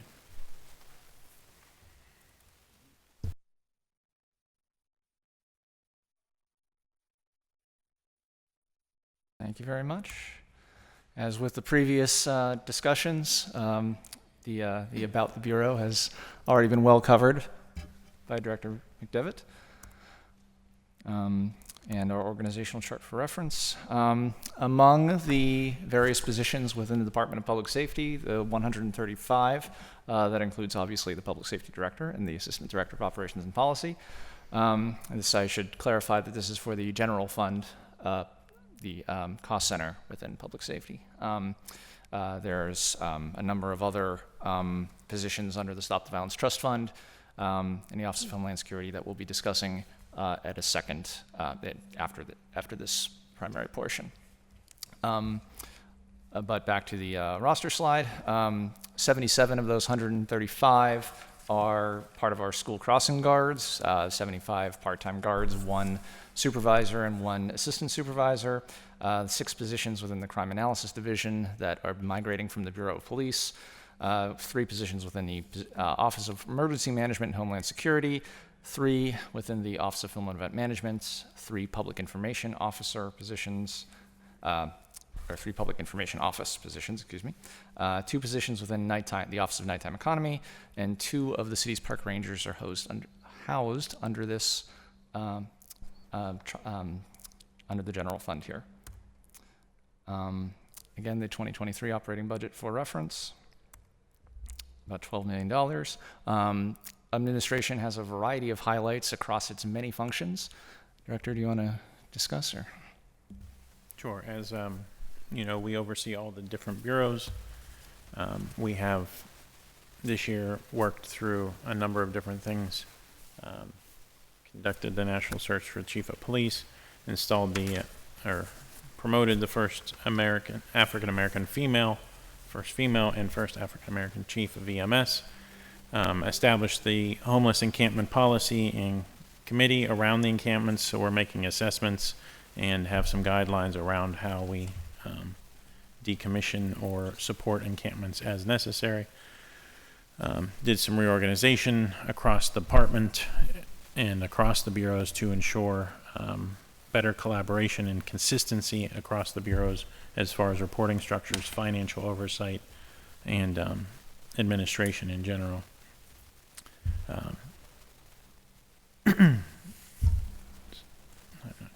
We've finally relaunched the Disruptive Properties Committee, where you're still only focusing on commercial properties at this time. However, we have started to give out notices and mark some properties as disruptive. So we're working through those with the law department as well as mayor's office, PLI, and then entities within public safety. We reorganized as of last year, or the beginning of this year, with last year's requests. We have now separated the what used to be the special events office in title, as well as a lot of personnel moved into parks, where it made more sense for them to do the programmatic side. And then we established the Office of Film and Event Management, which handles the permitting process. We're currently reviewing a lot of those processes now, and actually will be coming to you soon for new software around that to ensure it's an easier process for the general public and a more efficient process even for larger events, and something that makes a little more sense, that we're not treating every event, no matter the size, the same way. Obviously, a larger event requires a lot more engagement and interaction than just a simple block party or a simple church festival. So we don't want a simple church festival to have to go through all the same processes that a large event like the marathon or Picklesburg needs to go through. We've also initiated the deer harvesting pilot programs. Although it is in the parks, that is a public safety program that is being overseen in our department via our park rangers in collaboration with the USDA and myself, as well as my assistant director. All right, and here we have for the 2024 operating budget as proposed for reference, as Director McDevitt has already discussed.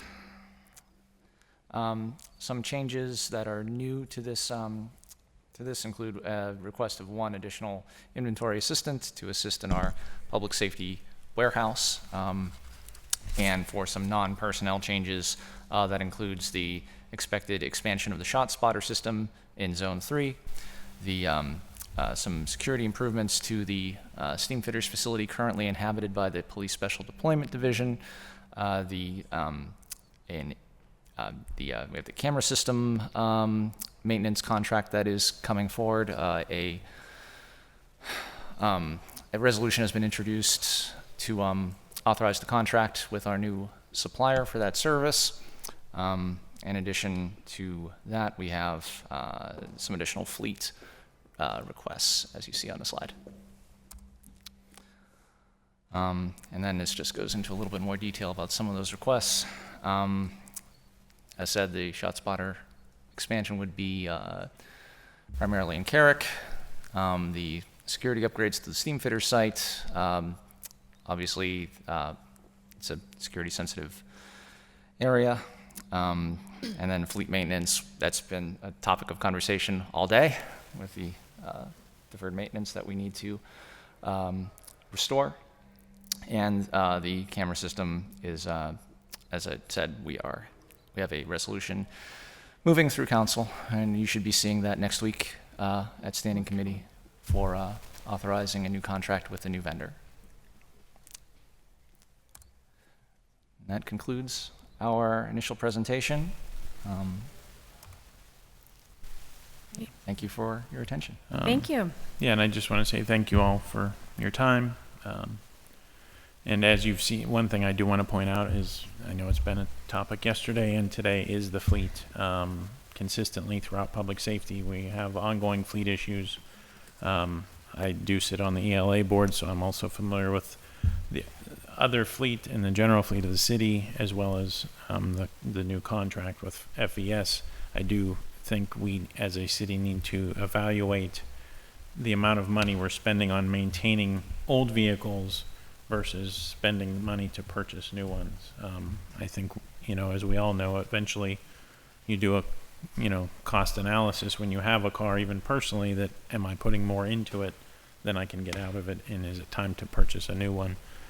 We obviously know we have an extremely aging fleet across the city, and I do appreciate everybody's time listening to that and considering that. But when you look at the amount of money we're spending on maintenance, some of that could definitely be more effective in purchasing newer vehicles, so we would not have those large maintenance bills when we have a 20-year-old engine, fire engine, blow a motor or something. So that's all. I'll take questions at this point. Thank you for your presentation. We'll go in the same order as we have been, starting with Council President Cale Smith.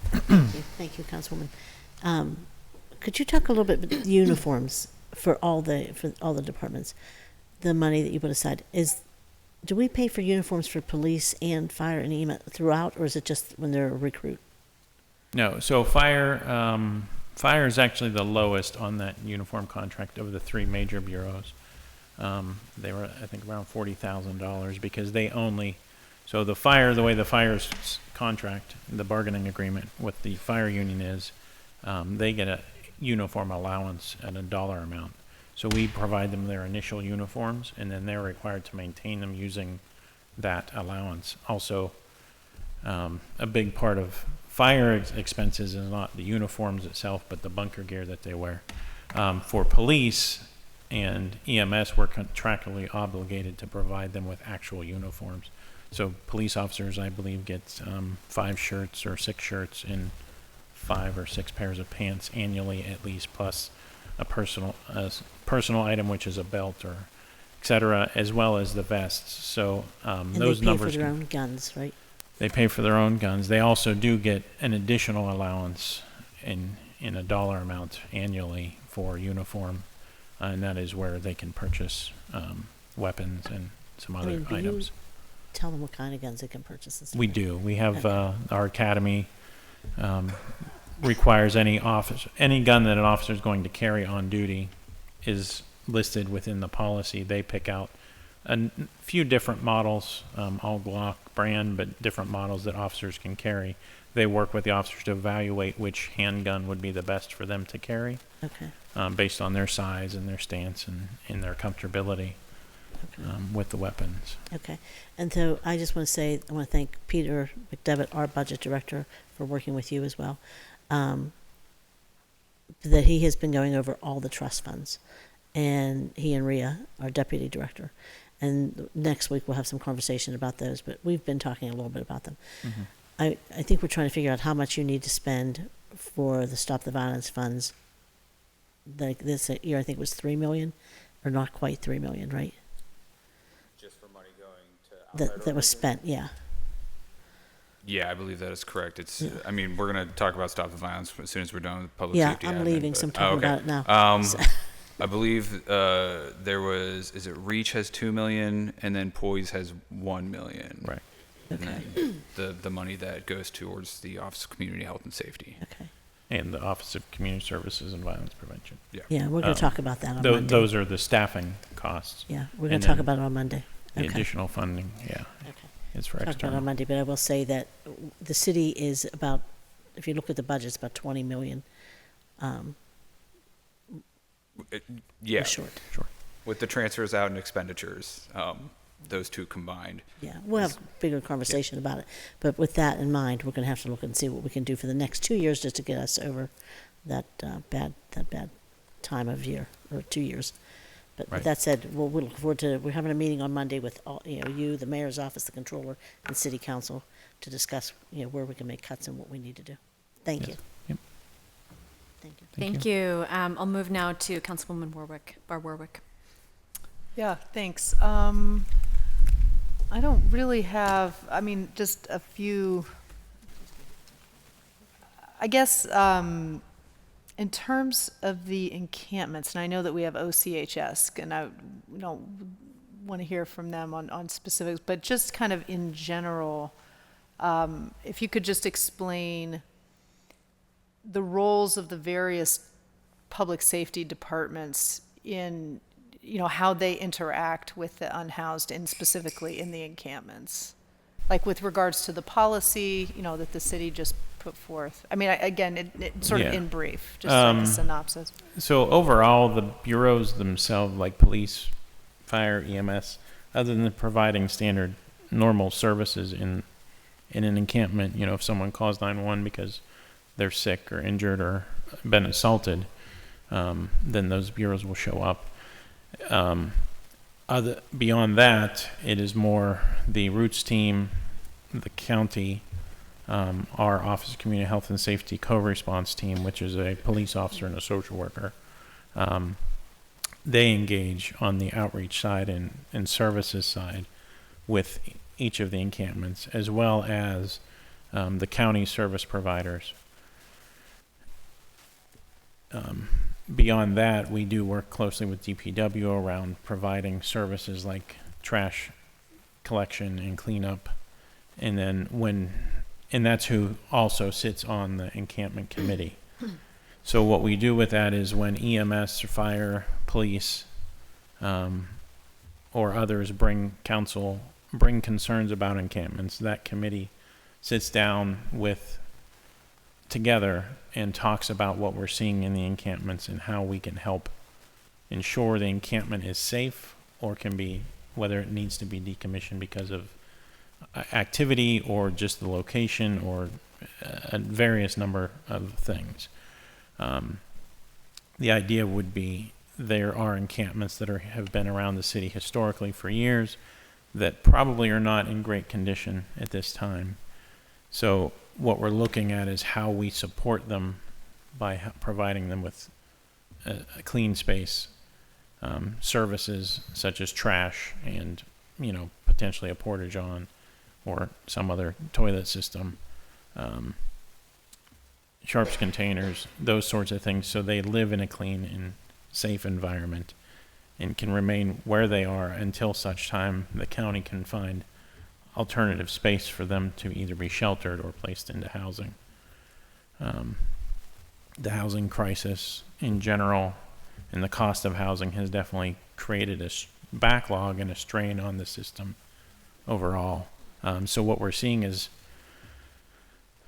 we have a immediate shortage of shelter beds, but a lot of that is because there are a number of people that are staying in shelter much longer than they historically did because there's no housing to put them in.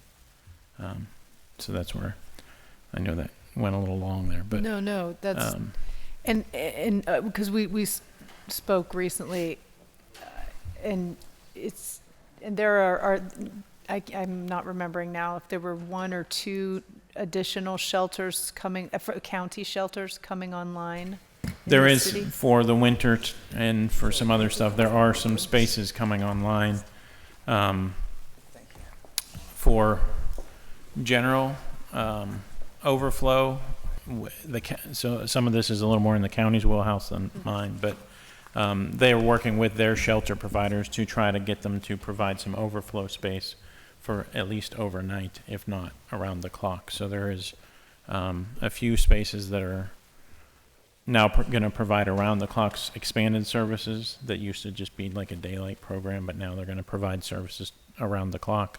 And then we are working with the county for a what we call a code blue process. So if the temperature is below 25 degrees or there's a large amount of precipitation planned, we will open up additional shelter space so people can come inside during that cold period, at least overnight. And that's until we find, additional options, which the county's always looking for property along with us and municipalities outside of the city to provide additional longer-term shelter, but we have to be realistic that, like I said, a lot of that is not, we have a lot of shelter, we need more long-term. We need to get people out of the shelter system and into housing. Okay, great, thanks. And then when OCHS comes up, we can talk about some of the specific services that the Roots team are providing. Okay, with regards to the shot spotter, so that's like, it's just a device that detects where a shot comes from and then just what directs the team? Right, so it's actually an audio triangulation device. So when we set up Shot Spotter in an area, it's a lot more involved than people might realize. It is a matter of putting up a group of audio sensors throughout that area, and it has to be enough sensors that then it can triangulate in here where shots were fired. It sends to the Shot Spotter Corporation. They maintain a 24/7 center that does this nationwide. It'll send that audio, flag it, and then it's verified that it is a gunshot versus some other noise, both through technology and then the person. And then it sends back, and it makes it sound like it's a long process, but usually within 30 seconds or so, we then get alerts. So the police, myself, all of public safety gets an alert that there's been shots fired in an area. That allows police to then respond to see if they can find any evidence of a shooting or any individuals that may have been harmed in a shooting, without the need for folks to be there to call 911 or et cetera. Okay, I'm tracking. So that's the idea. And I mean, I know you probably don't have this at your fingertips, but do we, just because, this kind of technology is always very expensive. So do we have any data on, incident, report, how often has the Shot Spotter alerted us that's resulted in, the ability to get there before a 911 call, essentially if it's worth the money versus just waiting for a 911 call? We do have that data and we can get that to you. Okay. It's by Shot Spotter's contract. It's not allowed to be public because it's their data. I mean, it's their, intellectual property, but they do report that to us. We can give you some of that information, but we do share it in general with our outreach teams, and it's a way for us to track where there's more activity, shots fired activity, so we know where sometimes we need to send the reach team or talk to some folks and get out there. But well, right. I mean, again, that's sort of what I'm getting at, is in terms of the money for knowing, right then that the shot, because that seems to be the advantage, right? Like, I mean, you could just look at 911 data to tell the reach team, like, where you're getting more incidents, right? You don't need... well, yeah, but there's... so in the past, there'd be a lot of time. Unfortunately, in general, we see this with accidents. We see it with a lot of things. People assume someone else calls 911, right? So people will hear gunshots and not necessarily call us because they'll figure, somebody else called, or they're not sure that's a gunshot. This helps us ensure that we're capturing more accurate, and it also helps us a lot with immediate response to that scene, because not only is it, our real-time crime center gets that Shot Spotter, so as soon as that happens, they can start looking at cameras in that area to see if they can find anything happening at the scene or people fleeing the scene, that sort of thing, to let our officers know, it's still active or what's going on, so they have a little better insight to that. Whereas the 911 system, although it is fast, it can still be delayed more significantly, and there's often times that we may or may not get a call. Unfortunately, there are some areas of the city, and it definitely shouldn't be this way, but there are areas of the city that gunfire is common enough that people don't notice it as much as they would in certain other places. Okay. And then I know that we're going to talk about cameras next week. I mean, but again, that's another large expense, and just sort of, if the goal is to reduce violence, like what is the role there? I mean, how are the cameras? Again, like it would be good just for all this type of equipment to just be able to see from time to time, like, is there a red line between, information gathered from a camera and an arrest? Like, can we make the direct connection to justify all this very expensive equipment, which also is somewhat problematic in terms of surveillance and other things, right? At any rate, just something to think about. Yeah, I think that's everything. I'm glad to hear about the special events. I know that it's a lot that, the special events team handles a lot, and it's tricky because sometimes, an event, a lot of the event, like with parking and things like that, that's on the event organizers to manage, and so somewhat simplifying the tasks for the special events team between like the large, very complicated events and maybe the smaller events, and what the event organizers are responsible for versus the city will be helpful, I'm sure. Yes. So, yeah. Okay, that's it for me. Thank you, Councilwoman Warwick. Two things. First, I want to thank Councilwoman Strasburger for sitting in for me while I was out. I appreciate that. And I do believe we are joined online by Councilwoman Deborah Gross. You there, Deb? Yes, I'm listening. Thank you. Okay, so I'm not quite sure if Councilwoman Strasburger got to go yet and have any questions. Are you finished? Oh, good. Okay. Oh, you do? Okay, so we will go to Councilwoman Strasburger and then to you, Councilwoman Gross, okay? Thank you, Mr. Chair. Yep. I'll keep it short. I picked up on what you said about doing a real assessment and deep dive into the vehicles that we have, the age and the cost of maintaining, every single one of our older vehicles versus purchasing new. Is that something that your department could embark on, or would embark on, or would like to, or would like the support to do? How do we make that happen? Because I'm interested in that. I don't want to be spending unnecessary taxpayer dollars maintaining vehicles that we should be purchasing new. We know we have the ELA. I just don't quite understand how it all fits together to be able to do that assessment so that we're making the best financial decisions about our vehicles. And I would say ensuring that our future services, vehicle services contract mandates much more regular preventive maintenance so that the new vehicles that we do purchase are getting really regular maintenance. Like, as I'm sitting on this bridge commission, right, the preventive maintenance of bridges, much like vehicles, is all that matters when it comes to keeping them in condition that is a good condition for much longer. So. Yeah. So we do work closely with the fleet team around some of that. And the ELA board has started to ask for a more robust plan about those vehicles, and in starting to look at those, where do we jump the wall or, cover that. We did actually do one with fire. Chief Kokila from fire did a very in-depth assessment of the fire fleet, kind of showing those numbers. Some of this is a more robust reporting system, which we're looking at as well on the ELA and for the fleet management team to give us more data on each specific vehicle. The reports we're getting now aren't quite there, but we're getting close. I think they're going to be very long reports. And then our plan is, at least from the public safety side, is to actually have our data analysts help us parse that report, so it's something that we can actually look at each vehicle and assess how much we're spending per vehicle, and what it's for and what it,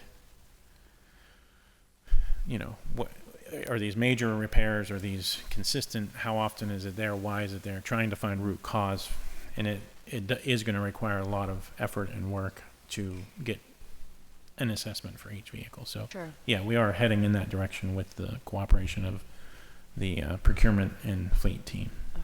Okay, glad to hear that. And then I'll just call out a couple of, I think, divisions or bureaus within the department that won't get their own hearing. The park rangers are fabulous. They're some of the best ambassadors for the city. Excellent social media presence as well. Which, I think it all sounds silly, but they do such a good job of being present in a lot of different ways. So thanks to them, and also to the crime analysts who I haven't worked with in a few years, but have always been really responsive, wonderful to work with. So I wanted to call them out as well. Thank you. Yep, thank you. Thank you, Councilwoman Strasburger. And we will now go to Councilwoman Deborah Gross. Thank you, Mr. Chair. Am I getting online there? I'm sorry, I'm having trouble staying on the Zoom today, so appreciate your patience.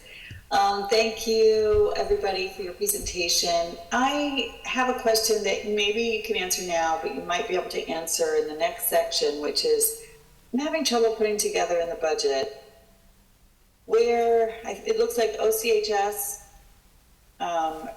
overhead or payroll is moving, and then also I'm looking at Stop the Violence funds, and there's a huge jump in employees in Stop the Violence, and I can't figure out how those parts fit together. So I do see your jobs for OCHS here under Public Safety Administration. Was it there? It wasn't there the year before, or it was, and it's zeroing out this year. Could you touch on that a little bit while we're still on Public Safety Administration?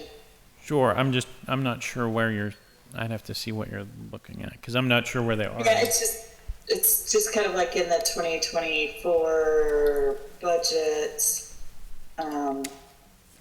operating budget packet from the mayor, under, I think, the payroll page. It's at the front of the budget. Is this for OCHS or? For OCHS, let's start, there. Is it? Oh, or in Public Safety Administration. Sorry, do we have? Yeah. So while we're digging this out, I just want to clarify, all the personnel costs for OCHS are under the Stop the Violence Trust Fund. So rather than the general fund OCHS portion of the budget. So I know that causes a lot of confusion even in our office, so. Okay, so I'll wait. So it's not moving from 2023 to 2024. That's not the case. No, the budget is still in the same. I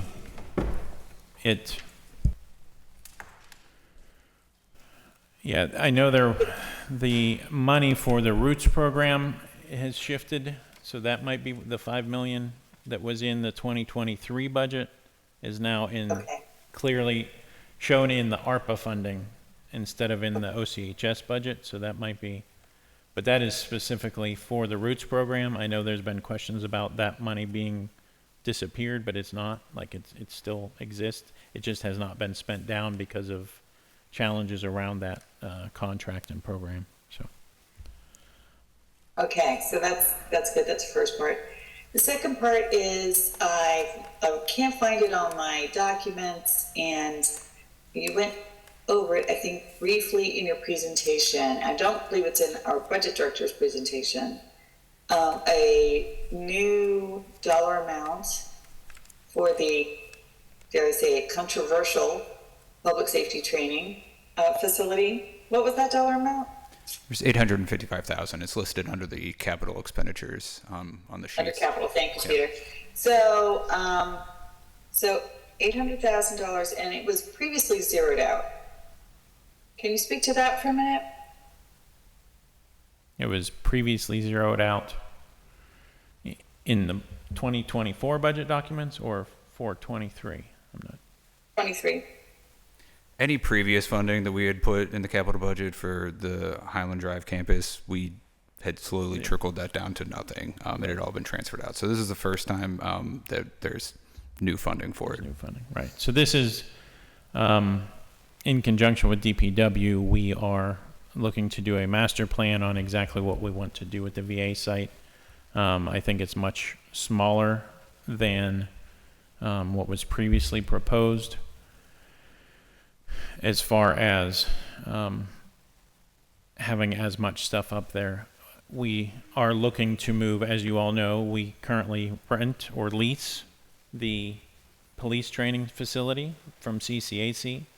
And then our fire training facility, which used to be fire and police training facility, is on Washington Boulevard within the floodplain that we're trying to actually remove from so that can be back to a greenway. So at this point, the only two things we're looking at potentially moving are those two. So part of what this master plan is for that, as well as to see what other options and how much property up there can be used for other things, which I know Councilperson Gross, you have mentioned, like what other options do we have? We are also looking to move the firing range up to there and create an indoor firing range. We in no way intend to create a, I don't know, I know folks have used the term cop city from what other cities have done, but we're not looking to build a giant facility. Frankly, the city of Pittsburgh is not that large. We're not as big as Atlanta or New York or a number of other cities. It is more a matter of putting some training up there that makes sense, so we can stop leasing property, so we no longer have issues with flooding and buildings that are inadequate that are. So currently our firefighters have to do a lot of their training out at North Park because we can't do live burn training within the city limits because that building that you see when you drive down Washington Boulevard, that is no longer up to current standards to allow for live fire training, active fire training for the firefighters. So we have to do all of that at North Park now. So they end up spending a significant time driving back and forth between the city and North Park, and then using the North Park facility, multiple times and for weeks throughout the year, especially during recruit time. So we're looking to move those facilities, but not move all of the headquarters and not everything else, at least at this point, up to there. So I think what was proposed prior is very different than what we're looking to do for a master plan here. We're looking to get away from leased properties, where we're looking to potentially put some storage up there for other things, but then also see what we can do. Director, let me ask you more pointedly, what was the previous plan? So what you said several times is that there was an old plan, but the new plan is different. Yeah, so why don't you more specifically describe the old plan? The prior plan was all of public safety and all of the headquarters for all of public safety would be at the VA site. So police, fire, EMS would get moved up there. The mounted unit would get moved up there. SWAT I think was going to remain at Stevens School back then. Public safety fleet would have moved up there. Animal care and control would have potentially moved up there. All of the academies would have been up there. So it would have been a very large public safety compound. So it was just offices? Correct. Yeah, I mean, I don't believe it was just offices. Yeah, it was to, because, we recently talked about this. Police headquarters is leased. But the previous plan was not just offices. The previous plan included like a robust training academy that included ops training, right? Like urban tactical training. Right. Yeah, realistically, that's an extreme expense that I'm not sure the city can be fiscally responsible in doing anytime in the next, I don't know how long, but not right now, for sure. Maybe never. So it's good to hear you say that. I appreciate it.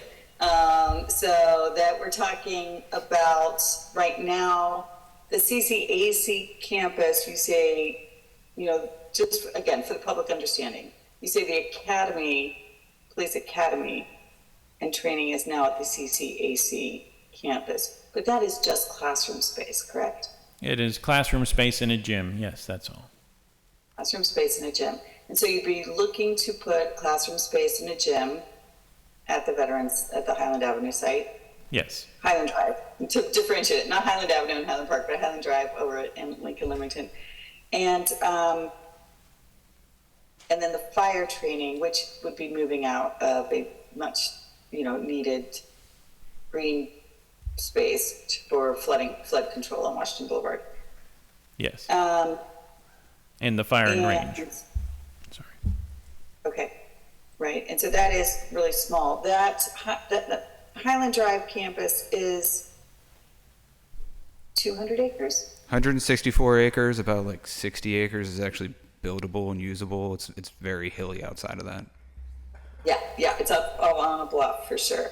So 160 buildable acres is No, just like 60, about 60 buildable acres. Yeah, I thought you said 100. 60 buildable acres is a lot bigger than the CCAC classroom space that we're currently leasing. Yep. Correct? Yes. And the fire safety training that we have on Washington Boulevard currently, what is the acreage there? I'm not sure of that, but it's not very large. I mean, About 1 acre. maybe. Yeah, I would estimate around that. Okay. I've done this twice before. I feel like this is my annual recitation of the General Services Administration of the federal government disposal of public benefit conveyance legislation, right? How the feds dispose of federal property. So we had the right of first refusal as a municipality. They came into town. Supposedly, we were told, there was testimony at council from the previous administration that the federal government said we can only use it as a public safety training facility. That I have a hard time believing. They also categorized homelessness as a use. Is that in our cooperation agreement for the purchase? No, whenever you submit an application, you can't split up the uses through the public conveyance process, so you had to just pick one. Okay, so we'll go back and watch that. But Pete, Director McDevitt, if you could respond to my questions, that would be more helpful. Thank you. So correctional facility and law enforcement or emergency management response is one of the allowable uses under, again, this is just disposal.gsa.gov if you want to read it yourself. Educational use, highways or widening of public roads, historic monuments, homelessness assistance, negotiated sale, which is, I think, what we've done, public airport, public health uses, public parks and recreational areas, port facilities, self-help housing, which is not the same use as homelessness assistance, right? This is like a self-created community. I especially love this one, so I'm going to, Mr. Chair, please indulge me for a minute.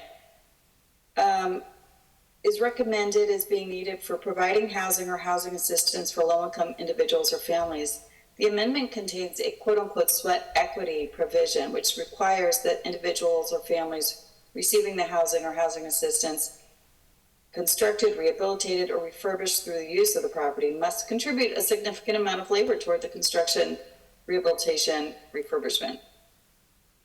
And I think that's a really kind of amazing opportunity that we have yet to consider. And then the last one is wildlife conservation. So there were other options for the site for sure. And I know that there were members of the previous administration, even the previous council staff and members who really believed that the consolidation of fleet to this kind of difficult to get to high elevation bluff was a really good use. I never was one of those people, so I'm glad that that's not our plan. Plus, it just takes so long to move around the city when you've got a fleet consolidated at a location like that. The fire and safety training facility, again, I won't take too much time here, Mr. Chair, but we've talked before. We've talked in Director Schmidt's office. Councilman Coghill has helped me make phone calls to neighboring municipalities asking for the use of their indoor firing ranges or even outdoor firing ranges that are outside of the city. My office and other people have costed out the price. You can build an indoor firing range to all the specifications needed and for the size needed for our recruiting classes for around $3 million. And it doesn't take that much space. And neighboring municipalities like Mount Lebanon has just done so. They located theirs very close to homes and had a little bit of back and forth about the soundproofing on it. And so we don't need 60 acres for that, and either. And this is not even the only site we have for an indoor firing safety range. And so I think the question my constituents want to hear is, well, why haven't we built one yet? Because this has been a 20-year conversation. I've shared the consolidated digital drive with 20 years of documents back and forth that we've consolidated. And so what's the holdup?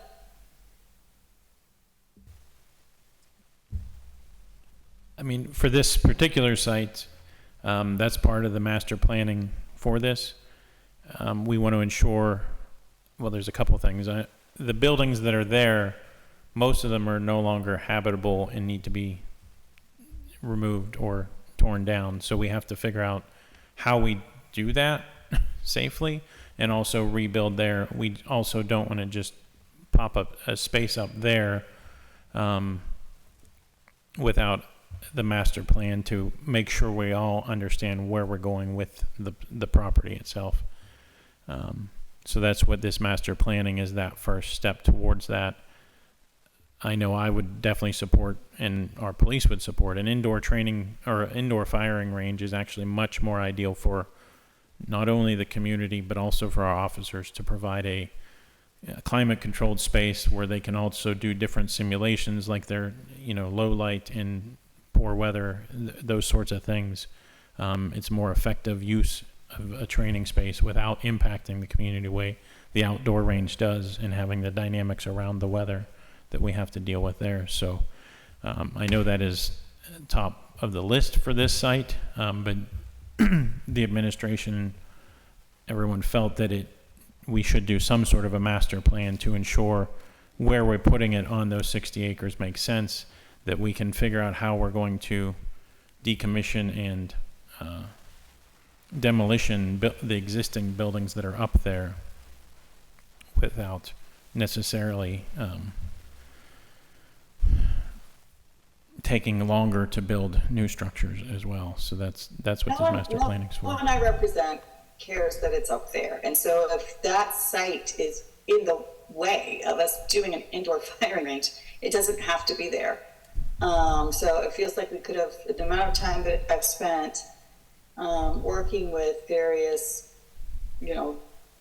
public safety directors, happy to work with you now, but there have been quite a few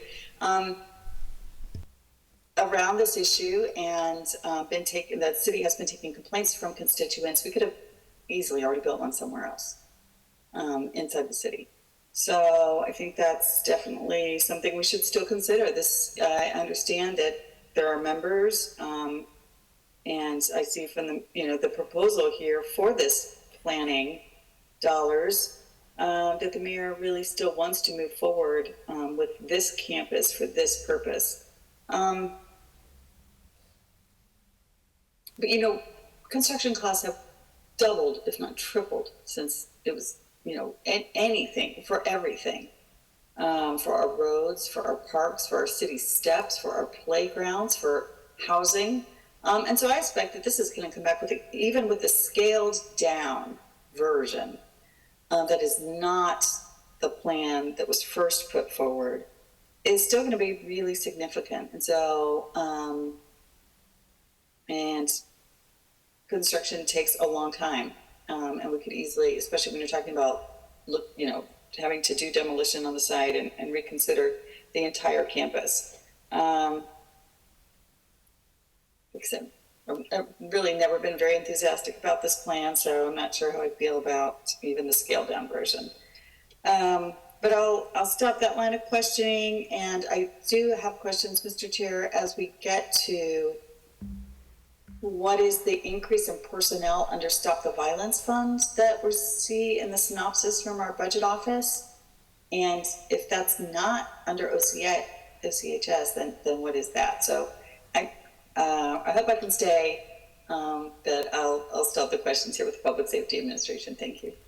Thank you, Councilwoman Gross. And, at first, we don't have anybody else online, do we, Peter? We do not. Okay, so first I want to echo Councilwoman Gross's, plea for the new indoor firing range. I know her neighbors. I know she gets the complaints. We've talked to you. We've talked many times about it. So I just want to put my support behind that. And but beyond that, Councilwoman Gross, you had said you had questions about the amount of employees with the Stop the Violence Fund. Is this not the time to address that, or do we want to wait until they come up? No, so I think Stop the Violence is next on the Yes, agenda. okay, so it's appropriate. We'll wait for that. Okay, so one quick thing for me. Councilwoman Warwick's touched on this shot spotter. I took a lot of pride that we didn't have it in my neighborhoods because I felt we didn't need it. However, that's changed. The care community has, emphasized that they would like to have it because we have had, a number of shootings, even murders up there.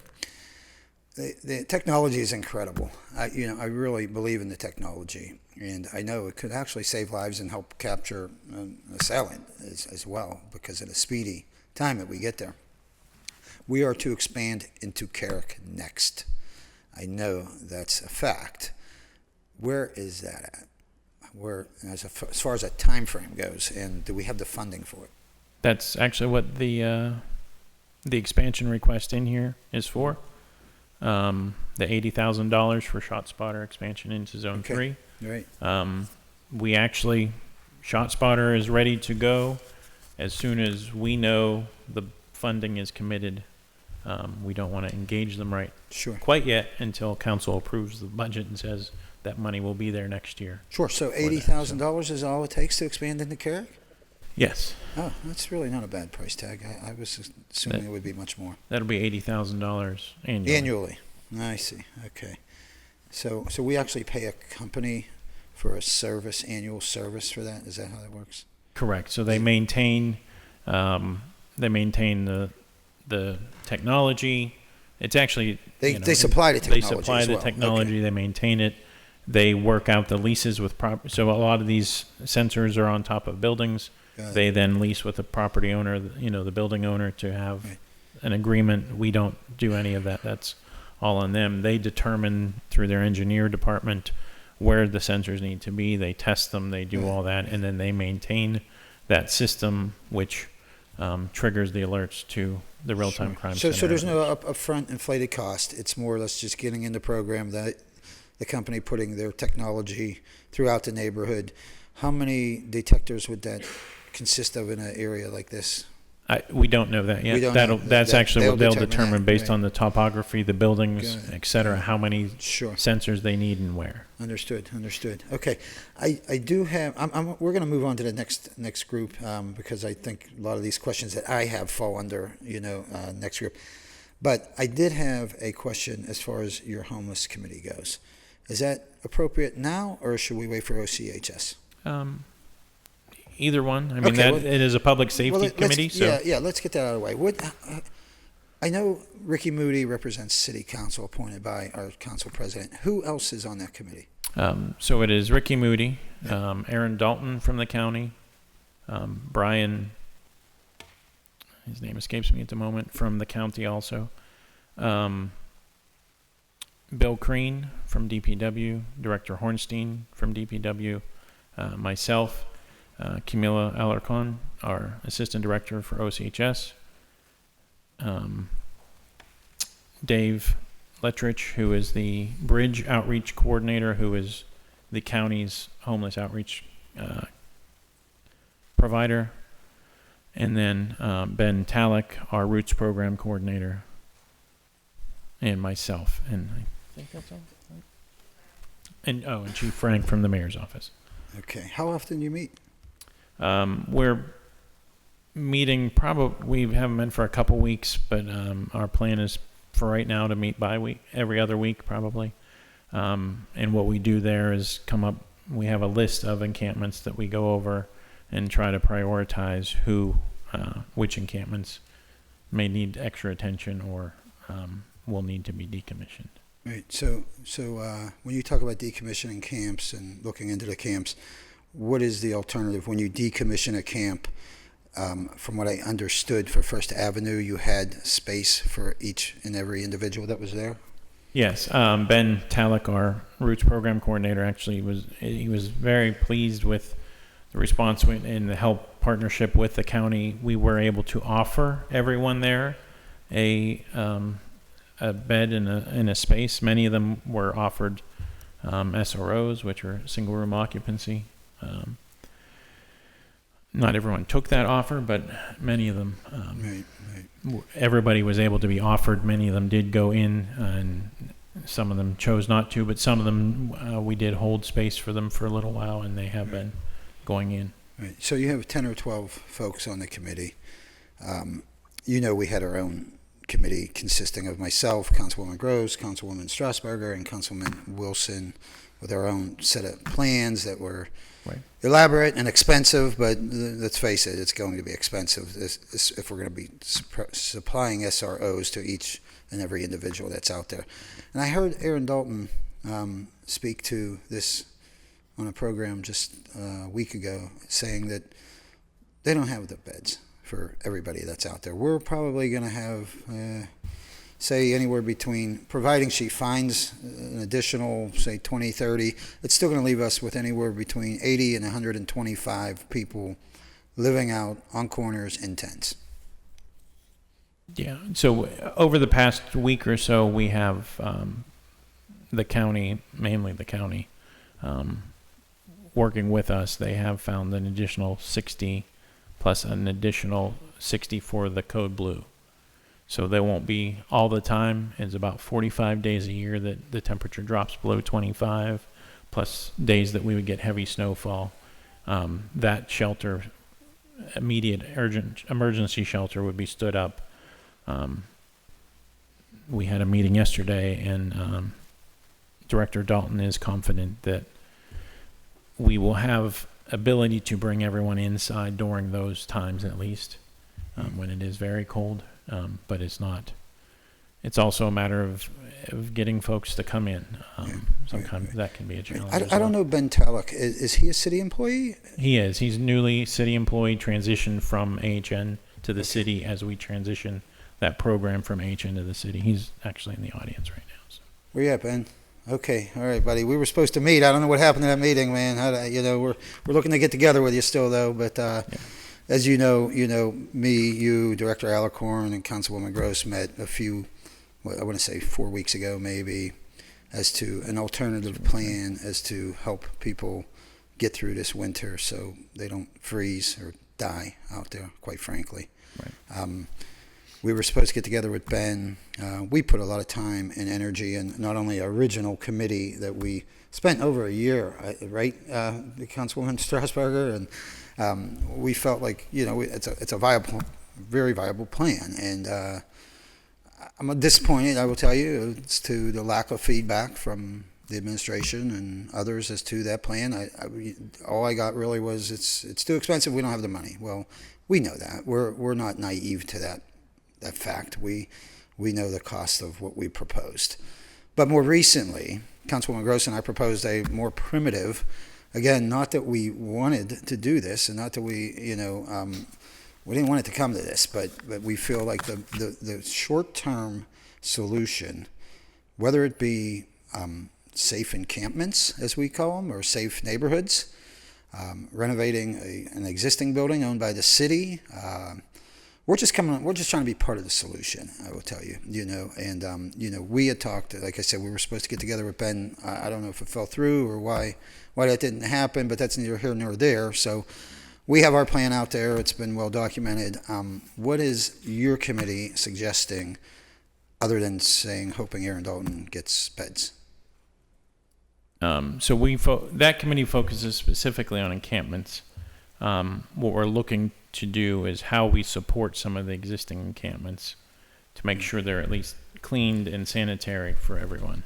Unless it's an encampment that we feel, for safety reasons, needs to be decommissioned. But we definitely need, and Ben has actually been working through, and myself and Camila have been meeting with Director Dalton about your plan as well, to make sure we're factoring I would how that suggest goes you in. meet with us about our plan as Yeah, well, I think too, you know? I think we were working on a meeting, but I'm not sure where. Okay, good. that I'm is, glad to but- hear that. And I did hear you mention earlier as to, getting the necessary, services and things that they need, whether it be indoor, outdoor facilities for restrooms and, first aid and everything that they might need to help them get through the winter. Warmth, of course, is the top of the list as to now. So you all have been talking about what we presented just recently, and you want to sit down and talk about it. Yes, yeah, we definitely need to get that set. Can we set that appointment you now? have a lot of budget hearings in the past couple of weeks. I understand. It's been very busy, and believe me, we've been working.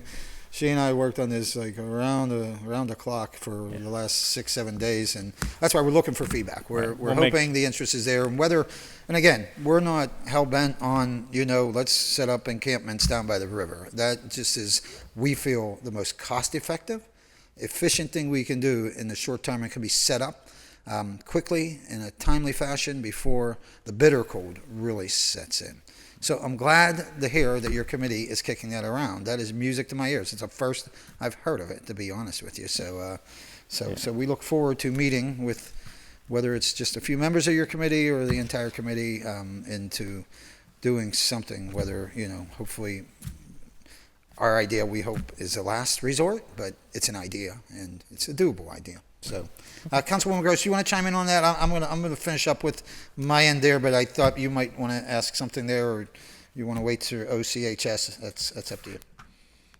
Thank you. No, I'm glad that you're having the conversation. I'm also happy to hear that there is a commitment on behalf of the Department of Public Safety and the Department of Human Services to talk about the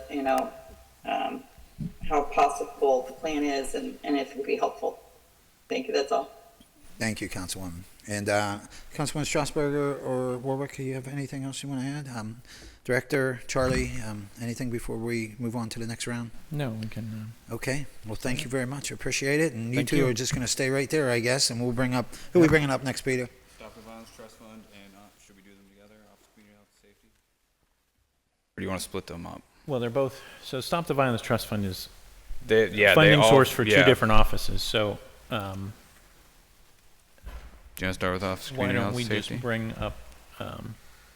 Start with the Office of Community Health and Safety. And Okay. OCHS, if you would we'll please do come to the Office of table. Community Services and Violence Prevention. So the mission of the Office of Community Health and Safety is to improve community safety and well-being and support public safety personnel by building a public health informed response continuum. Quick overview, the Office of Community Health and Safety focuses on developing a continuum of support, the implementation of public health informed practices, consistent community engagement and partnership, and a quick position summary. All of these positions are funded out of the Stop the Violence Trust Fund. So for OCHS, there's a total of 38 full-time positions in that trust fund, which is an increase of 20. That is made up of title changes from manager to assistant director, swaps of a number of positions, the addition of 2 bachelor social workers, and the entirety of the Roots program positions are housed within the Stop the Violence Trust Fund under the Office of Community Health and Safety. And a quick summary of non-personnel changes. The vast majority of OCHS's 2023 non-personnel budget was $5 million for the Roots program. The Roots program and positions will become an integral city program in the Office of Community Health and Safety in 2024, with all of those positions funded by the Stop the Violence Trust Fund. They do not have any capital items, and there is, I believe, $58,000 just in the general fund for some professional services and supplies. Great. Everything else is out of the Stop the Violence Trust Fund, though. Great, thank you, Peter. Director, would you please introduce yourself for the record? Thank you so much, Councilperson Coghill. My name is Camila Larcon, and I'm the Assistant Director for the Office of Community Health and Safety. Thank you. I see, I love charts, and I see we're setting up. Is that all you have to set up right now before we move on? So yes, and I can see that a lot better than this TV over here. Yes, this TV is a million miles away I know. from me. And this, I promised you the new data, so Yeah, I thank wanted you. Yes, to show you yes, the new that's data. what I love about you. You're on it. I really appreciate that. So with that, whether it's Charlie or Director, you can go ahead with your presentation.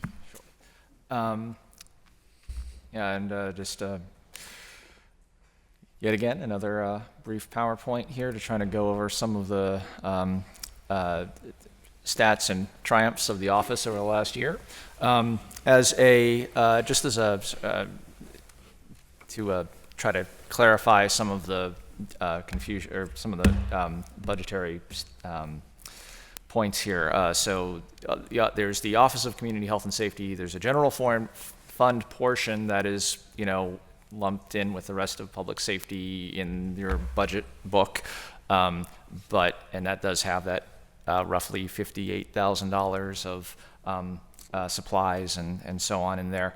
But then there's a lot more of all of the personnel salaries, the actual city employees are all housed under the Stop the Violence Trust Fund, as well as all of the staff and employees of the Office of Community Services and Violence Prevention.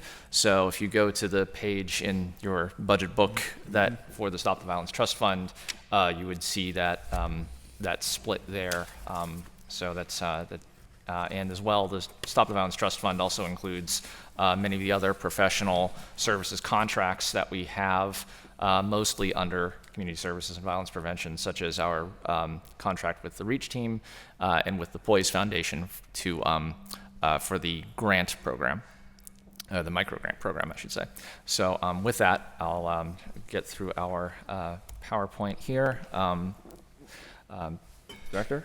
I think I've talked to you all a lot about OCHS, and you're probably a little tired, so I'm just going to go to the next couple of slides. I just wanted to show you what we are asking for our budget is just to support the programs that I talked to you about in the post agenda. So specifically for co-response, as it's growing, we actually got a request from Commander Mercurio in Zone 5 that they want us to come there, and I know that we've talked about other areas. We are currently consulting in different areas to make sure that we're supporting all the other districts. So we requested a team lead, a police team lead, which would be a social worker, master's level social worker, so they could really help develop the program and bring it to expansion. And then, of course, we also requested in our people in need of support, which is people who are engaging with high utilizers. We had a transition. The project manager left, so we need to hire a project manager, but as also our COS manager transitions into public safety, we need to consolidate that. And then for the Roots program, we really need to support those hubs. We were talking about what it takes to have those hubs be operational, which was in the contract negotiation. So those are the three programs that we asked in the budget. So that's what I wanted to focus on. I remember I promised you all I would bring you the data migration. So if we could just go back quickly to the data. For co-response, when I first met with you all, I think it was a month ago or 6 weeks ago, we had been working on geolocating because most of the people are unhoused and it's hard to find, but our data analyst, Andy Nunn, is a whiz, and he was able to work with it. And just in the past 4 weeks, we've had an increase from 79 people, now we're serving 150, which are the highest cases of people experiencing crisis. And then for our PINS program, which we were talking about the migration, we have 1,075 people. Those were the people that were missing from our last presentation that we finally got into this system. And then that brings our total program, as you can see on the map. We serve 13,052 people. all around the city in the different areas. These are the people that are most in need and would qualify as the most vulnerable in our city. So I just wanted to make sure that I brought those numbers back to you all. And I have some of the staff is sitting in the audience, but I just wanted to say in the past 7 months that we've been in this transition, they have really improved, implemented, and really jump-started these programs to be what they are today. So those are where our budget asked to support those programs, to make sure we can get to your districts, to make sure, as we were talking about, we don't want to grow too fast too soon. And so we've been noticing that we just needed to support in certain areas. Right. Thank you, Director. Director Schmidt, did you want to add anything before we move to council? Yeah, I know one of the questions that I think it was Councilperson Gross asked was a significant increase in staff. I just wanted to note that 17 of those positions are the transition of the Roots team from AHN to the city as employees. So that's where a significant, obviously 17 of the 20 are coming from that program transition. And this is funded through the office, or through the Stop the Violence Trust Fund, as we can't fund those positions with the ARPA dollars. Sure. Okay, I usually stay in order, but being that it's been such a long day, it really has, and I know Councilwoman Warwick and Strasburger have been here with me the entire length pretty much. So I wanted to ask the two of you and Councilwoman Gross, if you have any time constraints, I want you all to get your questions in. So do any of you have any time constraints? You good? Councilwoman Warwick? Councilwoman Gross? I'm fine, Mr. Chair. Thank you so much. Okay, good. Then we will start with Councilwoman Strasburger, as we usually do. I actually have no questions at this time. I'll leave it to my colleagues and maybe think of some as they speak. But between the post agenda and, what you've already presented, my questions are satisfied. I will say, though, you're really catering to your audience with an in-person board. So I love it. I don't quite understand it yet. I got some questions on it, but I love it. It's right there for me to see. Had 5 maps, but they suggested we just put one. Yeah, you know how to get right to my heart. Councilwoman Warwick? Yeah, I don't have too many questions either. We've gone in depth in the post agendas. It's been very helpful. I do just want to say, just for the benefit of, with the encampments and the issues around the unhoused, it's a huge problem in Pittsburgh. It's a huge problem everywhere. But just for folks who are sort of seeing it from just the resident perspective walking around. There is so much that is being done by this team. It's astonishing. From one-on-one interactions with our unhoused residents to, driving people to and from shelters to services. It really is it's just the definition of doing everything we can to handle this problem with care and compassion. And I know that there are a lot of very loud voices sort of coming at you from both directions on this, from the very uncaring and uncompassionate side to also those who care, that are just so that everyone knows, this team is incredible. And I'm very proud of this administration, director, and yourself, and just the whole team, this approach to public safety. And it's a hard problem, and I know that you're doing everything you can, and I think you're all doing a great job. We really appreciate those words. We've been trying. Our goal is to really help people advance with dignity and have them be back in their communities and feel part of that community. So the team will go, like you said, with their own cars, transport people, take care of their belongings, ensure that people feel safe and part of the city society. So I really appreciate that. Great. Thank you, Councilwoman Warwick. I'm just going to add my 2 cents to get out of the way, and we'll end with Councilwoman Gross on OCHS. I want to echo Councilwoman Warwick's thoughts, and from the time I met you, I really felt you were going to be a huge asset to OCHS, whether it's your caring and compassion ways, and I look forward to meeting with you and talking about what we can do and how we can help, whether it's following what we're proposing or something you're proposing, but we're all in, and count us as able-bodied. We want to be part of the solution. So, Councilwoman Gross. Thank you, Mr. Chair. I appreciate it. I'm also not going to talk for long, but I really appreciate the data analysis. You mentioned your data analyst. I think we might want to steal the data analyst for every other department where we're trying to get really concrete answers to questions. And really, not even joking, it's impressive that there's been such a ramp up in capacity from OCHS since you've been there, but then also you're really able to demonstrate it to the public and to us with the internal metrics, the tracking, the organization, the data. That is a big job in and of itself. And so we're really happy to see this investment really taking off. It's, I think we should all kind of take note of the amount of lives that you're helping, right? The number of our residents that you're touching. I think I caught 1,700 individuals that are currently being helped. Is that what I heard? Yes, we're 1,352.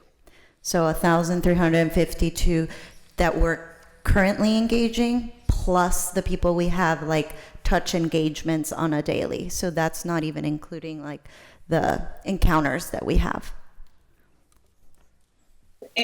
So thank you, right? It's been a big shift for the city. Just again, to remind the public, we didn't used to have an office of community health and safety. Our core functions are not social work. Our core functions really are about paving and fire and EMS and Parks and Rec. So this was a big shift for us and a really big capacity to build out, but it's just where we are. It's where we are, as Councilwoman Warwick said. This is what's happening everywhere, and it's happening here too. And we really want to help our residents get their lives back.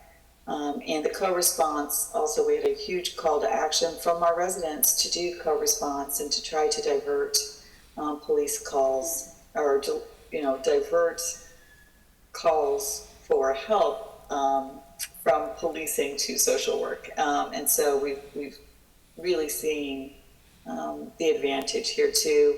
Again, these numbers are elsewhere. I know they're in the post agenda, but just to touch on them, that population that you've been able to identify that were the repeat calls to 911 to try to help those people with their core issues, so that they're not constantly tapping the 911 system. That's going to be incredibly helpful, not just for those people's lives, but for the operation of our public safety system in addition. So it's wonderful that we've finally seen these results, and I really appreciate you and your team, and Director Schmidt as well. Thank you. That's all, Mr. Chair. Thank you, Councilwoman Gross. And before we move on to OCHS, I again wanted to say, when we kind of disband the old routes, I was really concerned. But not only do I credit you, Director Alcorn, but I think Director Schmidt deserves some credit for, and probably others in the administration, for bringing you along and getting us to the point where I feel like we're moving in a positive direction. Of course, there's a lot of work to do, but with that, that's it. And I don't think we have enough room up here for all the Stop the Violence folks that are in the audience, but we'll bring up who is here to speak on the matter, and we'll move on. Thank you, Director. Thank you so much for your support. You're welcome. All of you. Appreciate it. When you're ready. So now we'll go over the remaining funding out of the Stop the Violence Trust Fund. The Stop the Violence Fund was created to support services and programs that prevent violence and criminal activities, and also support community health and safety programs. A quick overview. The revenues of the Stop the Violence Trust Fund were authorized to be funded by a transfer equal to 8% of the police operating budget in 2024, per Chapter 237 of City Code, which is $9,825,848. There's another transfer in the Roots contract of $989,836. The expenditures in the Stop the Violence Trust Funds make up salaries, supplies, materials, professional services, equipment, and other services in connection with programs that prevent violence and criminal activity in the city of Pittsburgh. And just to go back to the funding, this year the transfer is equal to 8% of the police's budget. It doesn't come out of the police's budget. It is an additional amount that comes out of the general fund. And over the next 2 years, that number increases to 9% and 10%, respectively. So the positions in the Stop the Violence Trust Fund, there are 52 total positions. We already went through that the Office of Community Health and Safety makes up 38 of those. The remaining 14 positions are in the Community Services and Violence Prevention team. And those include the changes in the 2024 budget include swaps of 2 public safety ambassadors and 1 administrative specialist community for 1 administrative assistant, disruptive properties, and community outreach supervisor. A summary, the Stop the Violence budget includes the following major items. There's about $4.25 million in salaries and benefits. There's $1 million for grants, $2 million for Centers That Cares, $1.9 million for additional community spending, $1 million for anticipated council initiatives, $600,000 for PDP ambassadors, $115,000 for Freedom Indeed, $100K for Operation Better Block, $100K for primary care and MEE productions or mini grants, and the $989,836, as I mentioned earlier, to be transferred from AHN Roots contract. That's all I have. Thank you, Director. Director Schmidt, do we want to bring anybody up to the table? I see David Jones is here. I see my buddy Cornell's here from Overbrook. Are we bringing somebody to the table to speak to this other than just you and Charlie? Yeah, we'll bring up Assistant Director Jones. He's oversees community affairs, which is, and we can also bring up Dr. Solomon. He is the Office of Community Services and Violence Prevention Supervisor. So that's beyond the OCHS. The Office of Community Services and Violence Prevention is also funded through the Stop the Violence Trust Fund. So they can go over their specific programs, and we do have a short presentation for that. Sure. Gentlemen, if you just introduce yourself and, you can start any presentation or words you might have for us. Good afternoon, everyone. David A. Jones, Assistant Director of Public Safety for the City of Pittsburgh. Solomon Armstead. I am the Supervisor for Community Affairs or Community Outreach. All right, and if we'll just bear with me for a moment here. Thank you. This is the last one. So, if I can get it to work. Doesn't seem to be. All right. Well, unfortunately, wait. Here we go. All right. Not sure why I can't. You don't have a chart for us? Screen. I know. You I have have a big, chart. big poster board for us? Oh well, next year we'll do it for next year. But just to go down the slides here again, we have the organizational chart for Community Services and Violence Prevention. I apologize, it's very small. I seem to be having a little bit of technical difficulty here at the end.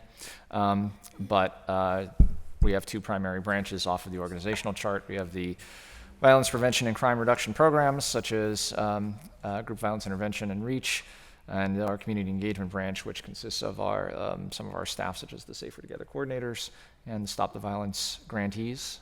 To provide something that's a little more legible, we have the roster of positions that are funded from the Stop the Violence Trust Fund for the Community Services and Violence Prevention Office. That would be our Assistant Director of Community Affairs and our Community Outreach Supervisor, as well as 1 Stop the Violence Coordinator, our 6 Safer Together Pittsburgh Project Coordinators, our 2 Violence Prevention Analysts, 1 Media Coordinator, and the 2 Administrative Assistants, 1 for Disruptive Properties and 1 for the Community Services and Violence Prevention Office in general.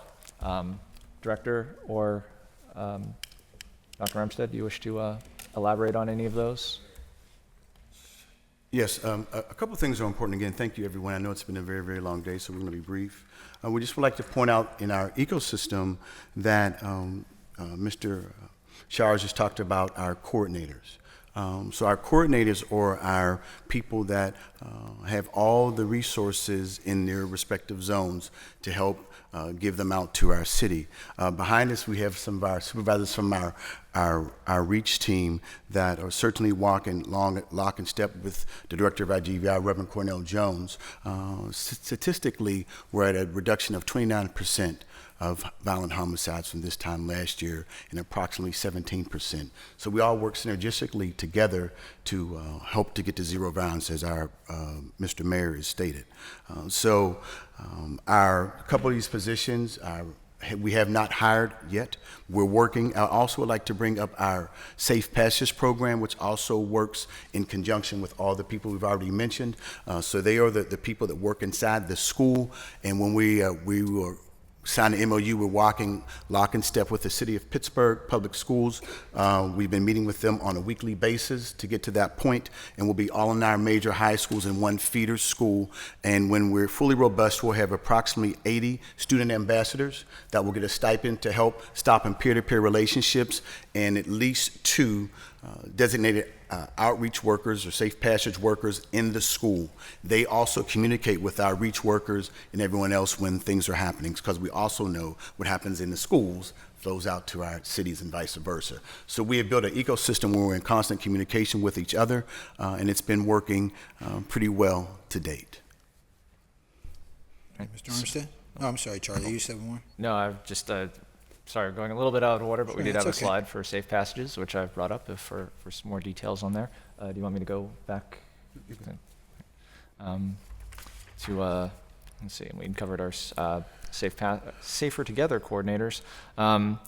We are looking to hire 2 violence prevention analysts, which I'll defer to your expertise regarding. So currently, again, we are in the interviewing process. We are driven by our data. And hopefully by having those 2 positions in-house, that will help us immensely as we are, which will help lead us to the right way and give the right resources in the right areas. And we have If I I'd just add a little bit, as we've seen with OCHS and we see with the Office of Community Services Violence Prevention, especially around new programs, we need to be able to show our work. So it is critical to have good analysts that can prove that, show that we're making a difference, and show council and the general public and community that information. So those roles are very critical to us. And you can see just having one analyst in OCHS has helped make a big difference on us showing the work. So we're looking forward to having those folks to work with the REACH team and work with our general staff around showing the preventative work we're doing in public safety. Thank you. With that, our next slide describes the Disruptive Properties Program. Again, Disruptive Properties, we're just targeting commercial right now. As you guys know, that we were dormant for approximately 5 years, but Ms. Brundage, along with Zeke from the mayor's office and the director and myself, have been working, and we have been targeting those properties that have been causing us problems in our communities, and we continue to work with them. We're giving them the proper paperwork when they're not doing appropriate things, and hopefully they'll get into compliance. So it's been working. Again, they also have been working in conjunction with our Pittsburgh police. That's who Ms. Brundage gets a lot of our data and information from. And we're moving along pretty well.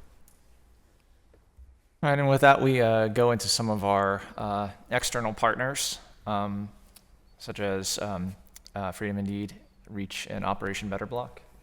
So again, Reverend Cornell Jones is our GVI director. He works in conjunction with all of our partners at the REACH program, Pittsburgh Police. He's our conduit for all those things that we do. Our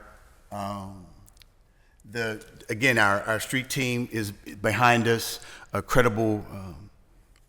incredible group of young men and women that are helping to stop violence. They've dedicated their lives to helping to stop violence in our city, and our data is proving that. We're grateful that they're in with us today. That's our supervisors in the back. And they make sure that the people in our zones that are working are the ones that can actually do the work and have those relationships. As we know, we can't police our way out of any of this. It's the mediations that these men and women do to help us along the way. Our last report, this team did over 300 mediations. That's an amazing job to be able to make sure we can't stop the first shot, but we're trying our best to mitigate and minimize the next act of violence in our communities. And our give me which one.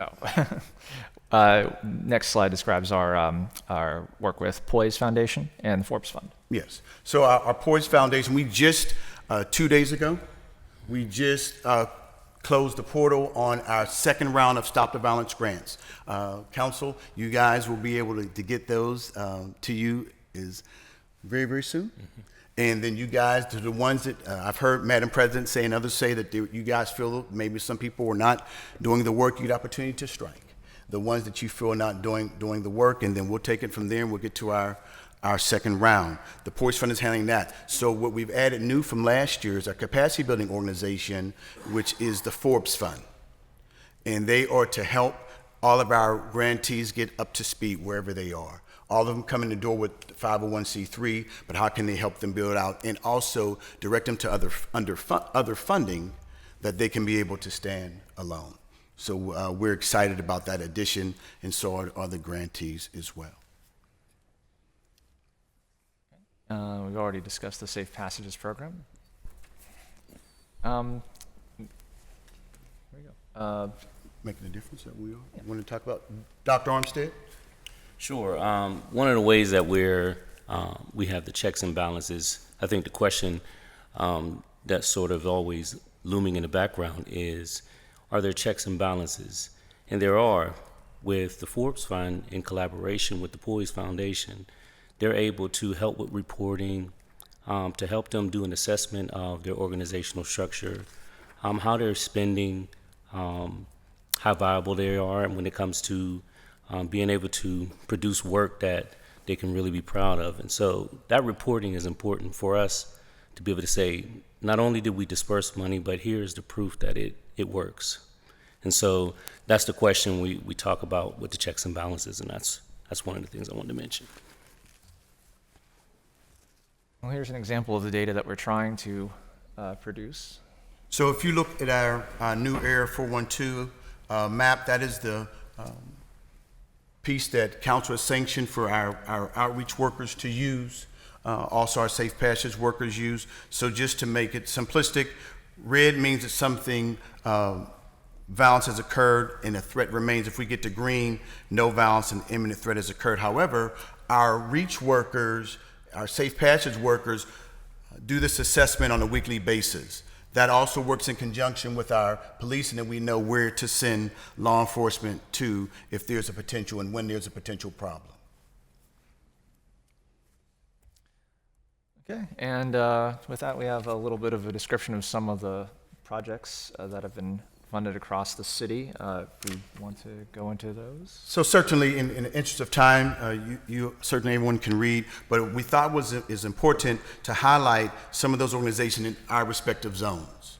Project Destiny, Ozenham, Zakiah House, Center of Life, Wrestling with the Youth in Zone 6, and they all have, you can read a little bit further on, they all have, everyone has used their money to the fullest capability. No one's done anything nefarious. And we continue, and this also helps in our ecosystem to help stop the violence in our community. We understand the more that our youth have to do, the more things that they have in front of them after school and maybe during school, it all works synergistically to help us stop the violence.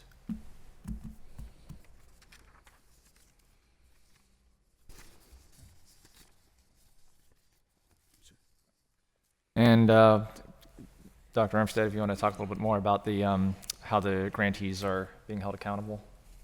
Yeah, I mean, as I said, basically you have the Poise Foundation in collaboration with the Forbes Fund. They're expressly, one of the things that I think that is important to underline is that when it comes to how each organization is spending, what they're looking at is, for some who are providing protective factors for youth who have high risks, who are at risk, they're high risk because they have multiple risk factors.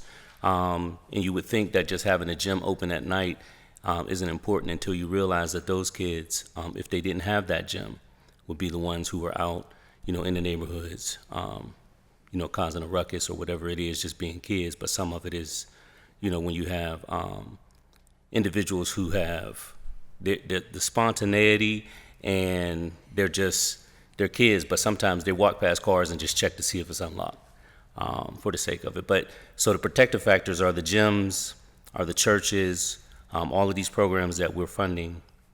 And what we're seeing is those things are really helping to mitigate those numbers of crime that we're seeing go down. A classic example of that is that during the last school year, we connected with Imani Christian School in the East Hills area because they don't have a rec center there. In that capacity, they had approximately 60 teenagers in there twice a week. And that we also were able to see a reduction in violence during that time. Because if you're in the gym, if you're playing basketball, if you're getting other skills, you're not committing anything in any violent crime. So those kind of things are something that we're certainly still working towards, and we're trying to get those in all of our zones as well. So that concludes the programmatic section of the presentation. Just for reference here, we do have the 2023 and 2024 Stop the Violence Trust Fund budgets here. As a reminder, that's going to be all of the staff under the Community Services and Violence Prevention Office, as well as Office of Community Health and Safety, as well as a lot of the programs that we've just finished describing. One ask for 2024 to be funded from this is for crime scene cleanup. I'll defer to. So that was born out of, last year, Director Smith, Chief Frank, and myself, we watched the shooting of the gentleman, the person that shot the police officer out in the outer area. So we were watching in their office, and once the officer shot the fatal shot, Chief Frank asked, "What happens now?" And essentially I said, well, in the hood, Chief, nothing. But I said, in suburbia, what had happened when that officer got slain, they shut the schools down, and people had the resources and the social workers and the trauma people to help them through that impasse. So as we generated the conversation, sometimes when there are crime scenes in the disenfranchised neighborhoods, other than the police picking up the shelling, nothing else is cleaned. And so hopefully through this initiative, when something does happen in our neighborhoods, that not only is the crime scene clean, we'll RFP that out to the proper thing, but then our trauma team, with our REACH team and our faith-based initiative, will be in your community saying, Councilman, this happened in your community. We're very sorry. Our team will be here to help you work through any emotional impasses. And we thought that was money well spent and a very, very good idea, because they need to be made whole as well. And hopefully that violence in our community won't be normalized as normal. We're trying to get away from that as best we can. And all these initiatives violence is not normal. And we need to get to zero violence and homicides in our city. All right, and with that actually concludes our final presentation of the day. I'd like to greatly thank all of council for your patience and attention as we go through all these, and I'll defer to my colleagues here if they have any closing remarks, or if we're just ready to take any further questions from council. Okay, thank you, Charlie. And before I go to council, because they usually cover any question that pops in my head by the time it gets to me, but I will say, short experience with Cornell Jones over there. I had to call him at midnight over a murder up in Brookline. His response was incredible. And, we ended up getting some teams up there, and they helped with the neighbors walking around and addressing any concerns. Moreover, with you, Mr. Jones, in my alma mater, Brashear High School, we met with, I guess what we would say, at-risk youth. And I was really impressed with the way how you talk to these young gentlemen. And, I don't know if we made progress that day, but you know what? They knew that you were serious, and I'm really happy to see you're in the schools. The cooperation with the schools, I think, is vital to any success that you're going to have. So, thank you, Council. Yep, you're welcome. So, Councilwoman Strasburger. Thank you, Mr. Chair. I wish I had said this when OCHS staff were here as well, but I really, really thank you for the work that you do and everyone who you work with.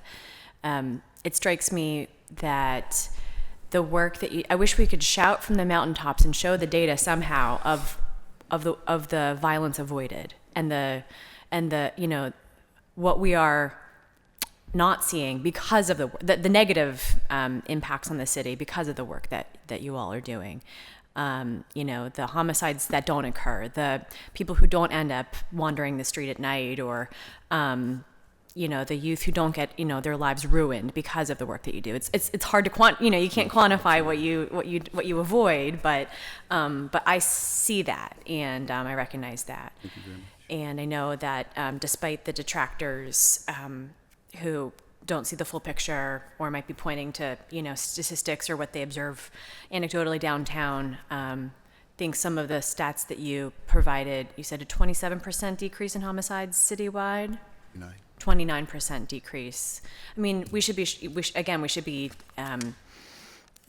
repeating that everywhere we go because that's significant, and we want to get down to a much further reduction as well. But of course, and I wanted to mention also that I'm really pleased to hear about the partnership with the Forbes Fund. This was actually a topic of conversation among council members, that we don't feel like we are, as a city, grant makers. We don't have the experience. We don't know how to discern, one group that's doing great work from another group that sounds good on paper but isn't really doing the great work.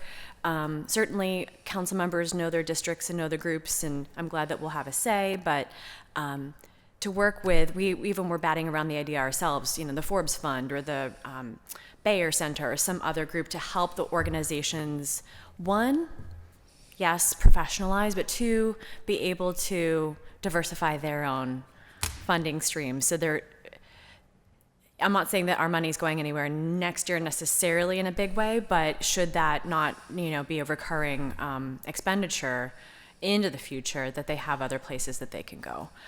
And can be, on solid footing that way. When we think about the Stop the Violence Trust Fund grantees, we have we've had these ongoing conversations about what's the biggest impact that we can make with this funding. And it sounds like for many of the organizations, like the impact is there, like the money is being spent truly saving lives and improving lives. And it also strikes me that a lot of these organizations are doing the work that maybe the government should be doing were we to have the resources to be able to fully do it. So, as we continue to evolve and think about and get on solid footing after 2026 and retire some of our debt, can we think bigger? Can we think about taking some of that burden off of the community groups and doing it ourselves? So that's where my mind's going. Lastly, I'll say that I agree, violence should not be normalized anywhere, although it's sadly, I have two things. One, I know just very briefly or very little about this designation of when either a mass violence kind of crime is committed. There can be a designation that flags the Department of Justice's involvement in their trauma response team, Tamara Collier, and some of the great work that she does. When does that come into play? Or maybe, I don't know if Public Safety Director can answer that. Like when do we get the support that some seems like some neighborhoods get and some neighborhoods don't get when we see mass violence events? Yeah, that's usually a mass shooting event in which will trigger some of that.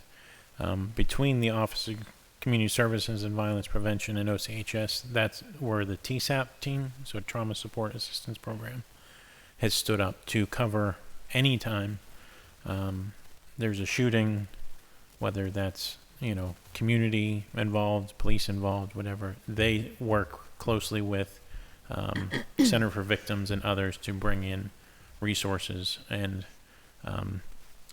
Center for Victims is always out there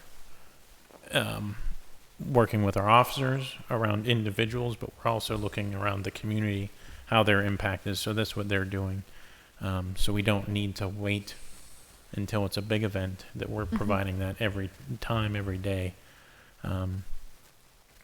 Even around overdoses and death by suicide, we are now providing outreach to those families after those events to help reduce the chance of, it impacting the family members any more than it already has.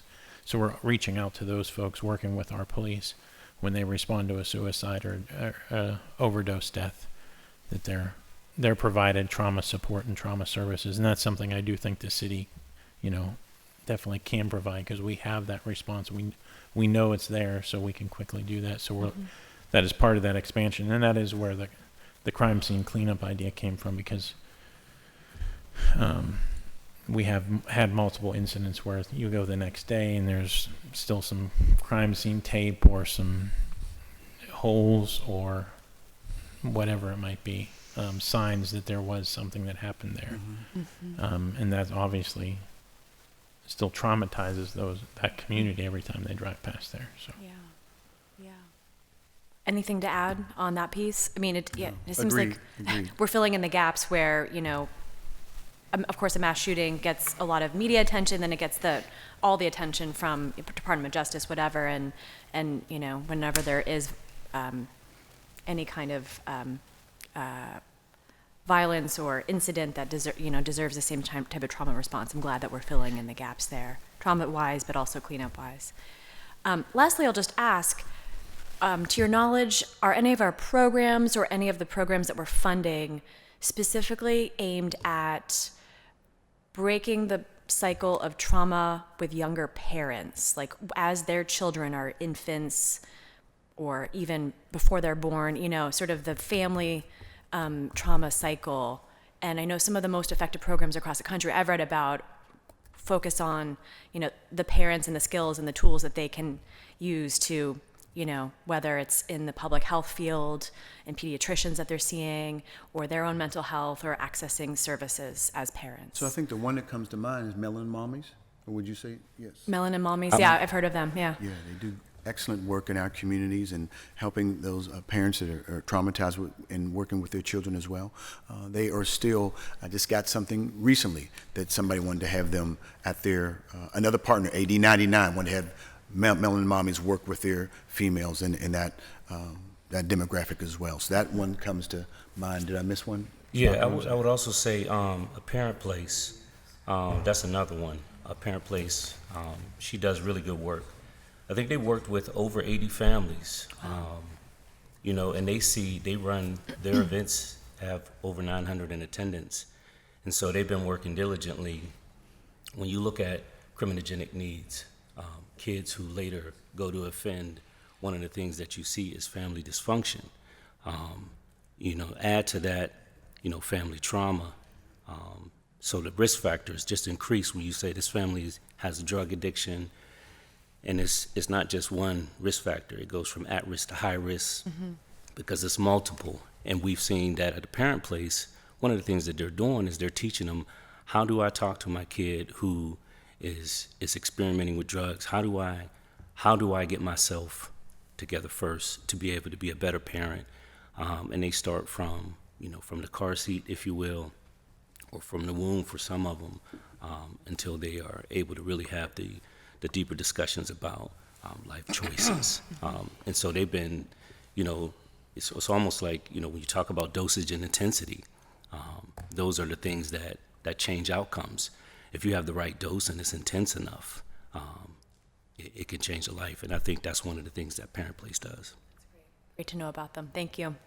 Thank you again for all the work that you and your team do. Councilwoman, appreciate you. Thank you. Thank you, Councilwoman. Councilwoman Warwick? Thank you. Thanks for being here. It's a long you for day. having Yeah, so I do want to say just at the beginning, I feel like I've sort of, this is something I've been wanting to do and haven't, and I will definitely do it soon, is I'd like to have a similar post agenda for what we did for OCHS, because, you know, everyone who's here, I'd like you all to have the opportunity to come to the table and really go into some detail about the work that you're doing, great. so that we can all better understand it, you know. And we've had a few meetings, I know, with the REACH team, so I know a little bit about it, but there's other groups, Operation Better Block and others, that I don't know, like the you know, sort of the nitty gritty of what your day to day looks like. And I think that would be good. I think it's, you know, it's good work, and people should know, should understand it. So I am glad you're getting the data analysts. I mean, I think it's important to say how hard it is, sort of echo Councilwoman Strasburger. You know, it's, you know, how do you quantify the benefit of an after-school program, right? How do you quantify the benefit of after-school sports, and, you know, and just being together with intergenerational, you know, folks of different ages, and older kids and younger kids, and just having something to do. It's very hard. But we know these things are important, right? Because it's things that in our more affluent communities we have, or we pay for, or whatever we have to do to make sure, you know. So we all know that it's important. And again, you know, and when there is something you can quantify.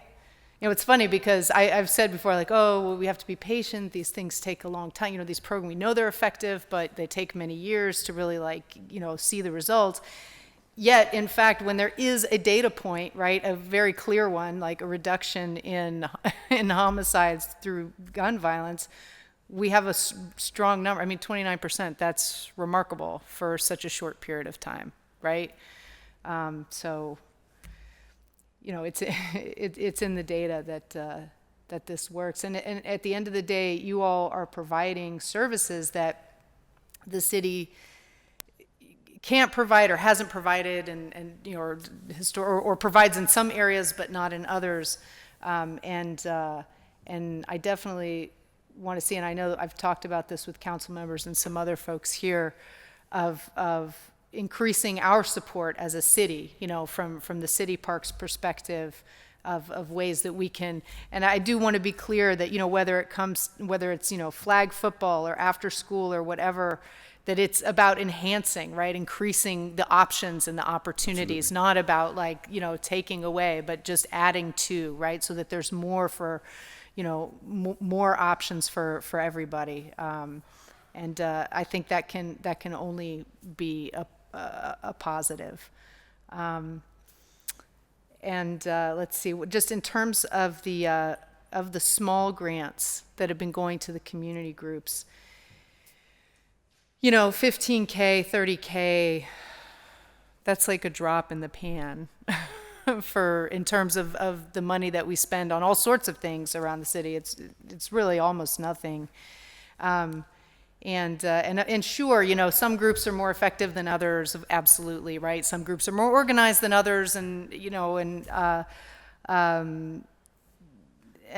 course we have to have accountability. But I do think it warrants saying that this overall kind of theme of, you know, just this notion that something nefarious is going on.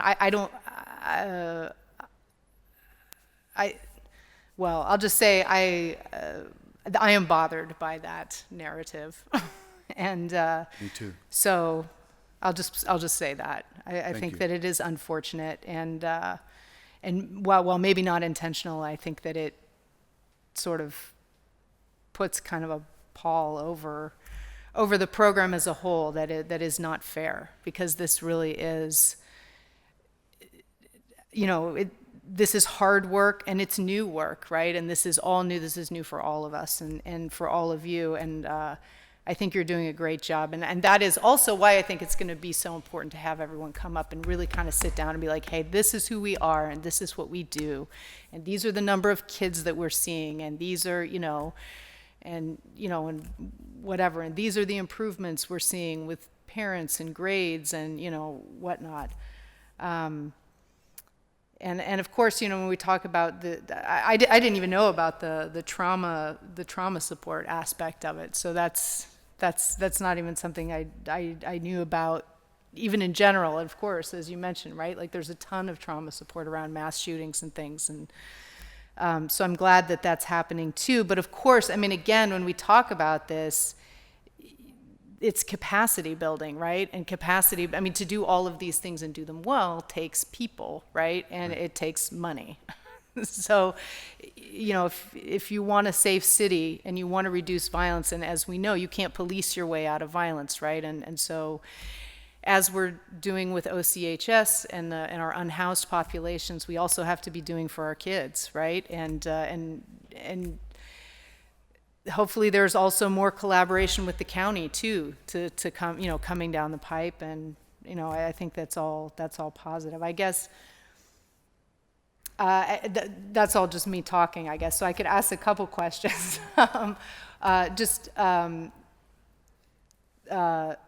Three things actually. So I guess I'd like to hear a little about.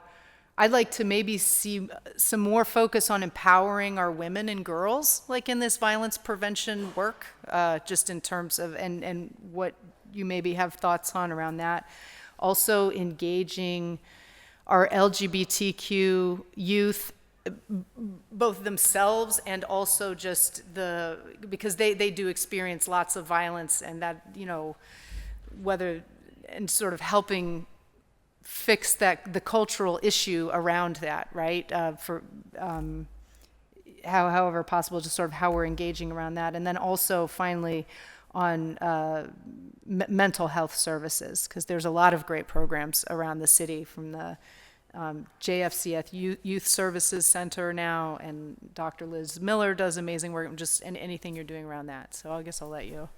So before I pitch it to Dr. Armstead, so certainly we understand that the mother's the first teacher.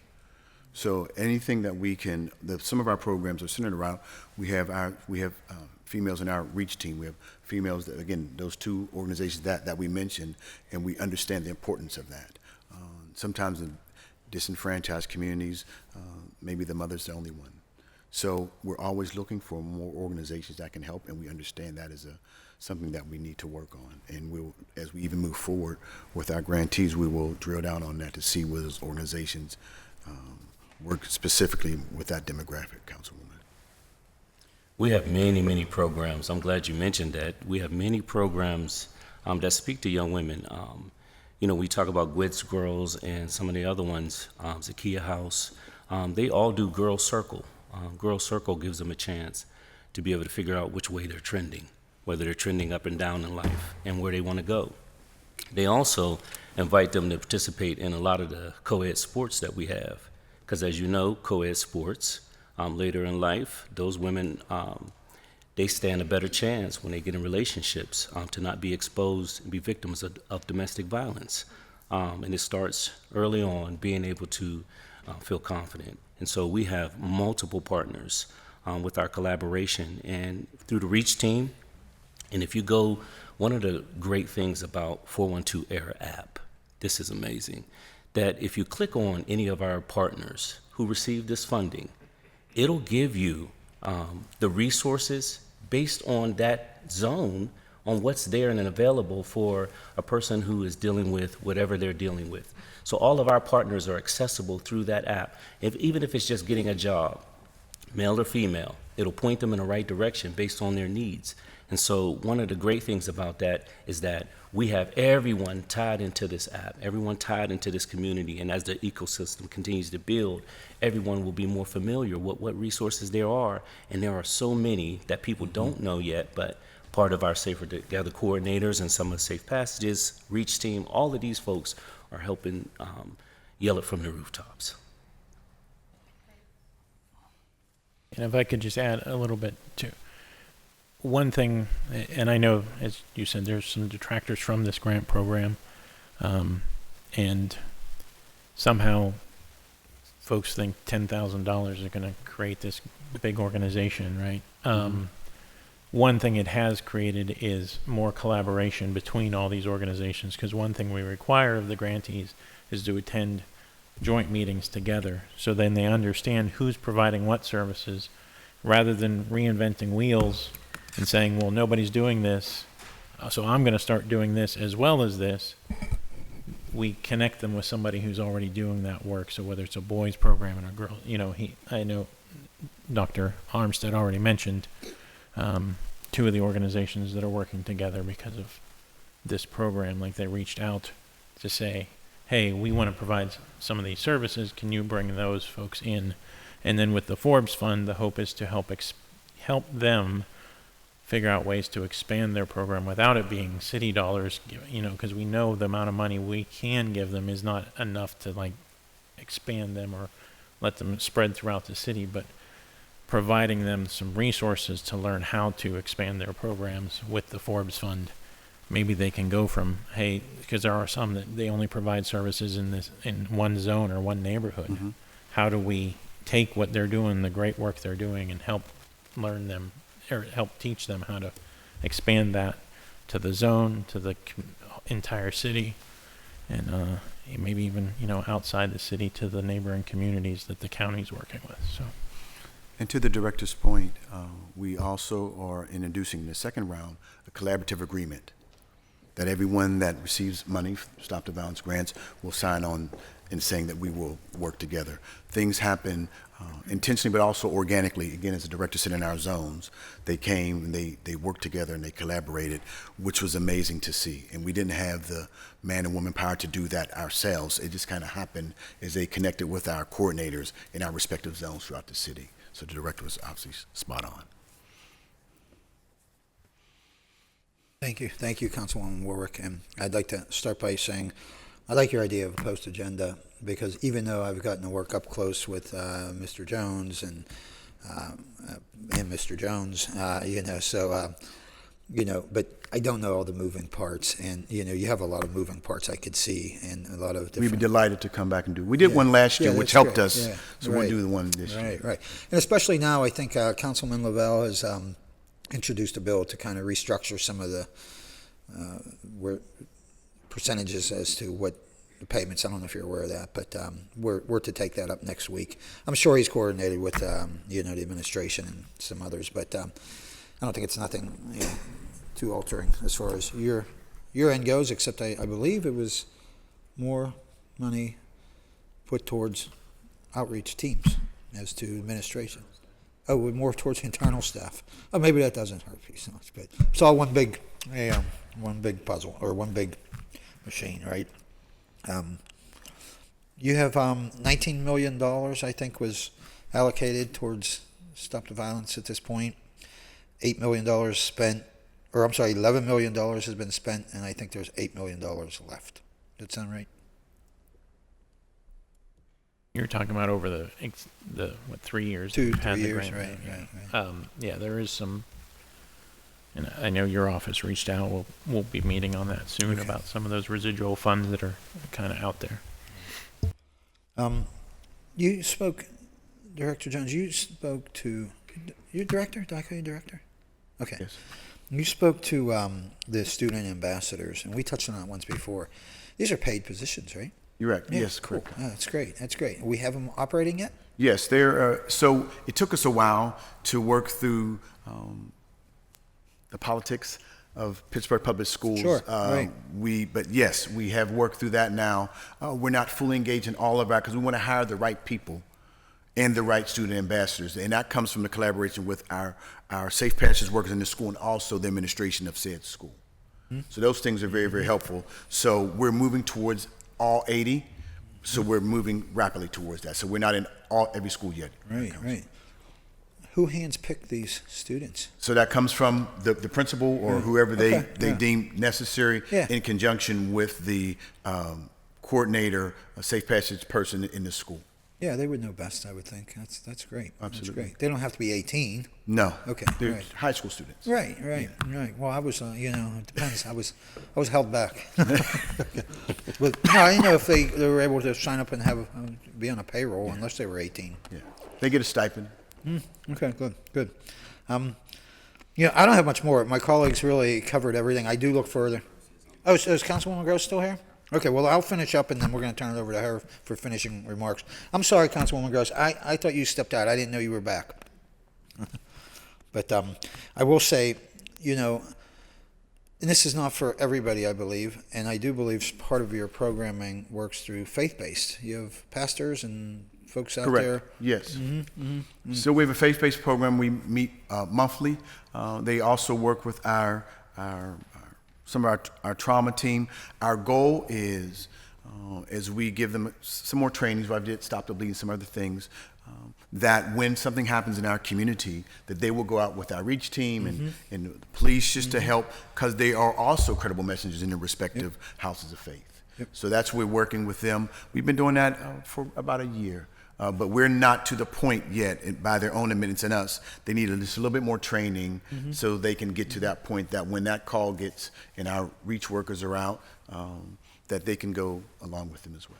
Yeah, I don't believe in forcing faith on anybody, but if somebody's out there willing to accept it, and if it helps them, I believe in it strongly. We're all denominations. Absolutely, yes, right, yes.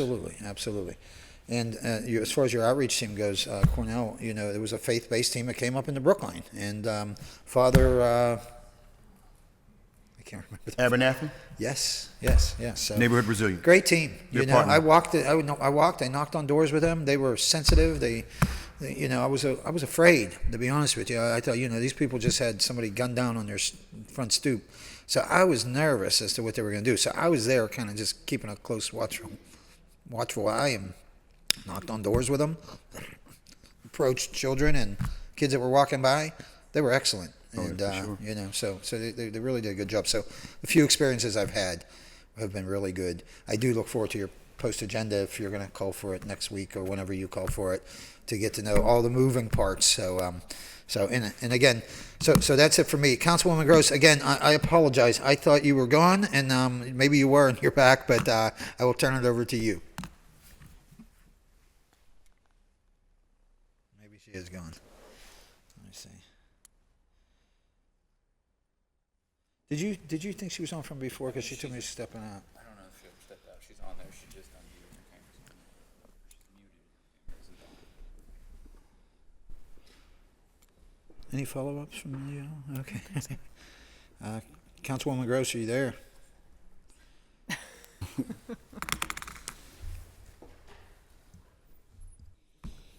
Well, it's like going soon. We'll give her a final call in a minute, okay? But anything you all want to add before we move on, so we can, as we're waiting?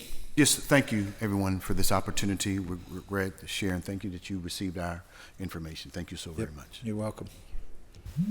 And I'll just give an overall wrap up for the day. Thank you all for your time. I guess we've been here like 8 hours, 6 hours. Long day. Do appreciate you all listening and letting our teams show the great work they're doing and talk about the great work they're doing. And I just want to thank everyone that works for public safety, EMS, fire, police, animal care and control, park rangers, our Office of Community Health and Safety, Office of Community Services and Violence Prevention, the great folks from the REACH team, and everyone on the team, Nighttime Economy, everyone here for all the great work they do all year. And, they make us all be better as a city. Yep. So I appreciate all the great work and appreciate council's time today. Thank you. Yep. Thank you, Director, and thank you for being here all day. This gentleman, are you with this group? If it's okay with these gentlemen, it's okay with me. Okay. Just real quick, I know you guys yes, have sir. a really Introduce long yourself, day. please. My name is Vaughn Rivers, supervisor with the Reach Outreach team, Zones 2 and 3, training coordinator also, been a part of the co-founder of this team. It's a pleasure to be here in front of you guys. Thank you for hearing it. I just wanted to add a few things just to kind of drive home what our team does in collaboration with some of the other great teams that are being built out throughout the city, like OCHS, which has come to our table.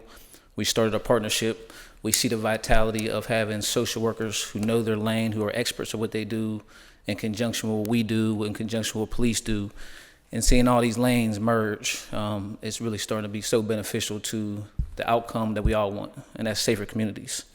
A few things you guys spoke on, Councilwoman, thank you so much for shedding light on it, is that 29% reduction in homicides and shootings should be something that should be blasted across our news, our media, all outlets. It's transformative, and you can't quantify how many lives were saved by that. It's something that this team does dynamically that not a lot of other people can do, period, in our society, is to stop and mitigate the continuance, the retaliation of violence. You spoke to something that we know that is vital in the ever-changing dynamic of this is the females' involvement and the women. And so on our team, we've been very conscious of building out strong females to go along with the males that work into this, because males and females make up our society.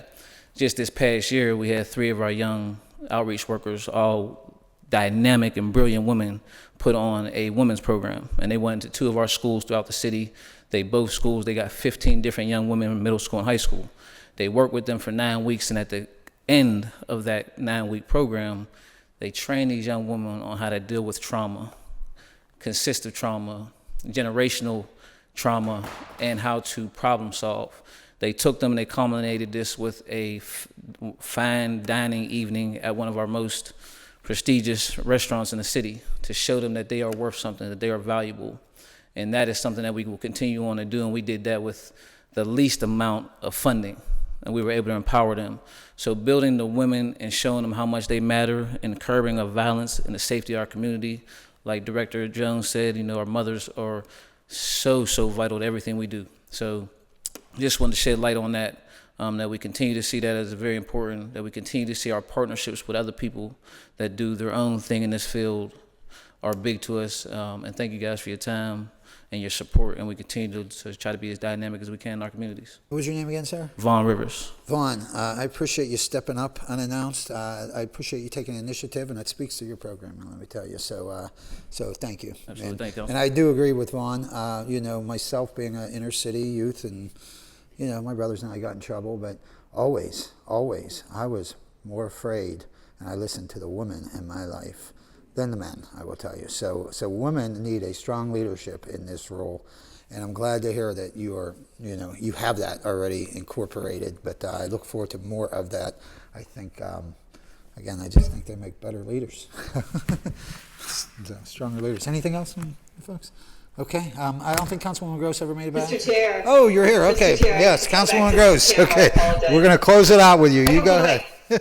I was just going to listen in, and I had gotten pulled away, but I did catch that last bit, and I really appreciate it, because I do recall a year ago at the Stop the Violence budget hearing, I specifically asked if there were a focus on both girls or women involved, both as community members, but as outreach workers for Stop the Violence. So I appreciated that last part of the presentation, that you've developed that capacity and have built programming around it. And I think it's really valuable, and I appreciate that. That's all. Okay, thank you, Councilwoman Gross. With that, long day. Thanks for everybody being here. Thank you for indulging us all day. Motion to recess. So moved.